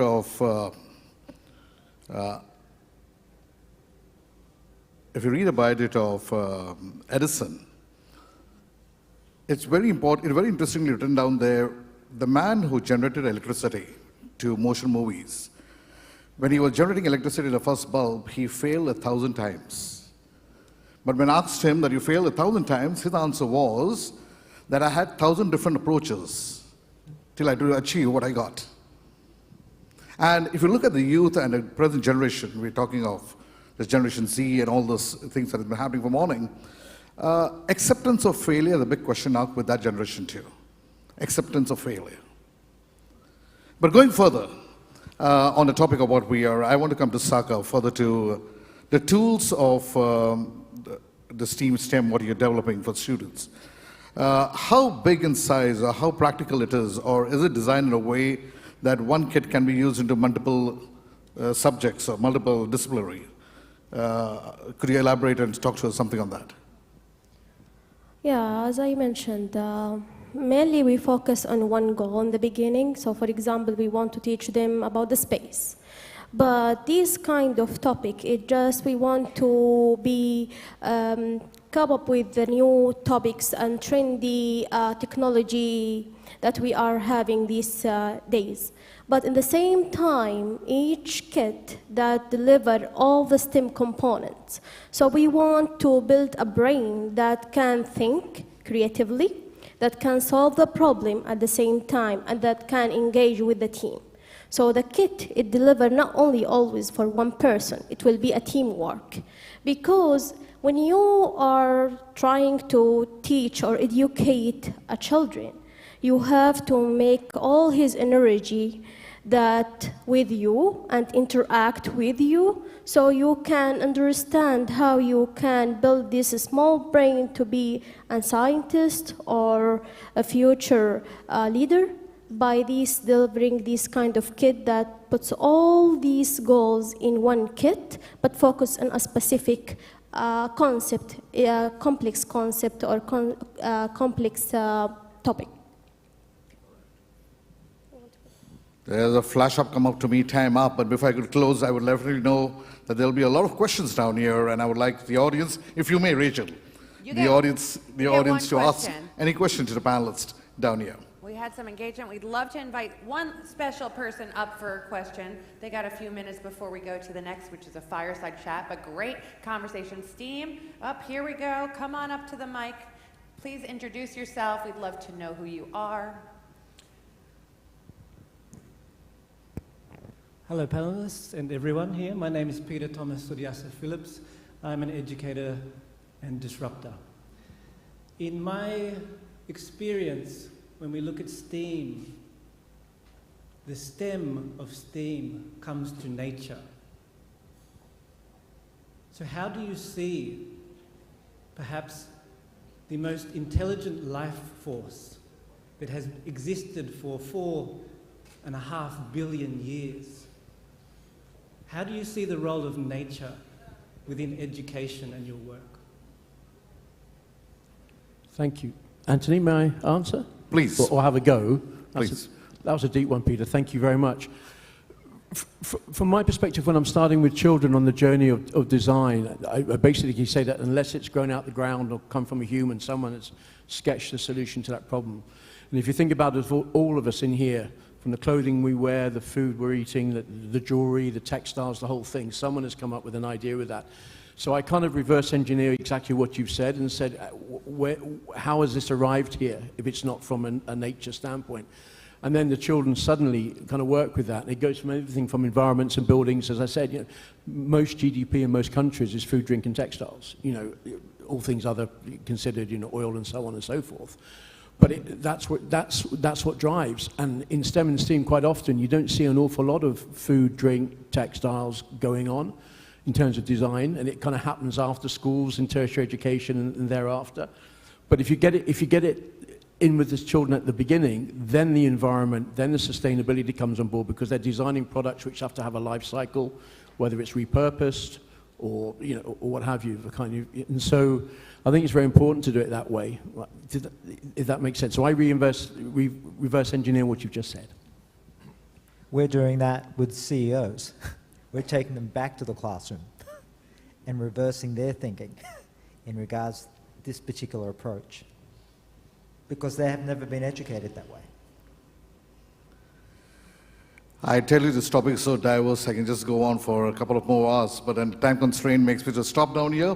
Before I could thank my panelists, I think we are all open to the fact that we need the change, right? Every stakeholder, right from policymakers to we as facilitators, need to bring in a change. And I would like to close, and I thank my panelists. Thank you very much for all your insight that you've been able to put on this panel. I would like to close this panel with a statement from me, and I wish everybody gives me a year. Today's learning is somebody's experience. Today's learning is somebody's experience. Make your experience a learning for someone else. Good afternoon, goodbye, and see you on the other side. Wonderful. Give them a hand. What a great panel. Thank you, guys. Stand right up here. Don't go anywhere. I love this. This room is full of experts. You guys have years of experience. We're all sharing, and it's just a beautiful moment to be alive and connect like this because we're sharing it online. They're sharing it in front of you today. And you can watch it over and over and over again. You find something, great panel like this. You want to share it with a friend. Maybe your parents, maybe your son, maybe your daughter, maybe your cousin, maybe your neighbor. And you can today. So I love the last question. Thank you for bringing in nature. Because are we losing the connectivity? We're going to find out a little bit more. Thank you. Give them a round of applause before we go. Well done. Great conversation. You're welcome. You're welcome. Nice. Well done. I'm going to get you back up here. You're good. He knows what to do. Professional at its finest. So as I say, are we connecting or disconnecting? All these screens. Who in the room can't stand the screens for the younger generation? Anyone? Frustrated with the amount of screen time, the social media, sensory overload, ADD is among us everywhere. You know, this is a pandemic. The next panelist, it's not even panelist, it's a fireside chat. We're going to have two experts up here on stage. They're going to take you into something that's projected to be a $30 billion industry in 2032. $30 billion. Anyone know what it is? I hear it. Scream it out. AI. Oh, look, it's like in unison. Next picture I take, I'm going to have you guys all say it. AI, you're right, that artificial intelligence. We see it in the last month, 200 different AI companies have popped up on the web. Nowadays, it's killed industries from copywriting to videography on down. There's some huge disruptive stuff going on around artificial intelligence. I'm going to welcome to this stage our fireside chatters. So let's give it up. Big round of applause to Rohit Kumar, founder and CEO of Chapter Apps, Inc., and Laura Baxter, CEO of The Voice of Leadership and Castle Mount Media, GmbH & Co. Come on up. Take us on a journey all about this artificial intelligence in education. Now, there's quite a lot of chairs here. I'm going to ask the guys to come up if I can get some help and maybe remove some of these chairs, move it. Pick a chair, any chair. Looks like there's no hotel staff. It's just us, all alone. Enjoy. Great spot. All right, take it away. Floor is yours. I'll be back. So, AI, that's fun stuff. This picture,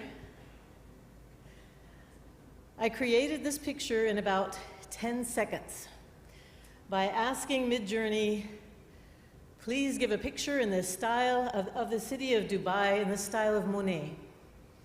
And that was created. AI is one of the most fascinating things happening to us in this day and age. And we're thrilled to be here. But I think maybe before we get started, to tell a little bit about ourselves, Rahid, why don't you begin? Well, thank you, Laura, and thank you, Education 2.0, for having us here to share our thoughts on something that probably is the biggest revolution in the last 30 years since the internet came along, right? I still remember when the browser, Mosaic browser, which became Netscape, and eventually we all rely on browsers every day, and to where we are. So my background is I'm a technologist, a product innovator. I became an entrepreneur after having spent 20 plus years in Silicon Valley and in India in tech companies from Oracle to Microsoft to Elsevier, which is a publishing company, because the worlds of content and technology are really coming together in ways in which we would have never imagined. So the last 9 years, I've been actually starting out on my entrepreneurial journey on digital learning platforms and now knowledge platforms with AI. And from my side, as far as my background, also from my side, thank you to Education 2.0. It's a thrill to be here and to be able to share ideas with everyone here in this room. From my side, my background is I'm a singer, an opera singer. And I taught at Duke University in the States before touring with the National Opera Company and then going to Germany. And there I teach at the university singing and speech, and I work with executives on their leadership presence. In addition, I'm the CEO of the publishing company Castlemount Media. And when it comes to AI, I'm not the expert that Rohit is. I am more the user, so to speak. And I see how both we as a publishing company and also our authors are using AI to our advantage, and they have the risks and the opportunities that are offered with it. So, having said that, let's get started. Before we get started, this is your area more than anyone in this room, I believe, with your background, being from really during the boom in Silicon Valley, being in the middle of it with Oracle and other projects, other companies as well, to your work today in creating apps using AI.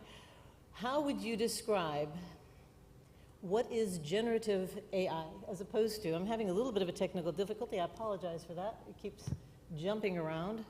We'll leave it there for now and go back in a minute. So how would you describe generative AI as opposed to AI and as opposed to, for example, big data? Absolutely. I think if you just go back 3 years ago, the world, what was classified as AI for most of the last 50 years was around algorithms. Can artificial intelligence algorithms power different tasks? And so we saw a lot of deep learning, like chess being played by computers, right? The Watson research at IBM, et cetera, as examples of that. And in terms of simple chatbots that companies started building, were using something called Dialogflow, and it was painful to create. It would cost a lot of time and effort to make those. It didn't create any answers. It was what you programmed the machine to do in most cases. Generative AI actually is the closest that tech has reached to a human being, where it generates its own opinions and answers. And while it's revolutionary, the challenge that we are all grappling with is, will it create wrong opinions or misleading opinions? And we obviously, in the course of the discussion today, we'll talk a little bit about that. Yeah. Do you see, as far as in general with generative AI, well, I think we'll get to the question of whether or not it's going to be useful or not in that sense. I think it'd be good if we go ahead and just talk about what opportunities that AI offers us. Yeah. Yeah. I think AI offers us tremendous opportunities. So if one looks at how in just 6 months of being available, how it is changing industries, right? Just a few minutes ago, Rachel talked about marketing, right? Copy editing. And I think it is impacting already how you as a practitioner of, or a publisher is leveraging or thinking of leveraging AI for copy editing. If you think about the world of marketing, right? There are companies that are creating search engine optimization tools using AI, creating LinkedIn posts. I'm on the advisory board of a company called, on a product called Lily.ai, which creates LinkedIn posts for you and creates marketing content for you. I'm looking at several other platforms which are being used, whether it's ChatGPT powered or alternative model powered companies, which are impacting how customer service is being rethought through, how even sales online is being rethought through. So it's just, and how education is going to be impacted is really a big thing as well. Oh yeah, very much so. And the different forms of generative AI, one of the things we were talking about earlier is obviously with writing itself, it's one of the larger, that's one of the larger areas of the areas in which we've made the most progress. But you've also got generative AI in the music business, which also affects my work greatly as well. And you've also got it in video form. Audio is with the music as well. There are just a lot of different types of AI that are really going to be developing in the future. In fact, I'd like to ask you a question about how it's impacting the world of music and even the world of art. I mean, you started with a Monet, Yes. right? So I'd love for you to share your perspective on this. Yeah, I think that's also how it affects us in education more than anything else. I mean, you mentioned about copywriting. In the publishing business, in the writing business, AI is very advanced. And I think there are so many usages that we have for AI in positive sense. We'll talk about some of the challenges in a minute. But certainly copywriting. Also, for example, with our authors, if they've got writer's block, you can go put something in an AI program. It does not have to be Chat GPT or whatever, just to kind of get your thought processes going again. It is, however, not a substitute for that. And in the arts,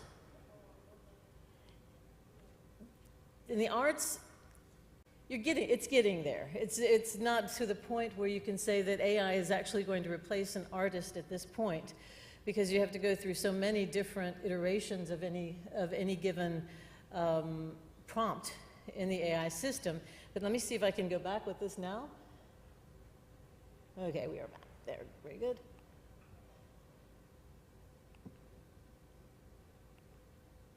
So we started with this picture of Monet. But one example in education that we can use, and one way that we could use AI in education is actually to improve critical thought in our students.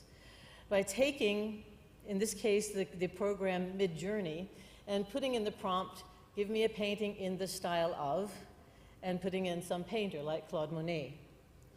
And then you can discuss with your students what are the differences in this piece of art that AI has generated and the real paintings by Claude Monet.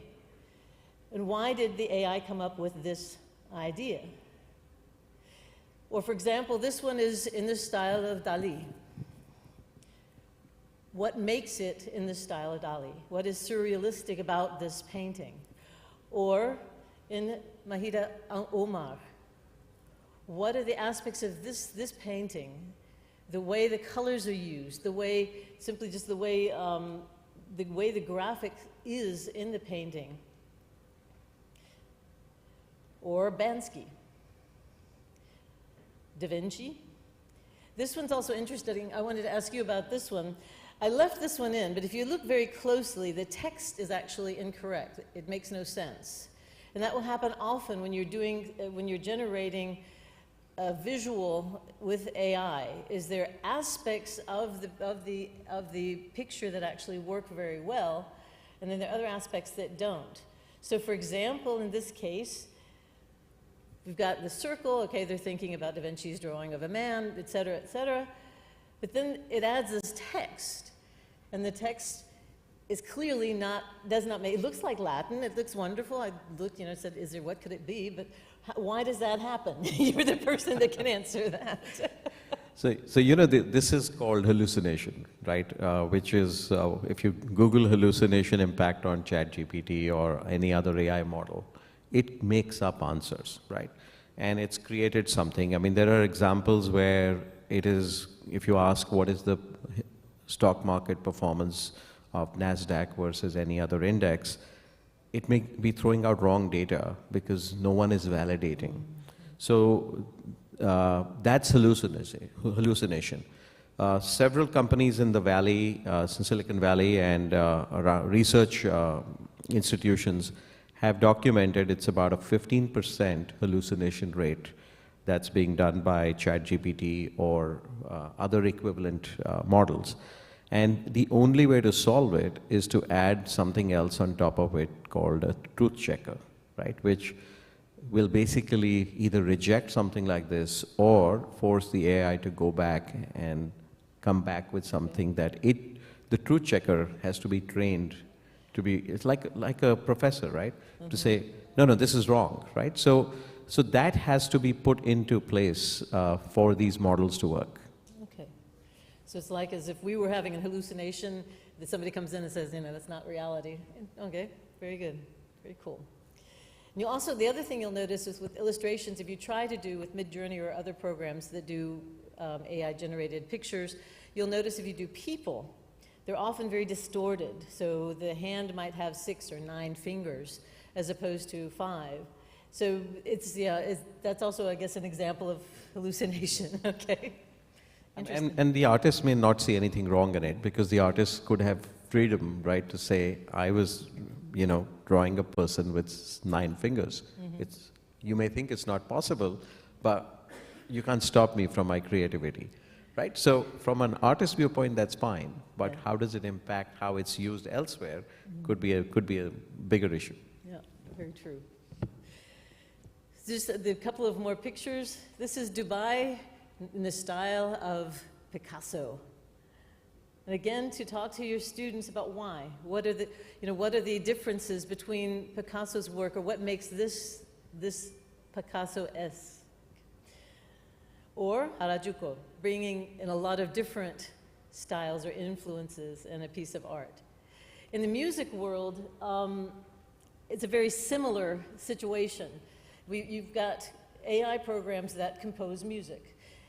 And I was actually sent by my daughter a composition that was written in the style of a lot of different composers, which was actually rather amusing. You can use the same thing with a music student, with a composer, to say why. Why is this in the style of Bach? Or what makes this Rachmaninoff as opposed to Dvorak? So you can use that to help them think more critically about music style. Traditionally, in music education, we just look at Bach, we learn how he composes fugues, and you have, it gets a little, you talk about the Baroque composition style, but this actually enables us to fully expand that in a way that was not possible before. So do you think AI can take over the role of a professor teaching music? No, I don't. No, I really don't. I think people would love to hear why, right? Because I think everyone maybe worried about this, because this is half the media articles today is, can AI replace this? Can AI replace this, etc. So there's just a lot of fear that I see, as with any new technology. May I quote you on this? Absolutely. Okay. What I said when we were discussing this before we came to Dubai, oh, I should let you quote yourself better.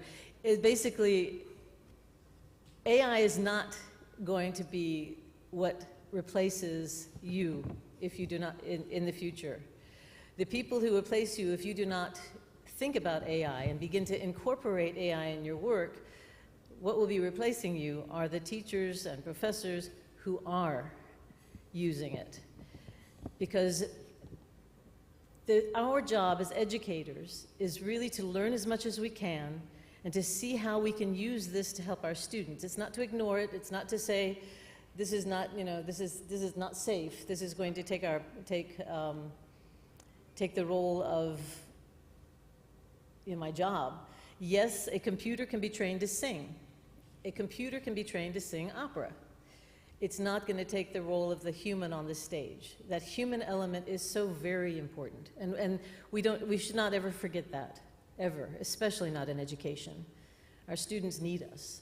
And so the most important thing is not to think about, as I said, the fear, but to concentrate on how can we use this to our advantage, and how can we use this, even more importantly, to our students' advantage. And I should attribute a former colleague and a friend of mine, Jaspreet Bindra, who is a professor at Cambridge University on AI, who actually said, broadly, generative AI will not take your job, but people who use generative AI will take your job, right? And if I was to sort of just say in the world of education, educational institutions and research, let's say a professor is given an assignment to students to come back with something about Dali, right, and Dali's works. And the student who would have spent a little more time on Midjourney or similar tools and come back with a critical thinking thesis around it would score much better in the professor's view than someone who's just done it without doing a lot of research. So I think how libraries, resources are being used for research, this has huge implications in how we all marshal the resources, leverage AI, and really develop the human thought process to a much higher level of critical thinking. Agree. There's one other aspect, or one other thing that I think could be, that we can use AI for, again, for this critical thought development. And I know you also have an app that I'm very curious to hear about. I myself have not yet heard as much as I'd like to about this. I think I've got another picture here, and that is, yeah, Hello History, another AI platform where you can actually write and have a conversation with an historical figure. So you can write Shakespeare and ask questions about, so how are you today, and what have you been doing, and however you want to ask it. So your students can ask these questions, and then you can actually discuss with them, was that really Shakespeare? And I don't mean was that, it was clearly not Shakespeare, but although sometimes it feels like it is.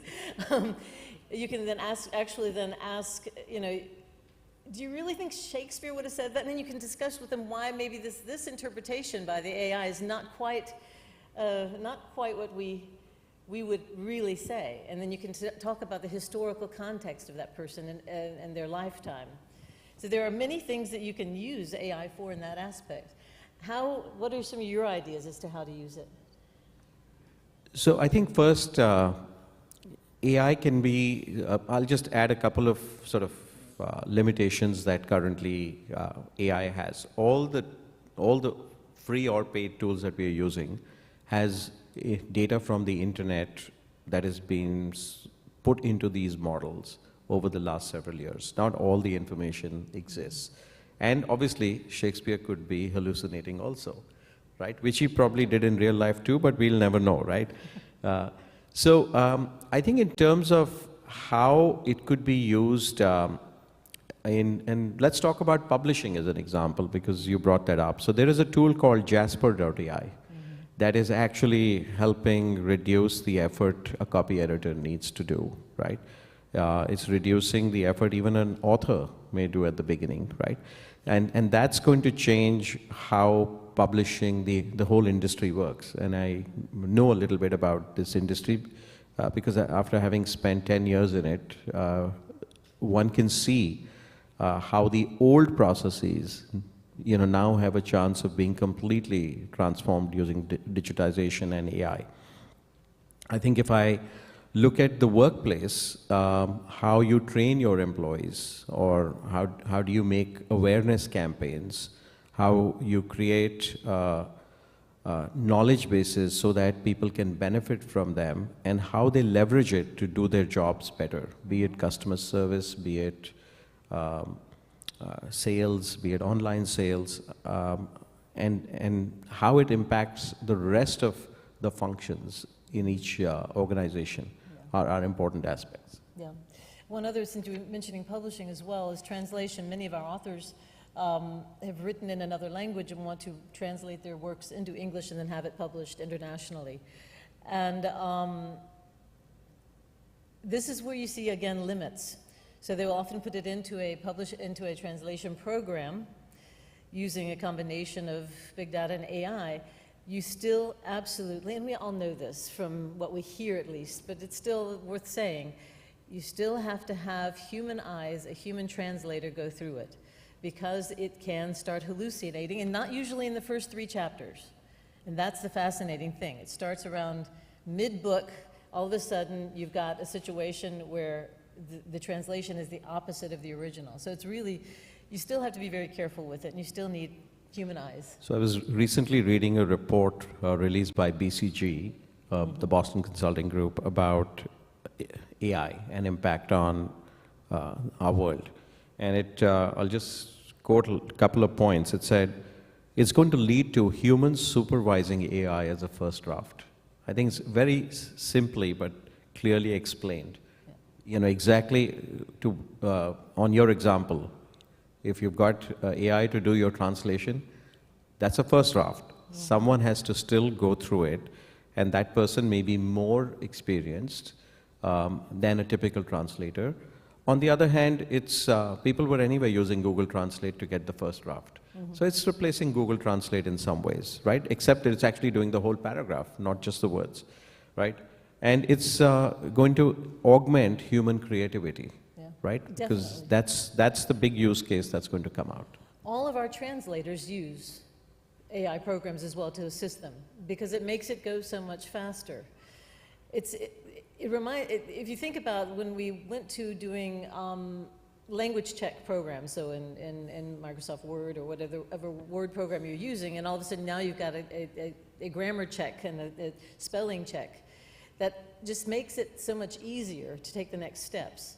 And AI is just basically the next step in general. And there's another use of AI which I find fascinating. One of my clients that I coach for her TEDx talk, Karina Papavici, she's an entrepreneur in Switzerland who has a company, Art Recognition, which uses AI to be able to tell if your art that you've got, that we all have at home hanging on the wall, if that's actually legitimate, if it's really an original piece. And you take a picture with your cell phone and send it to them, and their AI, they have many, many different artists and programmed into their database, and they can tell if, in fact, that art is an original or not.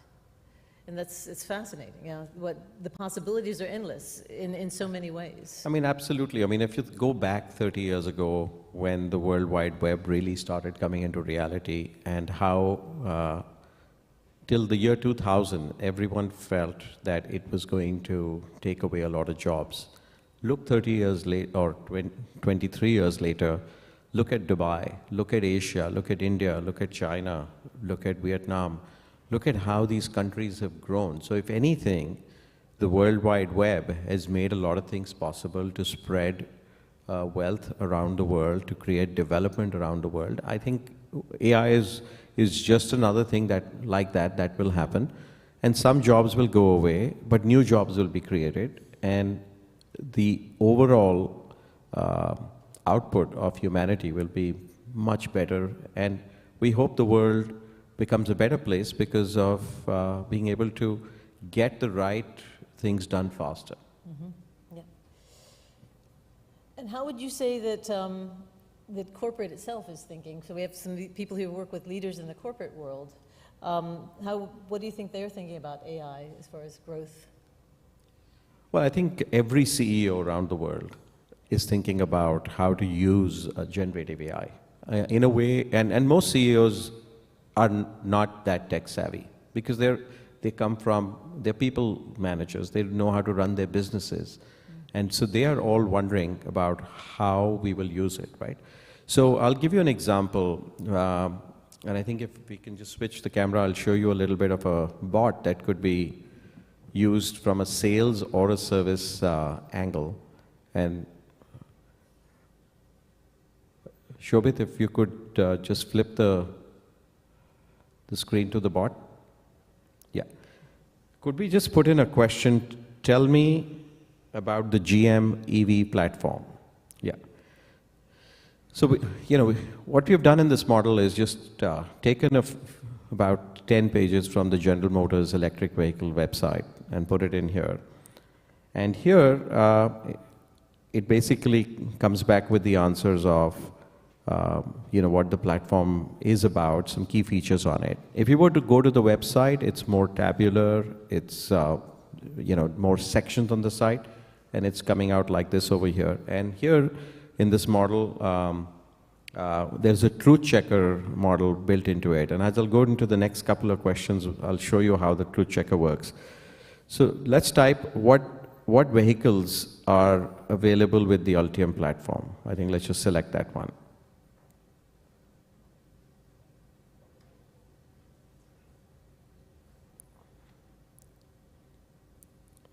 Right, so now it's giving us answers about the various models, the various cars that have this platform. And we can add, it's prompting 2-3 questions as well And so if you just say, when will these vehicles be available? If you just type that, or yeah, just click on that. I don't know what the answer will be to this, but here, most likely, because there's no information on the website about availability, right? So it says, I don't understand, can you give me some more details, right? And if you just click on the blue link, show related content, this is where the truth checker, it did get an answer on the website saying this particular vehicle was available for pre-order, but it wasn't sure, right? And so it basically has rejected it. And this is where I believe the role of the people who will train the bot for anti-hallucination will have to play a role, right? And this is built by our sister company, Goddard.ai in Silicon Valley. And we have built our solution around it because we believe that getting accurate answers in the workplace, accurate answers for research is very important. Otherwise, we'll end up with the Da Vinci image with things that look like Latin. None of us know Latin, or at least most of us in this room don't know Latin. And we would think it's real till someone who's just knows it will say this is all wrong, right? So I think this is just an example of how companies will think about how do we use this for sales? How do we use this to augment our customer service force? How do we get 24/7 customer service? How do we build conversational experiences in a way in which I can retain my customer, I can upsell them in another car, upsell them in another product from my own company. It's fascinating. It's fascinating. So we can. So we've talked a lot about the positive sides of AI, and you can tell that we are both rather excited about it and actually enjoy working with it. What are some, we talked a little bit about the negative. You asked about the fear. What are some of the downsides? The risks or challenges, I guess. Well, I think the most obvious downside is that can there be a spread of misinformation, or can people make wrong decisions based on wrong information that's come out of a chatbot, right? And some student could submit wrong assignments and say, but the tool that you gave me in the educational institution gave me this answer, so therefore it must be correct, right? Whereas today in a library, you'll never get that answer that I tagged this reference and it was, it was incorrect, right? So I think that level of, that could be one aspect that could go wrong. I think the world could also become a very highly polarized place. But I'll also add to my opinion on this, right, which is when the world really started using the internet, schools and educational institutions started teaching people how to search and get right answers. Even today, it's half the information on the internet may not be true. For instance, if you're searching for health, I mean, if I search for, I have a pain in my knee, I mean, I could end up thinking I need a knee replacement, whereas it might just be a little muscle pull, right? So how it is used is really where I think the biggest fear and the biggest opportunity is. I think one of the other, kind of to follow with that, one of the other things, because of the polarization of our societies in today's world, some of the first results that came out with the ChatGPT and all the hype about ChatGPT, there were a lot of people that then would go into a conversation, a chatbot, with ChatGPT, and it didn't take long. I think in one case that I read about, it took 19 seconds before the AI started to get rather aggressive and rather insulting, and start saying or start writing things like all humans need to be destroyed and things like that. The most important aspect behind that, I mean, many people got very emotional about that and thought, oh, this is a sign that AI is going to take over the world and kill us all. I think that's a little bit far. For me, it was a sign of the sources, the data sources that were being used had that kind of language in it. And I think that first off, the data sources that are used, and it's really important with every, and you can say more to this in a moment, with every tool that we use, using generative AI, it's important to know what the data sources are for it, because that determines what's going to be, what information will be generated. And I think that language coming from this non-entity, this AI program, shows, it puts a very large mirror up to us as a society and to us as educators. Because I think one of the things that it shows is more than ever before, and we were talking about this at lunch today, one of the things more important than ever before is to teach ethics, to teach good values to our students, so that hopefully in the future AI produces a little more positive results, but also so that they can recognize the good from the bad. It's one of the biggest differences between humans and generative AI. I think it'll never replace human consciousness. If anything, it's probably meant for us to elevate our own consciousness, right? Of being able to tell right from wrong. I mean, whether you see your pets, like animals, they also know what's right or wrong when they've done something wrong, right? Human beings know what's right or wrong. It's to make sure that we don't lose that discernibility to say, I know what's right, I know what's wrong. If it doesn't look right on what AI is telling me, then I need to do a little more research on it. Yeah. I think the other thing, you had asked earlier about the arts, about music, etc. One thing that we humans have that generative AI doesn't have is creativity. And what I mean by creativity is the ability to create something from nothing. With generative AI, it has to have a data source. So it has its limits to what can be created. And when you're really genuinely talking about human creativity, not just thinking out of the box, of course, that's one aspect of it, but really creating something new out of nothing, that's a human quality. And it's important to respect that in us, that we still have that ability. There are also other aspects of the human existence or the human experience. I sing. A sound, like voice, can be generated by a computer, but it is not, a computer cannot have the experience of singing. It does not have the mechanism to do that. And so there are things that are very unique to our human experience that are important to respect. Absolutely.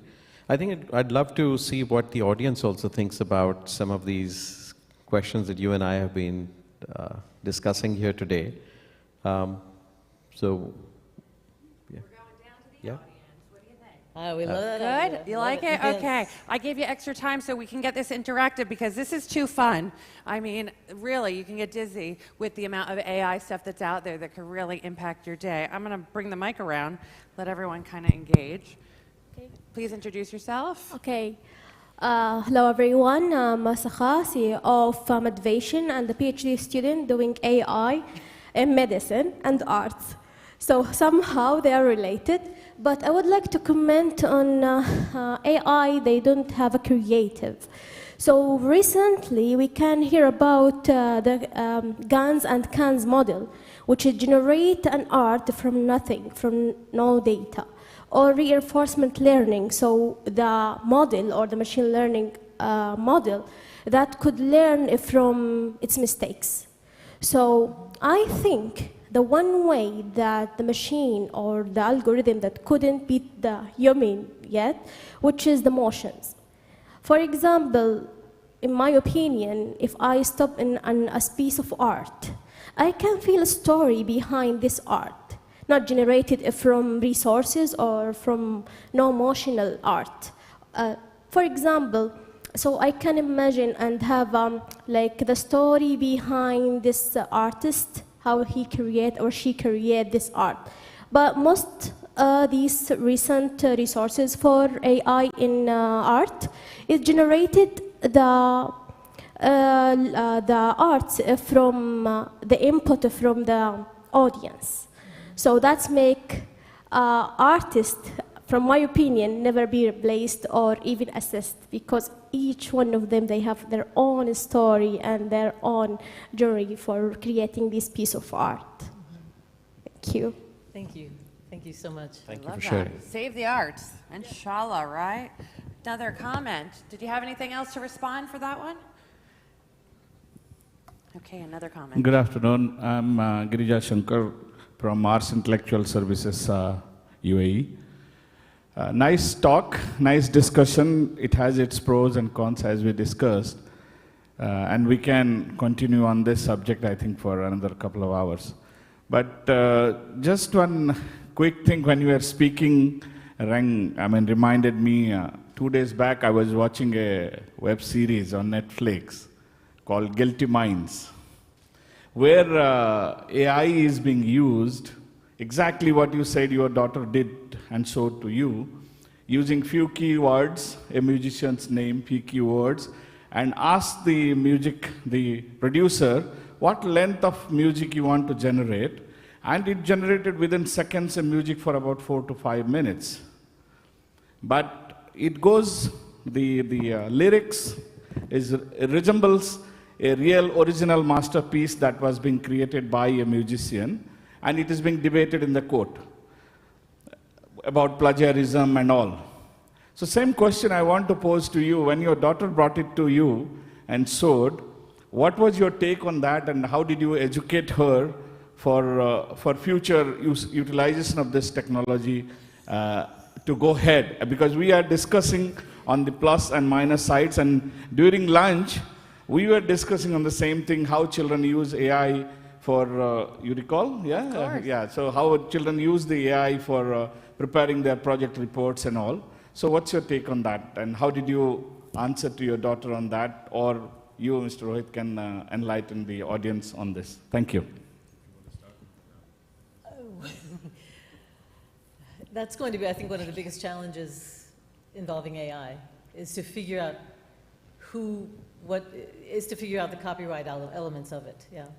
And obviously, and I think this is one of the negatives we did not talk about that we're finding in publishing as well, that the copyright element, be it music, be it writing, art, who owns it? Who created it? I put in, there were 1 or 2 of these pictures, I did a second iteration. It was my idea to do the iteration. Does that now belong to me? And same with the music. I created the text or the general melody. I have no answer, but I find it fascinating, and I don't know how we're going to answer it, but go for it. Well, I think it's really a test of the intellectual property and copyright laws around the world, right? And I used to actually be part of the copyright committee in the publishing industry in India. And the biggest challenge was whoever has filed a copyright, have they said it honestly and correctly, right? And I think this is going to put more pressure on that. And one of the things that will have to be asked, I think, in any copyright submission has to be, did you use AI to generate any aspect of it? I think that will become a big aspect of any copyright matter, right? Because if it is, I mean, I will obviously, we cannot take the precedence of what finally happened in Guilty Minds with whether it was a copyright violation or not. But I think attributing the source to AI, and each time, interestingly, if you were to ask the AI each time to generate a response, it'll be slightly different. It will never be the exact same response, at least on generative AI. I've worked with some excellent jazz musicians who can't do the same improvisation twice too, so it's a fascinating subject. And the question reminds me of, I was at a symposium at BMW, living in Germany, on self-driving cars. And it's the same situation. You're talking about AI that's actually causing the car to be able to drive alone. If an accident happens, whose fault is it? Is it the person sitting in the car who doesn't have their hand on the steering wheel? Is it BMW's? Is it the software developer? This type of these legal clarifications are going to be one of the biggest areas for us going forward when it comes to AI in general. Thank you for that. Just to follow up on that question, the conversation we had was about a mother whose teenage son wrote an article for school using ChatGPT. And the technology was so advanced that the teacher put the article into ChatGPT and said, is this a copy written by you? And the ChatGPT says, yes, got the child. So they're actually, I think this is what's happening now because everyone thinks they're smarter than this technology. But there's going to be a window of that gray area. You have a question, sir? Yeah, questions? Yes, please introduce yourself for the room. Thank you for your presentation and the discussions. I am Oba, so I am assistant professor in University Japan. So that's why I'm working at the university. So you talked about, you mentioned about AI in education. So we are now every day discussing about that. So for example, the university is a little bit very freedom organization. So that's why the students and the faculties and researchers are using such kind of the ChatGPT-based kind of the chat AI. So for the studies and researches, it's very helpful and supportable for sophisticating the ideas and, for example, making the sentences like that. So however, the elementary school and high school are very different from such kind of universities education. So my question is about them. Should schools, including higher education, take more time and focus on the ability to utilize or designing, management, decision-making based on AI, even more than the traditional knowledge-based studies? But maybe some of the speakers talked about the designing of STEM and STEAMs are also the same topic, I guess, so that. So I'd like to hear your opinion about that. So just to make sure I've got the question right, it's about should universities encourage students to use AI as part of their research work and curriculum and study? Is that, did I summarize that correctly?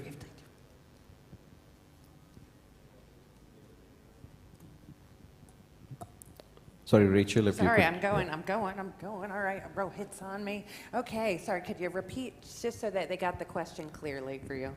One more time. Did he get the question right? Okay, so can I one more time? One more time.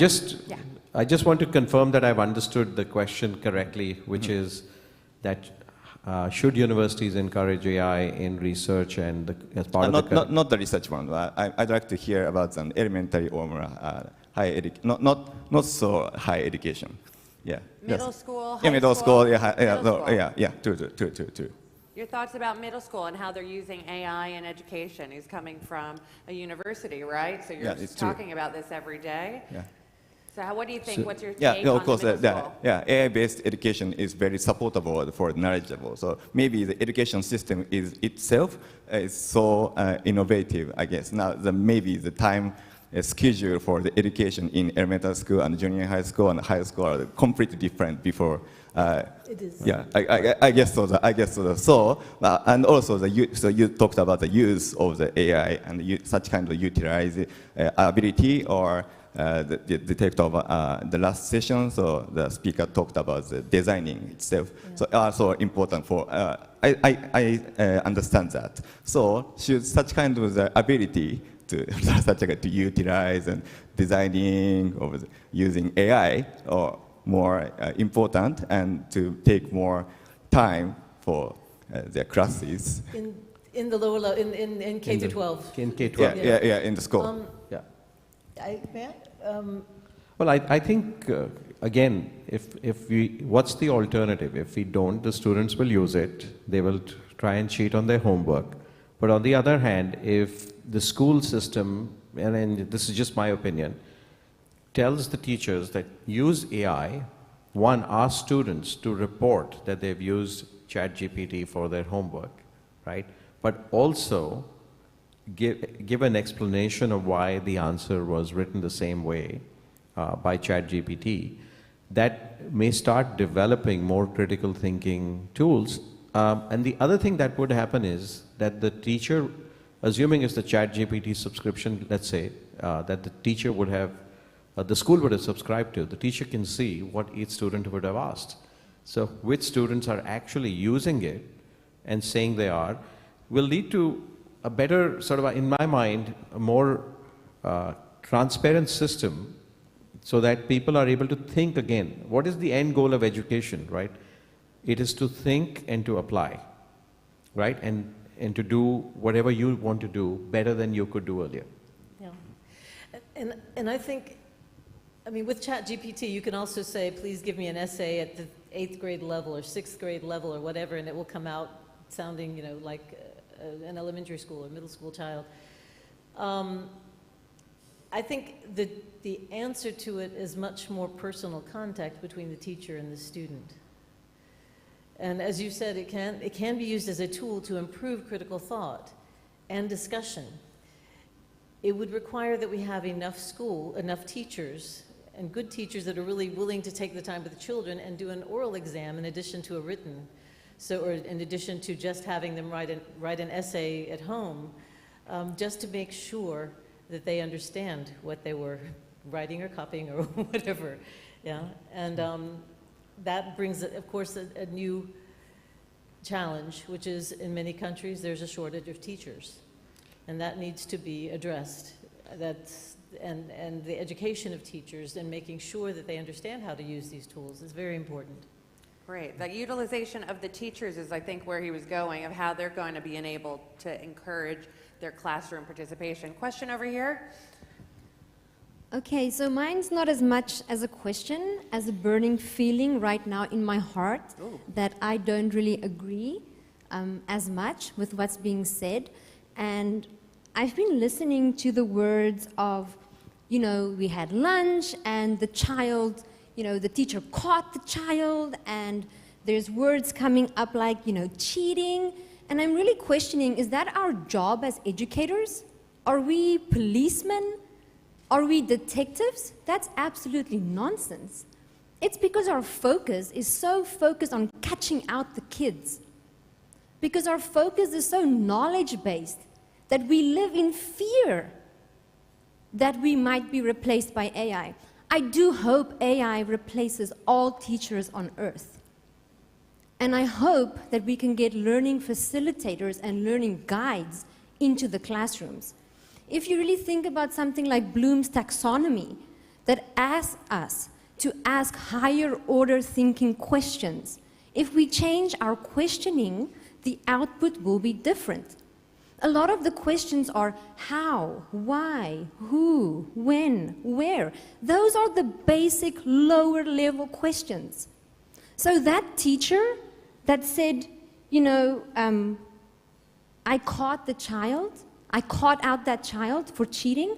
Well, actually, AI caught you as a teacher for not teaching, for not facilitating the skills, the values, and the attitudes that are needed in the classroom. So if anybody wants to further this conversation with me, I'll be here for the next 2 days. Love it. And get up there, say your mind. I go love it. AI. You know, this is great because it does challenge our base. I saw your hand back there. I'm going up there. Thank you for that. You know, it challenges our way of thought. Do you love it? Do you hate it? There's two sides of the story. You love it or you hate it? Well, I love it. And my name is JP Bhatia, and I am I am the CEO for Load and Code, where we always go ahead and create more solutions in education also. And one of the primary solutions that everybody works with for schools is a learning management system, which we do. We also work with EI and AI both. Now, a very good discourse was just now told about in the favor of AI, or discussion which was happening right now. Now, my testing, when I did testing of ChatGPT recently, around 15-20 days back, was that, you know, I asked a question in 2 different methods, like how our moderator told. So my question was first, and okay, let us go ahead and give me a 1,000 words essay on XYZ topic. And then again I went ahead and requested information about give me a 1,000-word essay without plagiarism on the same topic. The output was absolutely different. But again, when you go ahead and your teachers would like to go ahead and go to Chat GPT, and because of the LLMs, different Chat GPTs are being used everywhere. So all of them would have a different database to go ahead and answer it. It's not only one Chat GPT what we are talking about.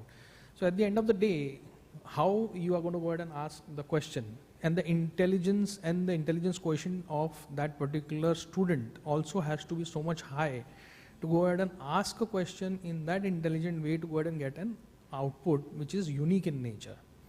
So you cannot go ahead and call any particular student that he has been cheating or he has been doing something wrong. But instead of that, when you go ahead and talk to any of the technology people, they would say, I do not want to go ahead and study something which I can go ahead and get in 10 seconds as an answer from Google, or maybe 3 to 10 seconds from ChatGPT.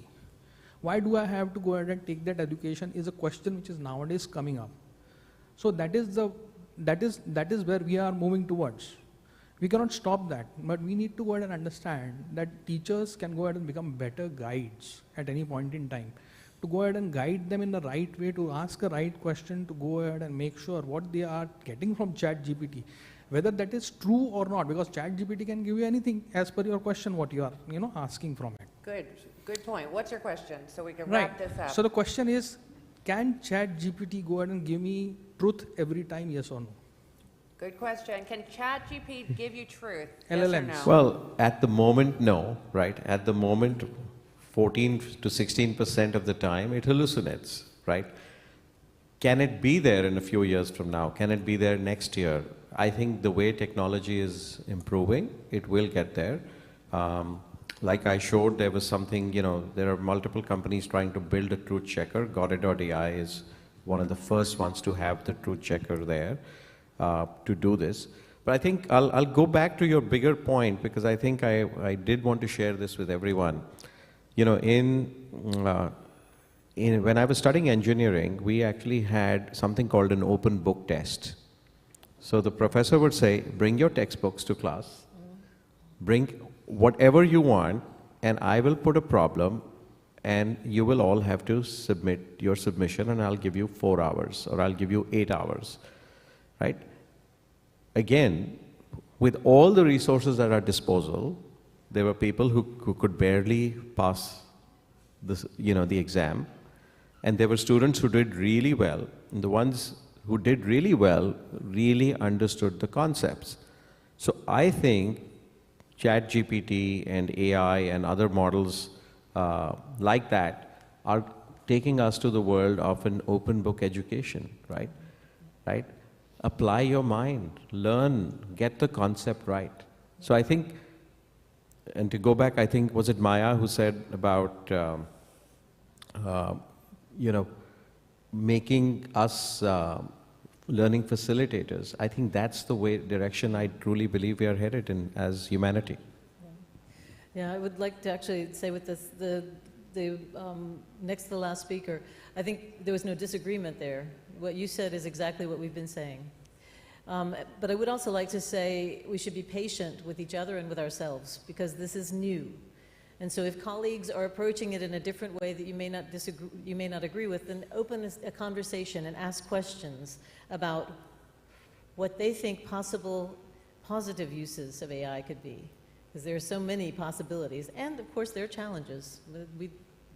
We recognize that too. So thank you. Absolutely. Take a round of applause. What a great fireside chat. Thank you, Laura. Thank you, Rohit. Maybe the next phase is all about teaching educators on how to use AI for education, right? Give them a clap, please. One more time, and I need paparazzi to the middle of the stage. Take a picture. This conversation can go on for a while. They're just going to snap it really quick. And while they were chatting, you want to take a picture really quick? Yeah, picture. Sorry. I did a little AI discovery myself with a punchline AI. This is a AI technology where you could put in jokes, or at least the start of jokes. So inside a room of educators at an education event was my opening. I was talking about now. You guys heard? You're with me? So inside a room of educators at an education event, someone says, I'm here to learn about the value of education. Boom. And the educator who said that was fired. Boom, boom. That's exactly what came out of AI. This one-liner jokes. Didn't anyone think that was funny? See, this is a challenge, right? Is it really effective? Is it not? I got a couple of giggles in the back there. Everyone else, coffee time. No, I'm joking. We're going to keep this party going. We have a great panel discussion that's coming up next. Rohit and Laura touched on a couple of sensitive topics because this is new. People are going to love it. They're going to hate it. But at least you have an opinion about it. And I want to hear it here today. But we're going to go to a new topic. And this one might be really sensitive and cause some emotion as well because it's about the experience, what happened during COVID to our education system. I don't know how many of us had small children during this time that had to sit on a tablet and get communicated with by educators that was a little uncomfortable, away from a society, really independent play. Anyway, I'm not going to take away all these topics. I'm sure she will, so I'm going to invite our next panel discussion for the topic of the silent victim of the pandemic. Dun, dun, dun, dun. Soft skills development in children and what happened during this time. So let's shed some light on this very important time. I want you to join me with the director of Bunny Kids Learning Limited, Yukshan Mari Tu. Come on up to the stage. Thank you for being here, and let's talk about this, shall we? Because I know a lot of kids suffering. Come on up, girl. The stage is yours, and I'll be back. Thank you. You got some microphones here. Just so our panelists know, we are live on YouTube, so I ask that everyone take a seat because the cameraman zooms in and gets a close-up on everyone talking. It's a nicer way to engage, so please do grab a seat and enjoy your panel. Thank you. You're welcome. Good afternoon, everyone. I'm Dr. Mary from Hong Kong. I'm so glad to be here and to be the moderator of this following discussion concerning, can I have the PowerPoint, please, the slide? Thank you. Yes, our topic today, the silent victim of the pandemic, soft skills development in children, okay? So before the discussion, I would like to take some time to let you know more about me and the panelists today. So I have been in the education field for more than 15 years, and I have spent around 7 years of effort on the early childhood education. In my past, okay, I have set up a school, a language school, and I've set up my own English phonics learning system, and that's called Bunny Kids Phonics. And my latest, actually the paper, doctorate paper, it is about the impact of the pandemic on pre-primary students in Hong Kong. And now, let's welcome our panelists. First of all, let's give a big hand to Ritika Arin. Ritika Arin is the founder of Learning Buds. Her mission has been and still is to prepare our future generations by enhancing soft skills in children through academic and non-academic programs worldwide.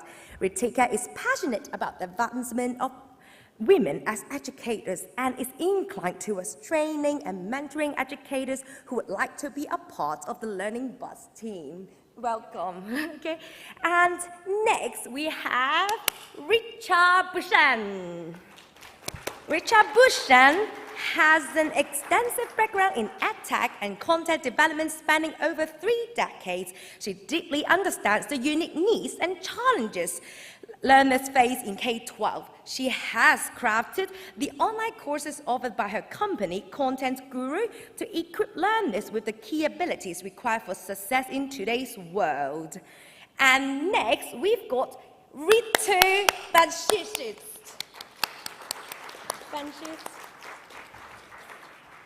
Ritu is an educationist, motivator, mentor, and senior biology competent faculty. She has worked as a leader in several national and international organizations. Currently, she works with Global Education Center Qatar, an organization connected with NEET, IIT, JEE, preparations, and boards. Ritu has also received Best Biology and Environmental Science Faculty Award in 2022. And last but not least, we've got Tulasi Ilens over here. Welcome. Tulasi Ilens is a childhood education expert, empowerment coach, and the founder of Mindful Tree Education. Tulasi Ilens' mission is to support thriving parents, their children, and educators to unlock their full potential, regain confidence, and build fulfilling parent-children, educators, students relationship by creating a space for discussion. All right, okay, so then, oops, sorry about that. Let me place everything and turn me back. All right, okay, so before the discussions, I would like to give you a little bit of the information of our topic today, okay? So, today's topic about children, right? Okay, so according to the famous psychologist, probably you know her, like Piaget's theory. Who knows about the theory? I think everyone knows about that, right? So our children develop their different kind of skills through different stages. There are different stages. So from 2 to 7 years old, we call it a pre-operational stage. Okay, that's children learn through imaginative play and interact with surrounding. And from 7 to 11 years old, they're at the stage of concrete operational stage, and they started to know and learn about the relationships between mass, space, time, and etc. Okay, but these kind of skills all have to be learned by interacting with their surroundings. And during the pandemic, you know, everyone things like all the measures of anti-COVID regulations, okay, affected the whole learning experience, and many of the skills, especially soft skills, couldn't really be effectively developed. So now here come our first parts of discussion. So what kind of soft skills do you think is really essential, okay, to students, like to children, okay, that we have to really focus on? All right, so how about, yeah. Thank you, Mary. Good afternoon, everybody. My name is Ritika, and I think as an educator, our primary focus should be working on the fundamental skills or the soft skills for children. Usually through my program, we work on these skills around different academic and non-academic programs. And these skills are really important for our future generations. So they can learn these skills in the real world, and also this can grow with them in their life for the future. Now today I would like to talk about two very important skills, which is communication and organization, and which I feel that every child should enjoy learning and implementing it into their lives as they grow. So communication, when we talk about communication, the first thing that comes into our mind is probably speaking or talking. But communication is not limited to just with words, with talking and speaking. It's how clearly any adult or a child can articulate their thoughts into words. When I say words, it can be speaking or it can be written as well.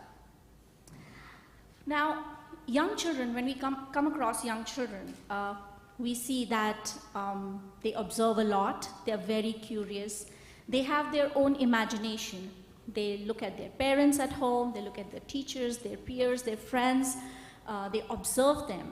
They observe them and they try to imitate them. They try to notice their body language. So as an educator, we have to be very, very careful about what we are teaching them or what we are putting it in front of them.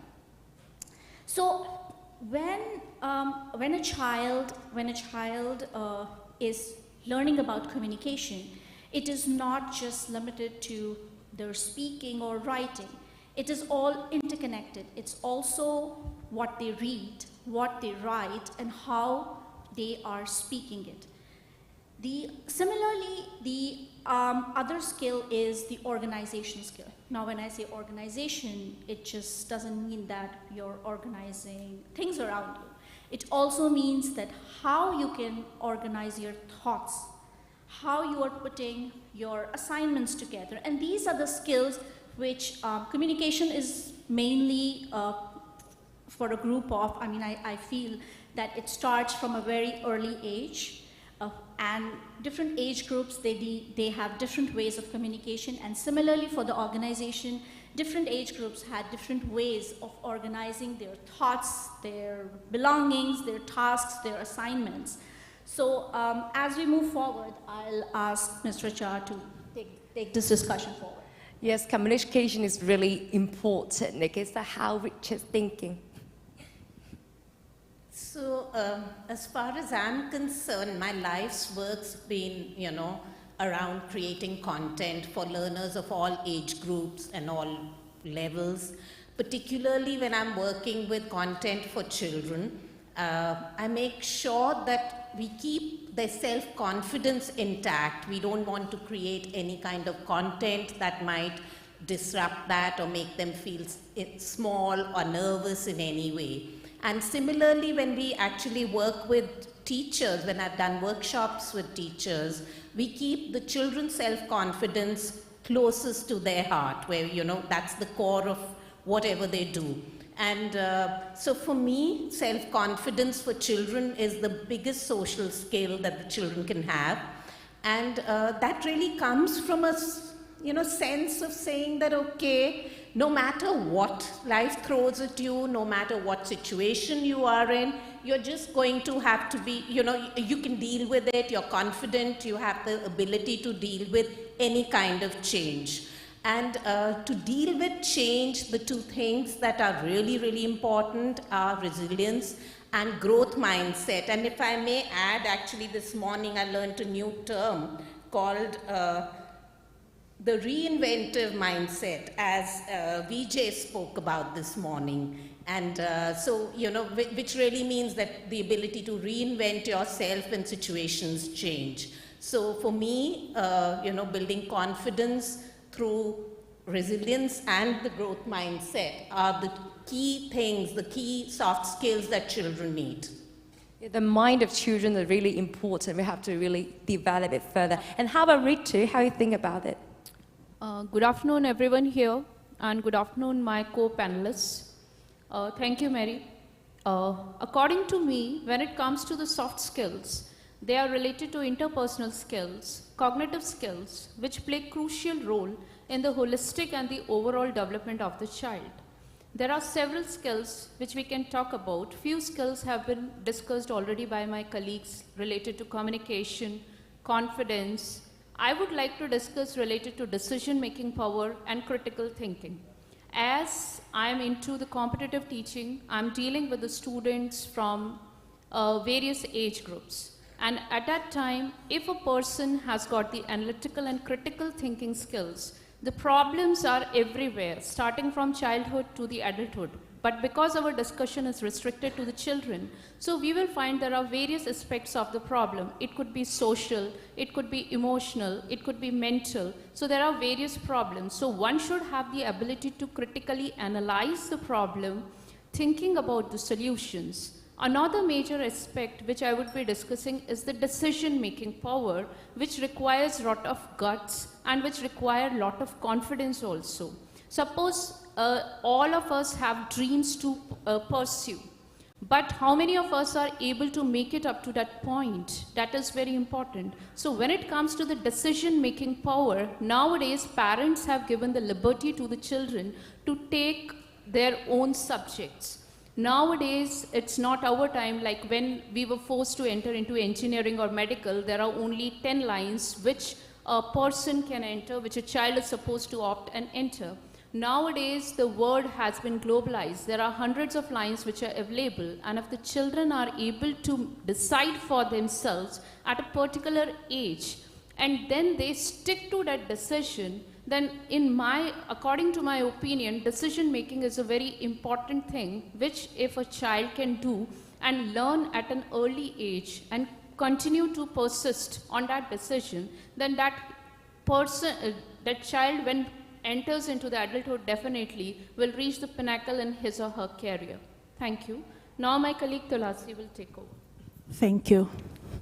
Hi, as a childhood education expert and founder of the Mindful Tree Education, it's clear that for me, the most important, essential soft skills for children are social intelligence, emotional, communication, like some of others already told, but especially right now, leadership and entrepreneurial thinking. And then you think, why entrepreneurial thinking? Because entrepreneurs, they need to be courageous, think out of the box, innovative. And this doesn't mean that every child needs to be an entrepreneur, but have to think entrepreneurial. This means wherever they are full focused. They know what they want, they have vision. And at the same time, they take risks, but conscious, intelligent, and well-thinking risks. Another aspect that I really believe that is very important is the leadership.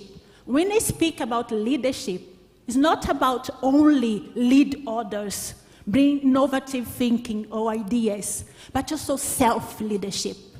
Who cannot control, regulate oneself, how can really properly regulate others? Many, many times when we are in companies, I worked already 17 years in this field and in big corporate. And I got to know some, like to say, successful broken people. People that were like successfully, professionally, but inside, at home, with their own life, their relationship completely broken. And this is not something that I got to see.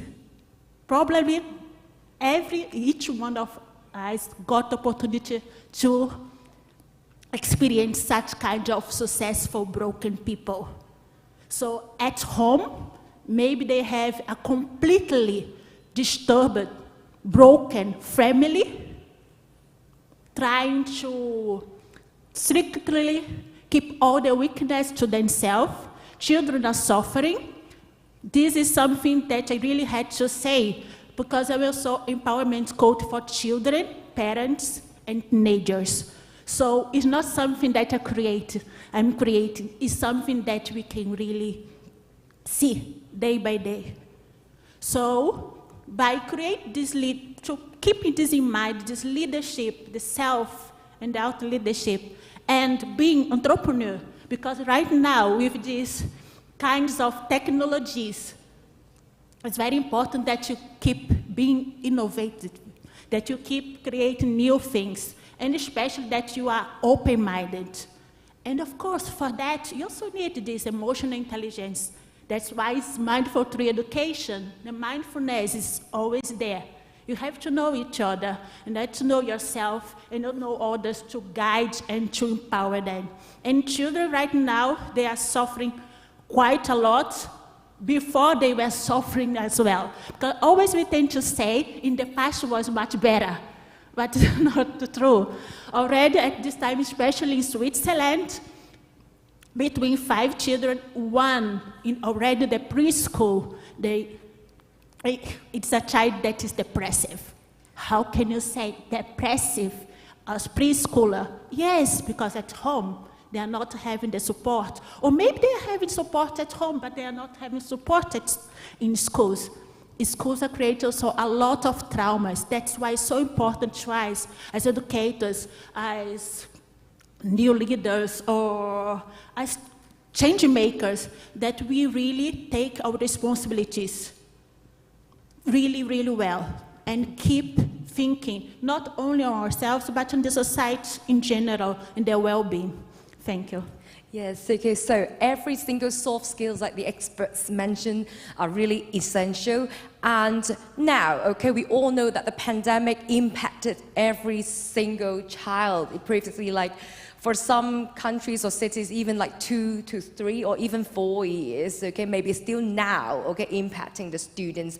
So, how do you think, okay, the pandemic has impacted actually children? What kind of cases have you seen before or even now? I don't believe so much about rebuilding soft skills. Most of the children, they have already the soft skills. They just need to be awakened. So how can we support them to awake? Making questions, being present, listen to them, co-create with them. The Mindful Tree Education is all about co-creation. If you want really that children, adults, students in general learn, it's very important that we make them participate, their voice matter. And this is one point that we really have to think. And ask the children. Children know a lot. They are full of potential.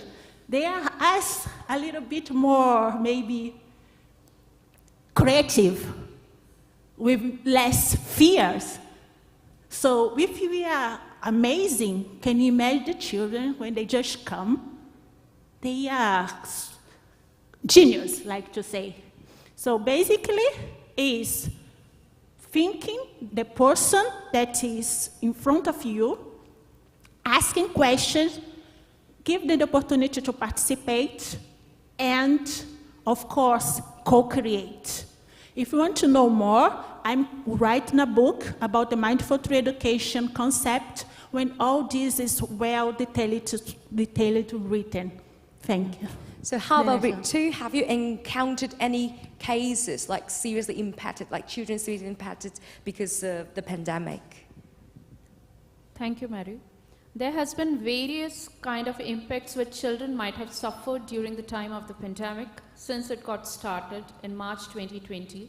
It was declared as a pandemic by WHO.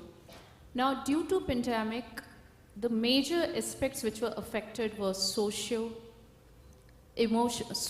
impacts, emotional impacts, mental health impacts, psychological impacts. The impacts on the children, they are multifaceted and multidimensional. And when it comes to categorize them, we will categorize them into 3 categories as preschoolers, school-going children, and adolescents. When it comes to the preschoolers, as per the neurobiologists and the various studies done by the cognitive experts, the age group from 0 to 6 is the time period where 90% development of the brain of the child is done. And during the pandemic times, from newborns till the 6 years of age, these children, the major impacts which they suffered were related to sleeping problems they suffered.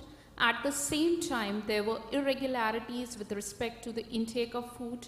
There were 3-pronged strategies which were used to get rid of the pandemic, as we all are familiar, that it was social distancing related to hygiene, and the offline or the physical classes, they were converted to online or the hybrid learning. Now, because of this, they were confined in the places. They were missing their peers, their interaction with the peers, that competitive atmosphere, whether it is related to learning, to sports, and all other normal activities which they were doing pre-pandemic, they were restricted, they were confined. And at the same time, the sudden transition from physical to online learning, what we call as the digitalization of the learning, where we all who were teaching physical classes or the offline classes before pandemic, we all shifted to a room, and we all were also forced to teach online by using the laptops. So it was a great adaptability for the children to confine themselves to their houses, to their house environment, where they cannot interact with the freedom with their peers. They had to restrict themselves and they had to study online. I can take my own example. My own child was at that time of around 7 years of age, and he used to cry because of that screen excessive exposure to the screen thing, he used to cry like anything. He couldn't understand, and very few classes he used to attend initially. Later on, with some guidance and support, he had attended few classes. So basically, it was a kind of pressure. It was a kind of pressure. They were confined. They lost their freedom. They also lost a kind of free interaction, competition with the peers. They were missing that environment which is responsible for their all-round development. So it also created a kind of depression, anxiety, fear.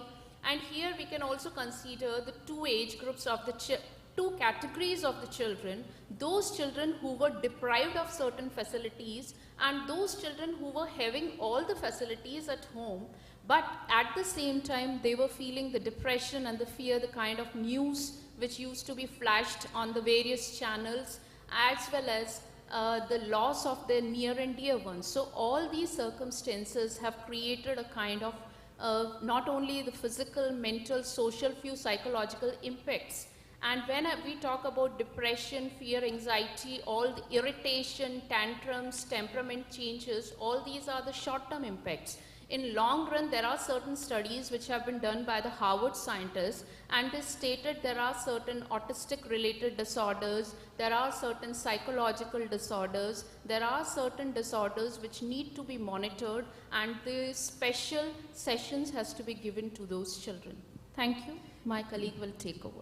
Yes, I particularly agree with the space problem, because especially in Asian countries, right, like in Hong Kong, and like I think probably even in China, like we are living in flats, and then like 6, 7, 8 people sharing one flat. How can you, share the space, right? So how about, Richard, how do you think about that, the negative impact? I tend to agree with what Ritu said, that, overnight all social activities stopped for the kids, there was no school to go to, no friends to talk to, they were running from one Zoom or Google Classroom to another.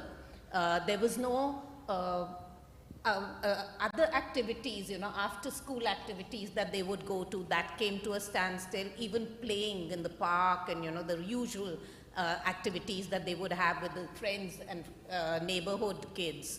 All of that kind of stopped all of a sudden. Now what happened then is, and to add to this, you've got the social activity that stopped, and there's this health scare. The kids are hearing about, the fear percolates from the parents to the children. So the parents are overprotective of the children. They don't get to wash their hands 1,000 times, not touch anything, not speak to anyone, and all of that. That comes in, and then they actually hear about people they know falling sick, some of them even passing on. So all that, emotional turmoil that the children were going through was, took a big, big beating on their self-confidence.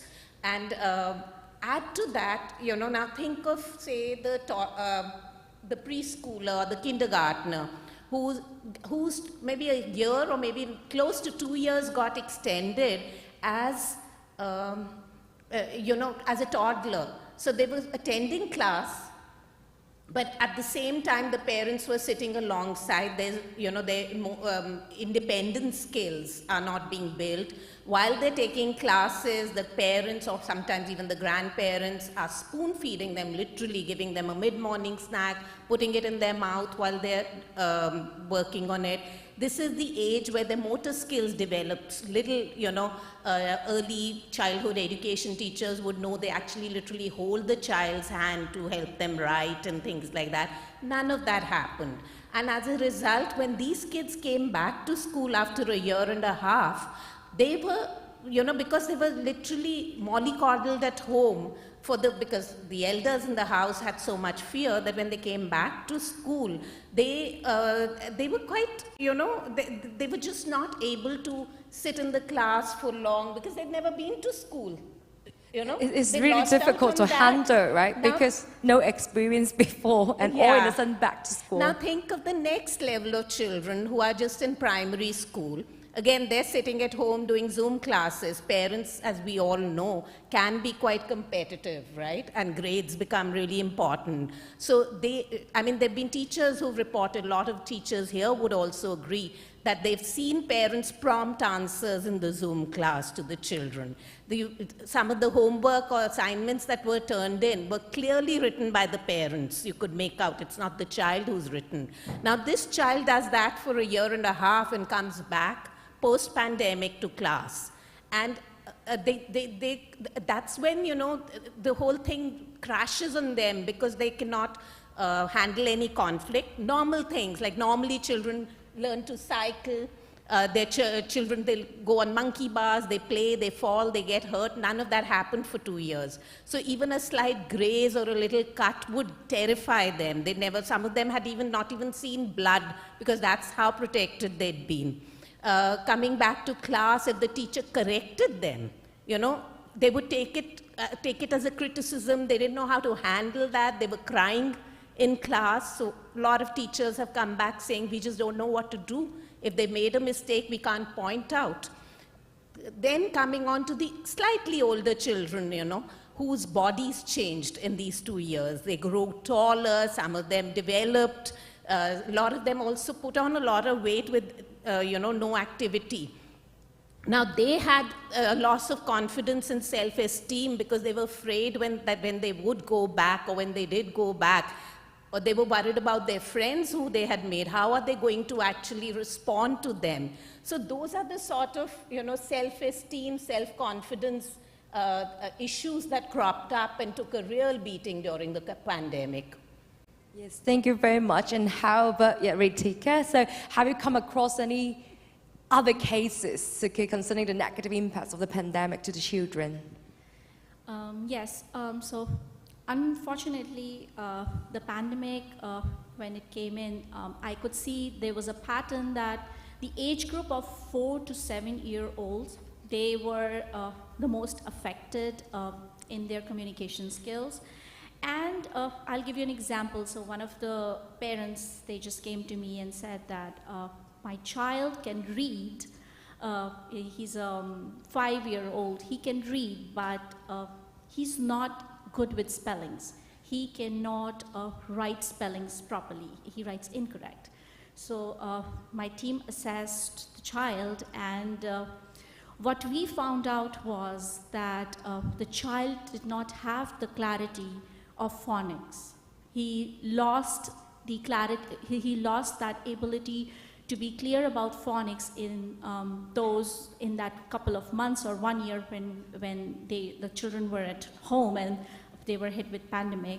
So that was one of the reasons.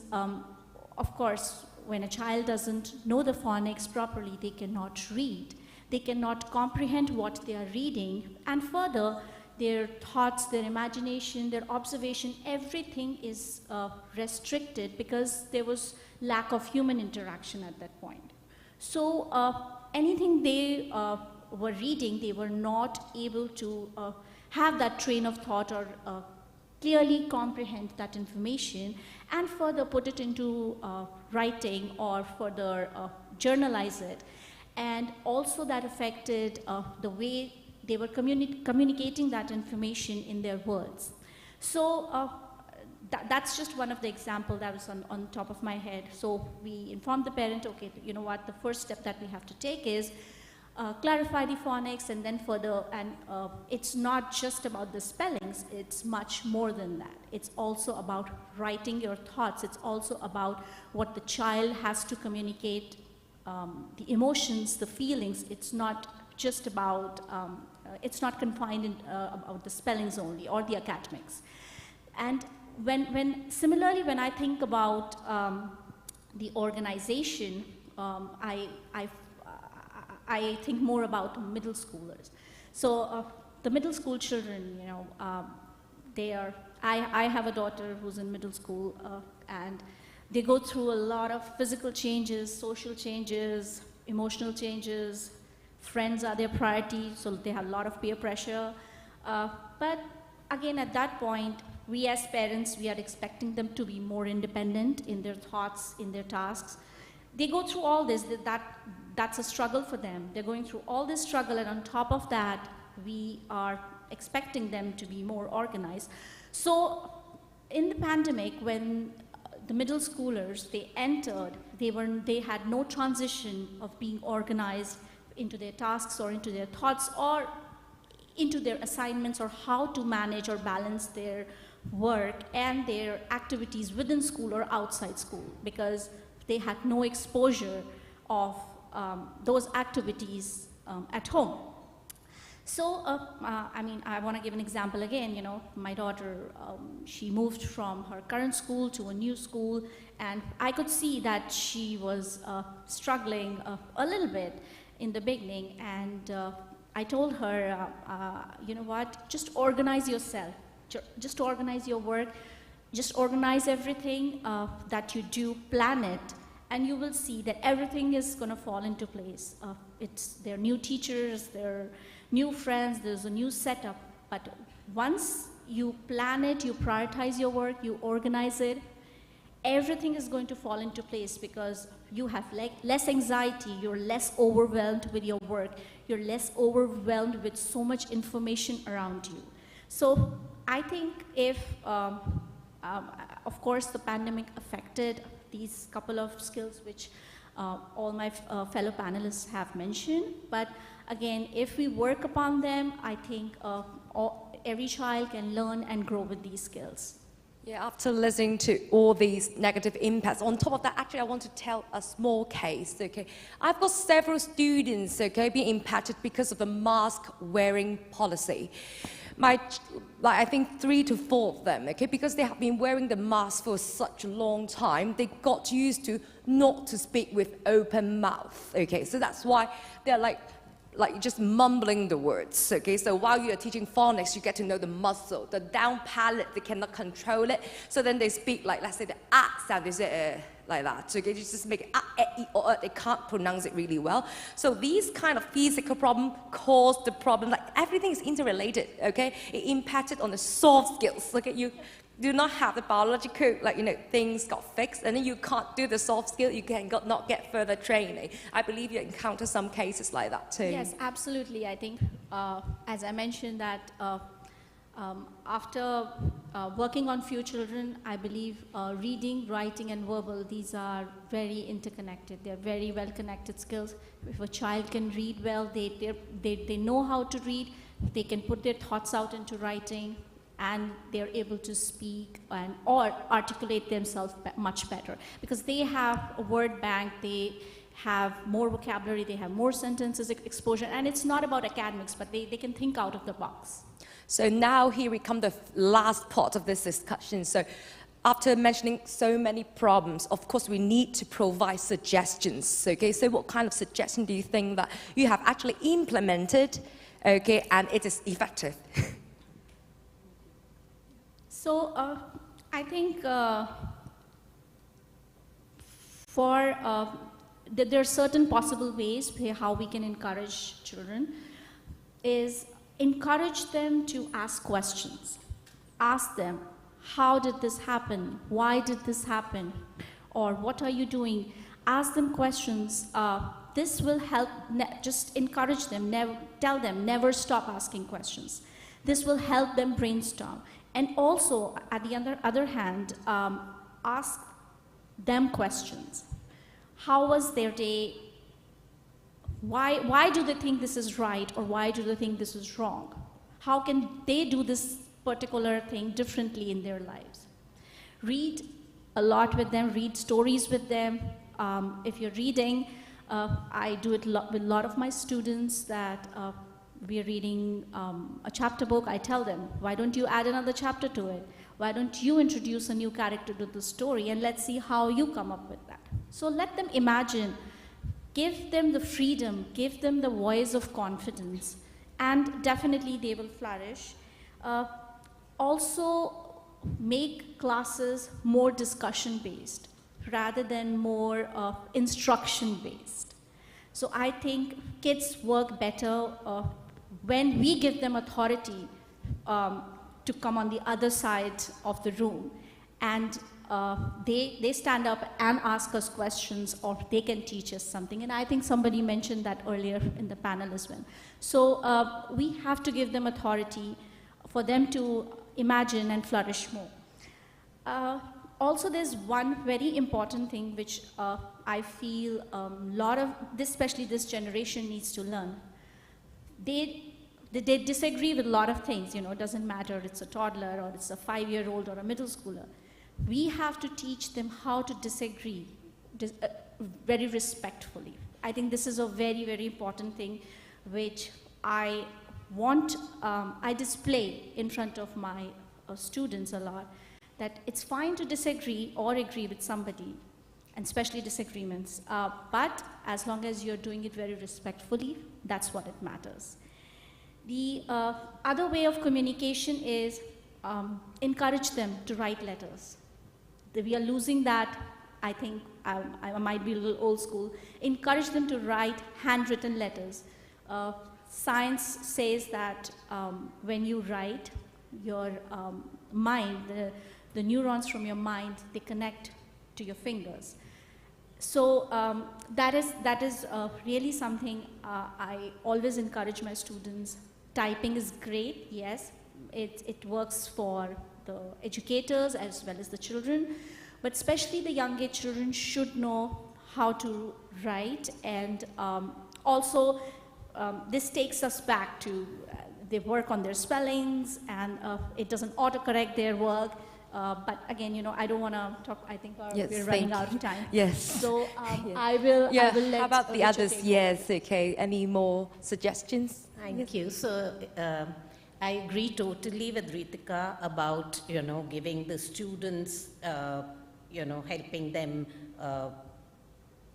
celebrate their, talking to them, communicating with them, giving them a choice to speak. Also, how Tulsi just said that, kids really know stuff, so we should encourage them to go about and doing things. So giving them agency, that becomes important. Another thing, to build resilience and to build a growth mindset, celebrate small successes, move from a situation of conflict to collaboration, get them to collaborate with each other. That's something that's really important.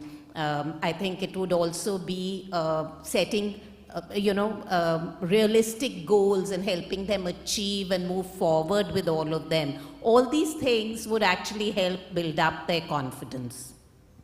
How about Ritu? Yes, do you have any? I totally agree with both of my co-panelists. I have just one thing to say, that when it comes to the remedies or to the solution, if there is a problem, there has to be a solution. And when it comes to the scientific solution of such problems, there are two major strategies which have been adopted. One of the strategies is task-oriented strategy, and the another strategy is avoidance strategy. Avoidance strategy is avoiding to getting indulged into such situations, which is particularly more fruitful for the preschoolers or those children who are from newborns to the to 6 years of age. And the task-oriented strategies, they are proved to be more successful in case of children who are studying in primary or the secondary school. And the third strategy is the emotional-oriented strategies, in which detaching them and healing their emotions through constructive mindset.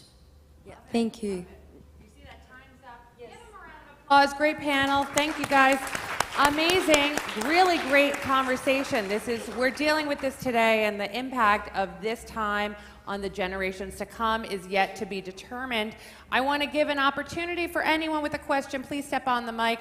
We got time for one question. Would anyone like to ask the team? Come on up. It's a female energy with this topic. I think all the moms in the room are going, oh, rolling, like your blood is boiling, right? Please, introduce yourself. Mic on? I think the mic's on. Yep. Hello, can you hear me? me? Okay. Yep. Yeah. Hi, my name is Sumitra, and my question to you is, what about conflict management? With all this that they've been secluded and isolated, many kids have lost or not learned at all, the ability to manage conflicts in their relationship with friends. So what is the panel's take on how do we inculcate that after this break? Thank you. Actually, it's like this. Parents are the role models. Of course, educators, friends also can support. But how you deal with conflicts will be the way that your children will deal with. So, and for sure, in the pandemic, had a lot of conflicts, family conflicts. How you dealt with that? How you respond? How you worked on critique or disagreed? So, it starts all by ourselves. And of course, children learn from that. And then, after that, with their example that they experienced at home, they can also like expand this skill. But they already have something at home. Please don't put all responsibility in the educational system. The educational system is like to say, it's a cake. Of course, there are a lot of things that they are bringing, especially knowledge, but the social skills we learn at home. And then from that, educators support it, the friends support as well. And when children learn at home and get outside of the world and get opportunity to disagree, so they also will come back to you because you are their support. You hold their back. And then you can discuss with them how it was and how could it be better. And this co-creation, the discussion will support them and also will uplift them because parents is something very special. It's two sides learning. You learn from your child learns from you. Want someone to say something else? Yeah, just to add to that, I think in the school context or as educators to help our students handle conflict, having more collaborative activities, putting them in a situation where there's likely to be conflict, you know, and then helping them resolve, guiding them, and getting them to figure out, rather than isolating them and putting them in silos and saying, you do your work, do the think, pair, share kind of activities, do group work, do a lot of things where there will be some interpersonal conflicts. You have to actually create those situations to help them to help manage those conflicts. Fantastic. Thank you very much, panelists. Great, great, great conversation. Please, I invite you to stand up. We'll take a nice group picture. All the lovely ladies talking about this topic. What do you guys think of that topic? Exciting, right? Really exciting. Really exciting to see. I think I lost the mic. There's the mic back. Okay, the silent victim of the pandemic. They're not going to be silent for much longer, right? As they grow and mature, we're going to see exactly how we're going to deal with it as educators tomorrow. So well done. We got one more picture. Paparazzi, go and get those pictures. Anyone remember that hashtag I told you about? Hashtag education2conf, C-O-N-F. I know a little bizarre, but I'll say it enough that you'll be dreaming of it tonight. Thank you, Dr. Mary. Here's your nice, is this yours? Okay, all right. Don't worry, this safe place, the safest place in the world, Dubai right here. I could tell you after 15 years, it's amazing the stories you hear about how safe this place is, and I know there's so many new people to this country. We are really blessed to be here and blessed to all be able to come together, especially after such a crazy pandemic world where this didn't seem like it could ever be possible again. Remember that moment where you're in your home wearing a mask, not going out to the grocery store? Are we ever going to have events? Are we ever going to be mask-free again? Right? And so now here we are. It's incredible. And so I like to embrace these moments because when you don't have it, you appreciate it so much more. And having these conversations is really prominent. So that was a great, lively panelist discussion. And guess what? It's that time again. Anyone know what time it is? Recognition awards time. I know everyone's sitting here with bated breath, right? Woo! I see someone get excited. All right, that's what I want. I want lots of energy. I'm going to invite up to the stage someone from our health conference next door, someone who specializes in oncology, cancer research. Professor Andrew Wardley, come on up here, CEO of Medical Director of Royal College Physicians. Thank you for coming over here to the education room. Okay. Oh, excuse me, where's my mask? No, I'm kidding. Typical, isn't it? Sorry, excuse me a moment. That's okay. You need some water? No, I'm We fine, get you thank water. you. So, thank you very much for inviting me to present the awards. It's a great honour for me to do so. Obviously, education is the most important thing that anyone gets in their life. Gives them the opportunity to get out of where they are and become what they want to be. So, out of that session, I picked up two things. Keep asking questions. Collaboration. These are the things that get you to where you want to go in life. So I kept asking questions from when I was very young. Most of them were unanswerable. And once I became a doctor, I embarked on a cancer career. In those days, cancer was very different than it is now. It was even not talked about. So asking questions about the C word, I kept doing that. I got involved in research. Once I got trials to completion, I then asked, well, how do we implement these? And that led me on a journey of implementation and service design. And then with the current situation where we've got so many great treatments in cancer, it's how do we deliver all these treatments? And that sent me on my journey to set up my own company to improve access to care and access to clinical trials. So that's enough about me, more about you guys and your awards now.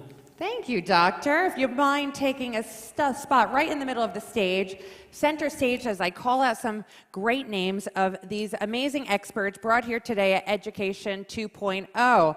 We're bringing the experts together, and I hope you found the day full of knowledge. From a show of hands, who learned something new today? Okay, great.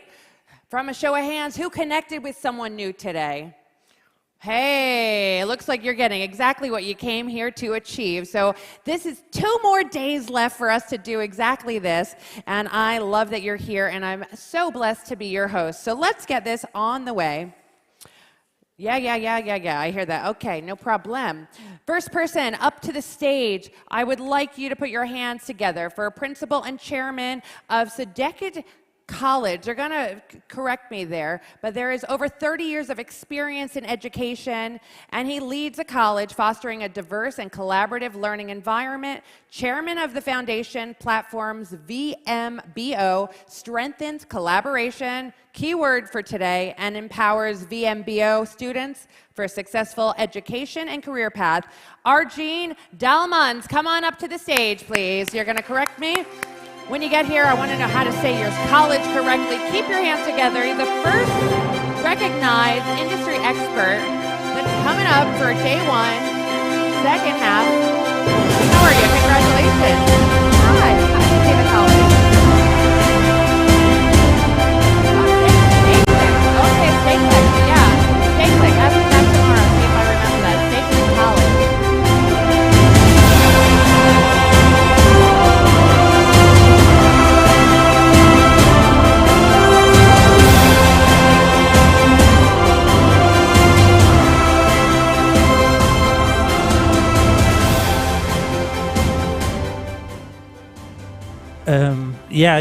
I'm working on Stedelijk College Eindhoven, the Netherlands, and I'm working with every day 90 cultures of children who's coming in my school from all over the world. And the most important thing, we learn them to be their own leader. And that we do every day with a lot of colleagues we're working.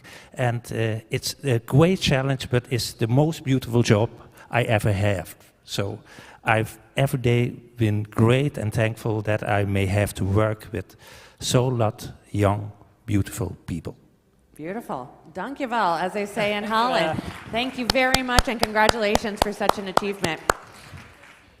Next up to the stage, please put your hands together for someone who knows how to use LinkedIn pretty good. He is a director coordinator of BSN and MSN programs, vice president at King Faisal University in nursing.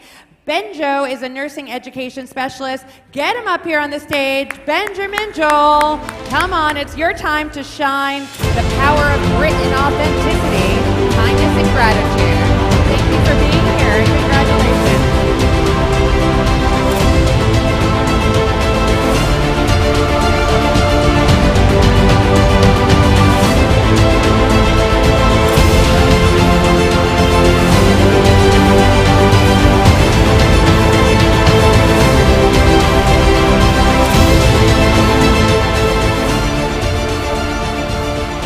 Actually, there is a Vice President and President-elect now with Sigma Theta Tau International Honor Society of Nursing, Pi Gamma. Good, you got Yes. it all in? I just correct that part. Good, you got it correctly. Well, anyway, I'm just so grateful to be here, and as always, I think the one of the most important thing in these kinds of events is really to take the time, especially with the stories and experiences that were shared. It's narrative pedagogy kind of, and I really appreciate this entire experience. I'm really grateful. Well done. Congratulations again, the Vice President, King Faisal University Nursing Program over here. Well done, congratulations. So, as we continue, we are streaming live on YouTube. Don't forget to share it with your friends. These achievements are what you want to share so that people in your future that don't yet know you understand your value. So put your hands together to another Assistant Vice President of AT&T, specializing in hyper-automation and emerging technologies. He leads the largest robotic process automation program globally, yielding billions in savings. The RPA is all about business model and STEM robotics. Put your hands together for David Williams. There you are.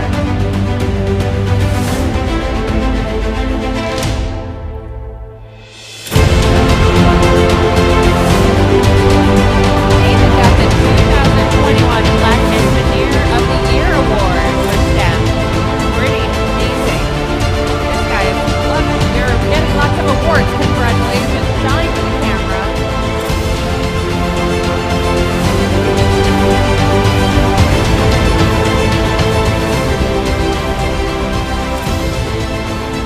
I'm extremely grateful for this honor. I work with children in underserved communities all over the world, holding solar robot workshops, and we believe that small ideas are still bright ideas. And so I'm grateful for this recognition, the partnerships with the friends of AT&T, Nancy Lieberman Charities, and others.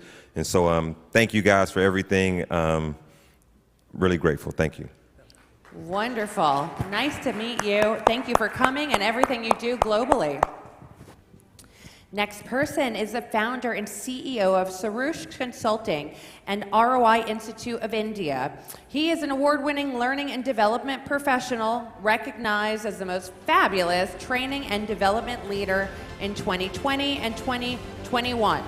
So, with over 25,000 hours of training experience, welcome to the stage, Harmoz Minstry. There he is. Congratulations. Smile for the paparazzi, and it's time to shine for the world to see.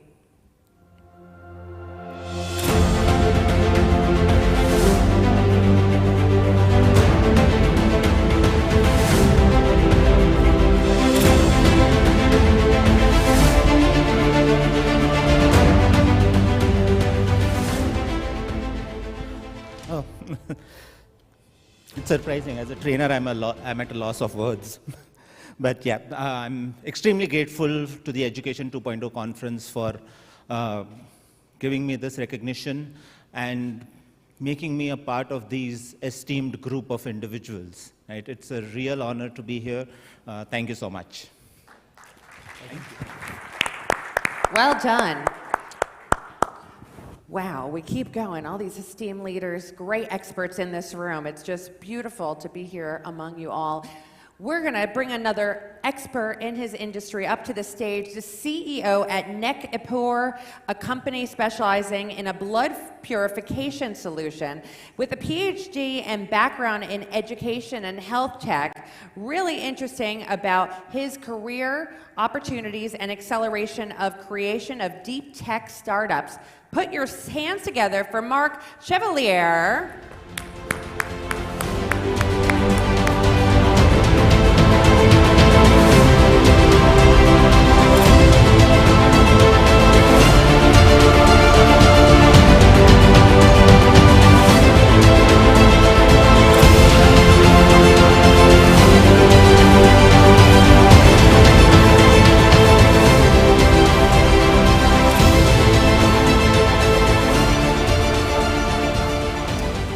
Well, thank you very much. It's such an honor to be awarded, especially because we are surrounded by so many experts.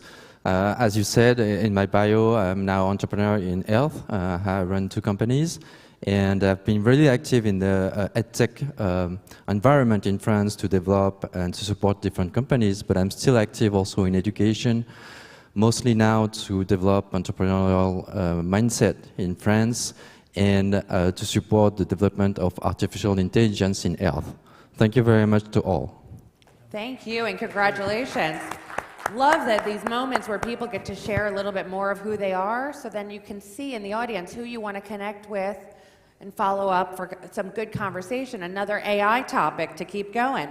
So we have another person of recognition to bring up to the stage.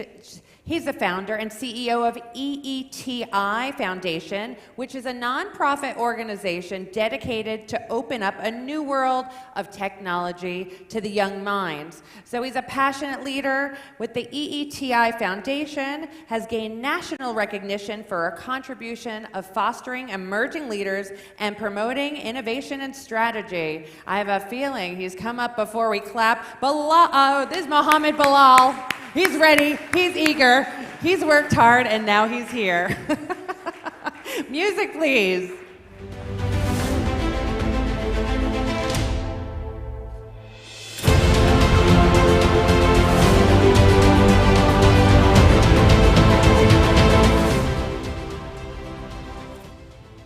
Mabruk Mohammed from Oman. Let's see, you got your microphone on?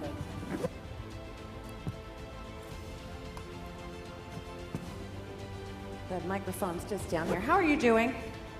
You feeling good? You should be on. Hi. Hi. Woo! All right. Okay, I'm just a 23-year-old, and for this event, I will congratulate to myself and the organizers. I am a third-year BTech student, and during my studies, I understand that the syllabus and the normal resources are not good for today's students, because from there we cannot get anything, because during that time I just thought like that I want to teach someone what I want learned, and from that idea I created an NGO. Currently we have 2,000 plus members and it is growing on, and we created more than 10 startups from that NGO, and that's all. Okay, thank you. Well done. Congratulations. Amazing, amazing. Next person up is CEO and founder of Nestle Ursine LLC. That's kind of a hint, giving it away, a visionary entrepreneur specializing in self-awareness coaching. And I love this. She has a unique combination of a blend of astrological insights and tailored techniques. So come on up here, Nestle, give her a round of applause. It's your time to shine.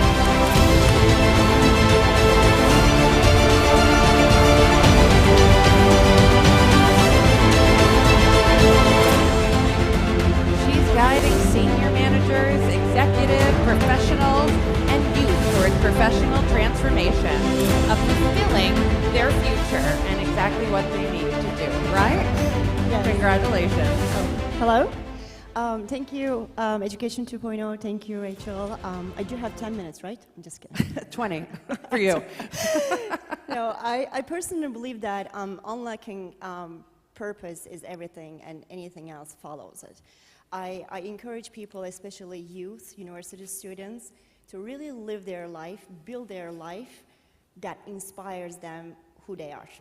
So I also have, like one of my students, like sitting there and actually just using my phone to take a picture. So I also want to thank her and all the other students that I work with and the managers and leaders, just believing in themselves and bringing their true self for their work and organization. So thank you so much. It's been an honor to be here.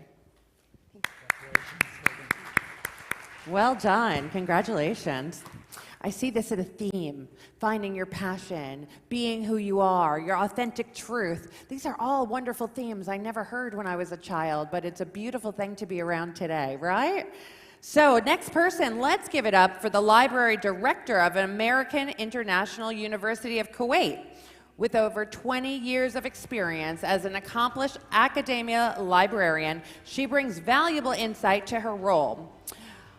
She has a why not approach which engages her students and through writing competitions, literary events, and more. Let's give her a round of applause. Noba Thembu, come on up here and correct me, girlfriend. All right, well done, and thank you for coming and joining us today.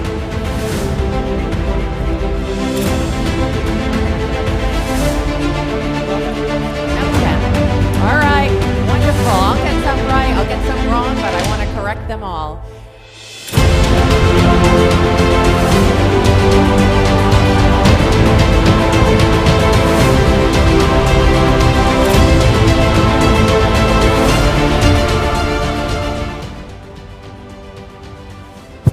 Yep, you're on. Yeah, okay. Hello, everyone. Thank you so much for this award, Education 2.0. Thank you so much to every first-year student that enters our campuses completely terrified. And thank you so much to my university leadership that supports me even when my ideas don't seem to make sense to them. Thank you. Congratulations. I just want to know, you wearing those shoes in the library, girl? Oh yeah, they're good, right? This is what they do in Kuwait. They get the best shoes over there, right? Okay, next up on stage, we are going to recognize the director of ILOA, Coach Solutions at Intelligent Leadership Online Academy and Leadership, Demystified. She's a personal leadership coach, an author, an organizational development consultant, and so let's give it up. Round of applause for Pooja Talisarara Bandari.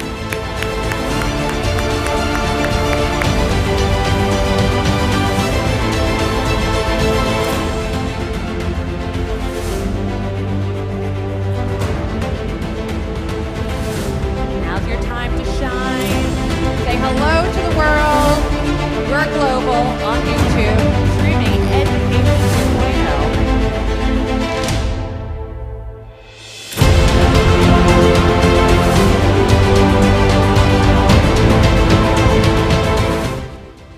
Wow, this is what I see life comes to a full circle. Because what really got me interested in personal leadership was my mom, who is a cancer conqueror.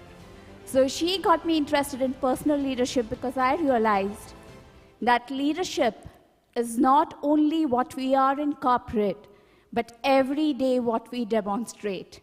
So I'm very, very honored to be here, and I would like to express a deep gratitude to all our ILO clients, as well as to all the parents, educators, all my clients, all my coaches who have given that space to together co-curate the path of excellence, to together be not only the CEO of our lives, but CIO of our lives as well as Chief Inspiration Officer. Thank you so much, ladies and gentlemen. Thank you. Well done, Mom. I'm going to give your mom some credit. That sounds like she deserves it, right? Fantastic. Congratulations. Next person I'd like to invite on stage is the CEO and co-founder of EduTech Global Incorporated, with a broad range of expertise in curriculum development, instructional design, and an e-learning solution. This next lead she's coming up. She's coming up. I want to build it up, build it up. Coming up here, Oyikachi Ginger Eki. Let's give her a round of applause. I'll talk more about how she's doing global expansion in the Middle East, Africa, North America, and Europe. And she has extensive knowledge of fintech, financial inclusion. So congratulations, smile for the world. It's your time to shine, and we can't wait to hear more. Q Education 2 conference for calling me here again. I was here in December for outstanding leadership, but this award hits us more at EduTech Global, because at the heart of what we do is envisioning, doing and helping others do, creating an impact in education in Africa first, then emerging markets, trying to democratize education, ensuring that, time, space, distance is not a problem. So we create access, flexibility to education. Thank you. Congratulations. You thinking about where to put that award? Everyone dreaming about which wall's the right place to stick it so everyone can see it on your next Zoom call, right? So, next person that we'd like to invite to the stage is weaving regional innovation for new businesses spun out of resources, and associate professor of Kyushu University's Facility of Design. The human computer interactive is what he's specializing in. Put your hands together for the Service Design Master accredited by the Service Design Network, Satori Takahisha. Welcome, congratulations.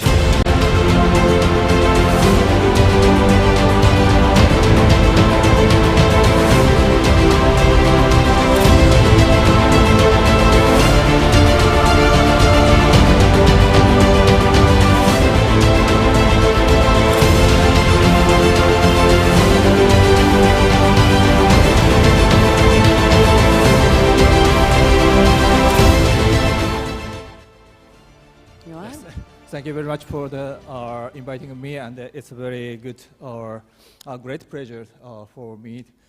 So anyway, yeah, I usually teaching as a service design at university, and I'm not sure of the why I'm chosen to this award, but anyway, so it's a very good opportunity for me to come here. Thank you very much. Welcome, and thank you for everything you're doing. Congratulations. Straight from Tokyo, right?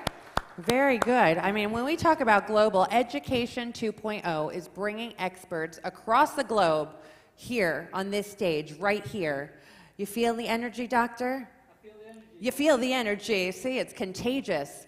I like it. I like to spread the energy, make it a little fun here. We're just coming down to the end of the day. A few more experts to recognize. So help me as I invite the next chairperson of VC Image Consulting Limited is a visionary in image consultancy and personal development with exceptional communication skills and a keen fashion sense. So put your hands together as they unlock their full potential with empowering individuals and what they can do when it comes to fashion. Varsha Chaturvedi. Come on, she's looking good. All right, girl. Holding true to what she does. Congratulations.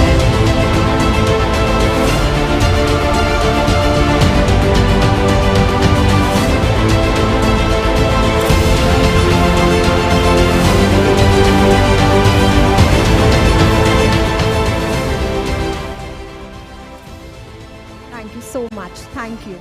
I'm humbled and filled with gratitude receiving this award. It truly means a lot to us. Thank you very much. Thank you. Wonderful, and congratulations for your achievement and recognition. I know you're very involved with women as well and kids, so you're doing a lot of good stuff. I see here underprivileged young girls through education and mentorship, so well done for your efforts. You're welcome. Congratulations. Well done. Nobody in here is just, the average person. They're really moving mountains and shaping the future of these young people. It's incredible. Next person for the stage is the founder and CEO of VIVEA, the Business Consulting LLP with over 24 years of experience as a CEO of a large, diversified company in India. So he serves now as a professor of practice at the International Management Institute of New Delhi. Straight from India, give him a round of applause. Vivek Pandey, come on up to the stage. It's your time to shine.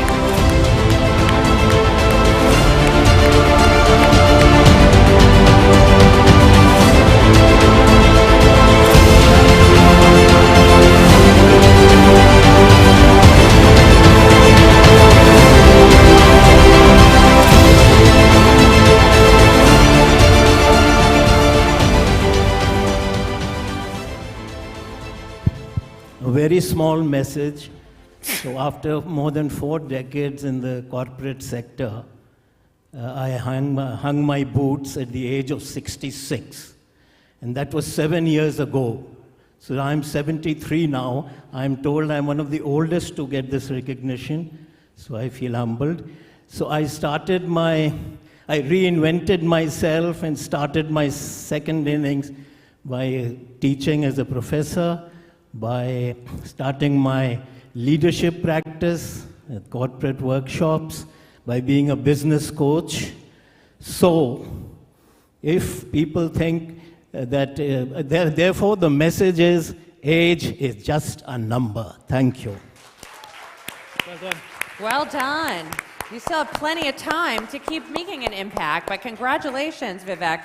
Done astonishing. So he's obviously a leader that's been moving for years and years. So I love this because it's always the wise. The elderly are always talking about what they learn and the tips for the youth to really grow and learn from others. So the last person today on day one at Education 2.0 that I'd love you to keep the excitement going as we welcome to the stage, you saw her earlier, the founder of Bunny Kids, learning and a renowned composer of phonics educational songs. I'd love to hear her sing. Welcome to the stage, Dr. Mary. Well done. Congratulations for all you do.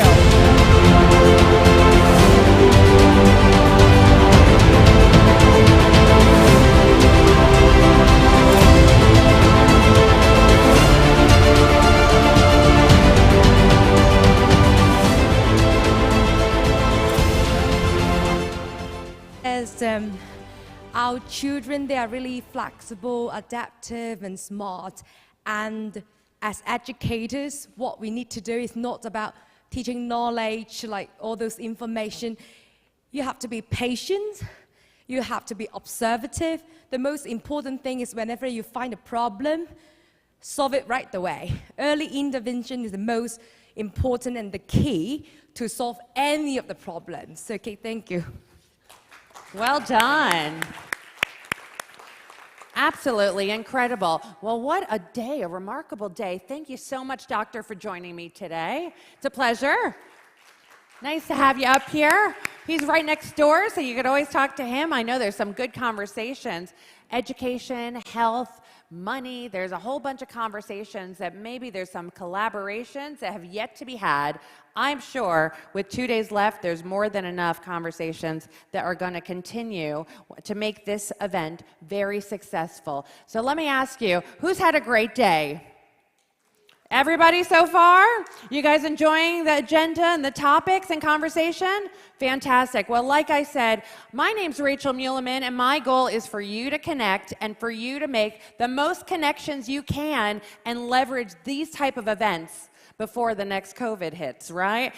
Hopefully not. But in the meantime, connect with me. I'll tag you in that picture. And I want to just take this opportunity to my great honor and heartfelt gratitude to all the sponsors, because we wouldn't be here without them. So Consultancy Group for International Education, thank you again for all your support. Agile Evolutionary Group, thank you again for your support as well. We appreciate every step of the way. I'm glad you guys have had a great day, but the day is not over yet. We may wrap it up here and pull the curtains for day one, but don't forget, I'm going to be looking online to see who got into the conversation digitally so they can elevate their own personal value, professional value, and connect more at this type of event. So be sure to hashtag education2conf for all your posting and take pictures as we move into the final stage of day one, which is a networking that's happening outside. So please get together, take those pictures, and enjoy the rest of day one night at Education 2.0. It's been my pleasure, and I look forward to connecting you tomorrow. See you then. Thank you, everyone.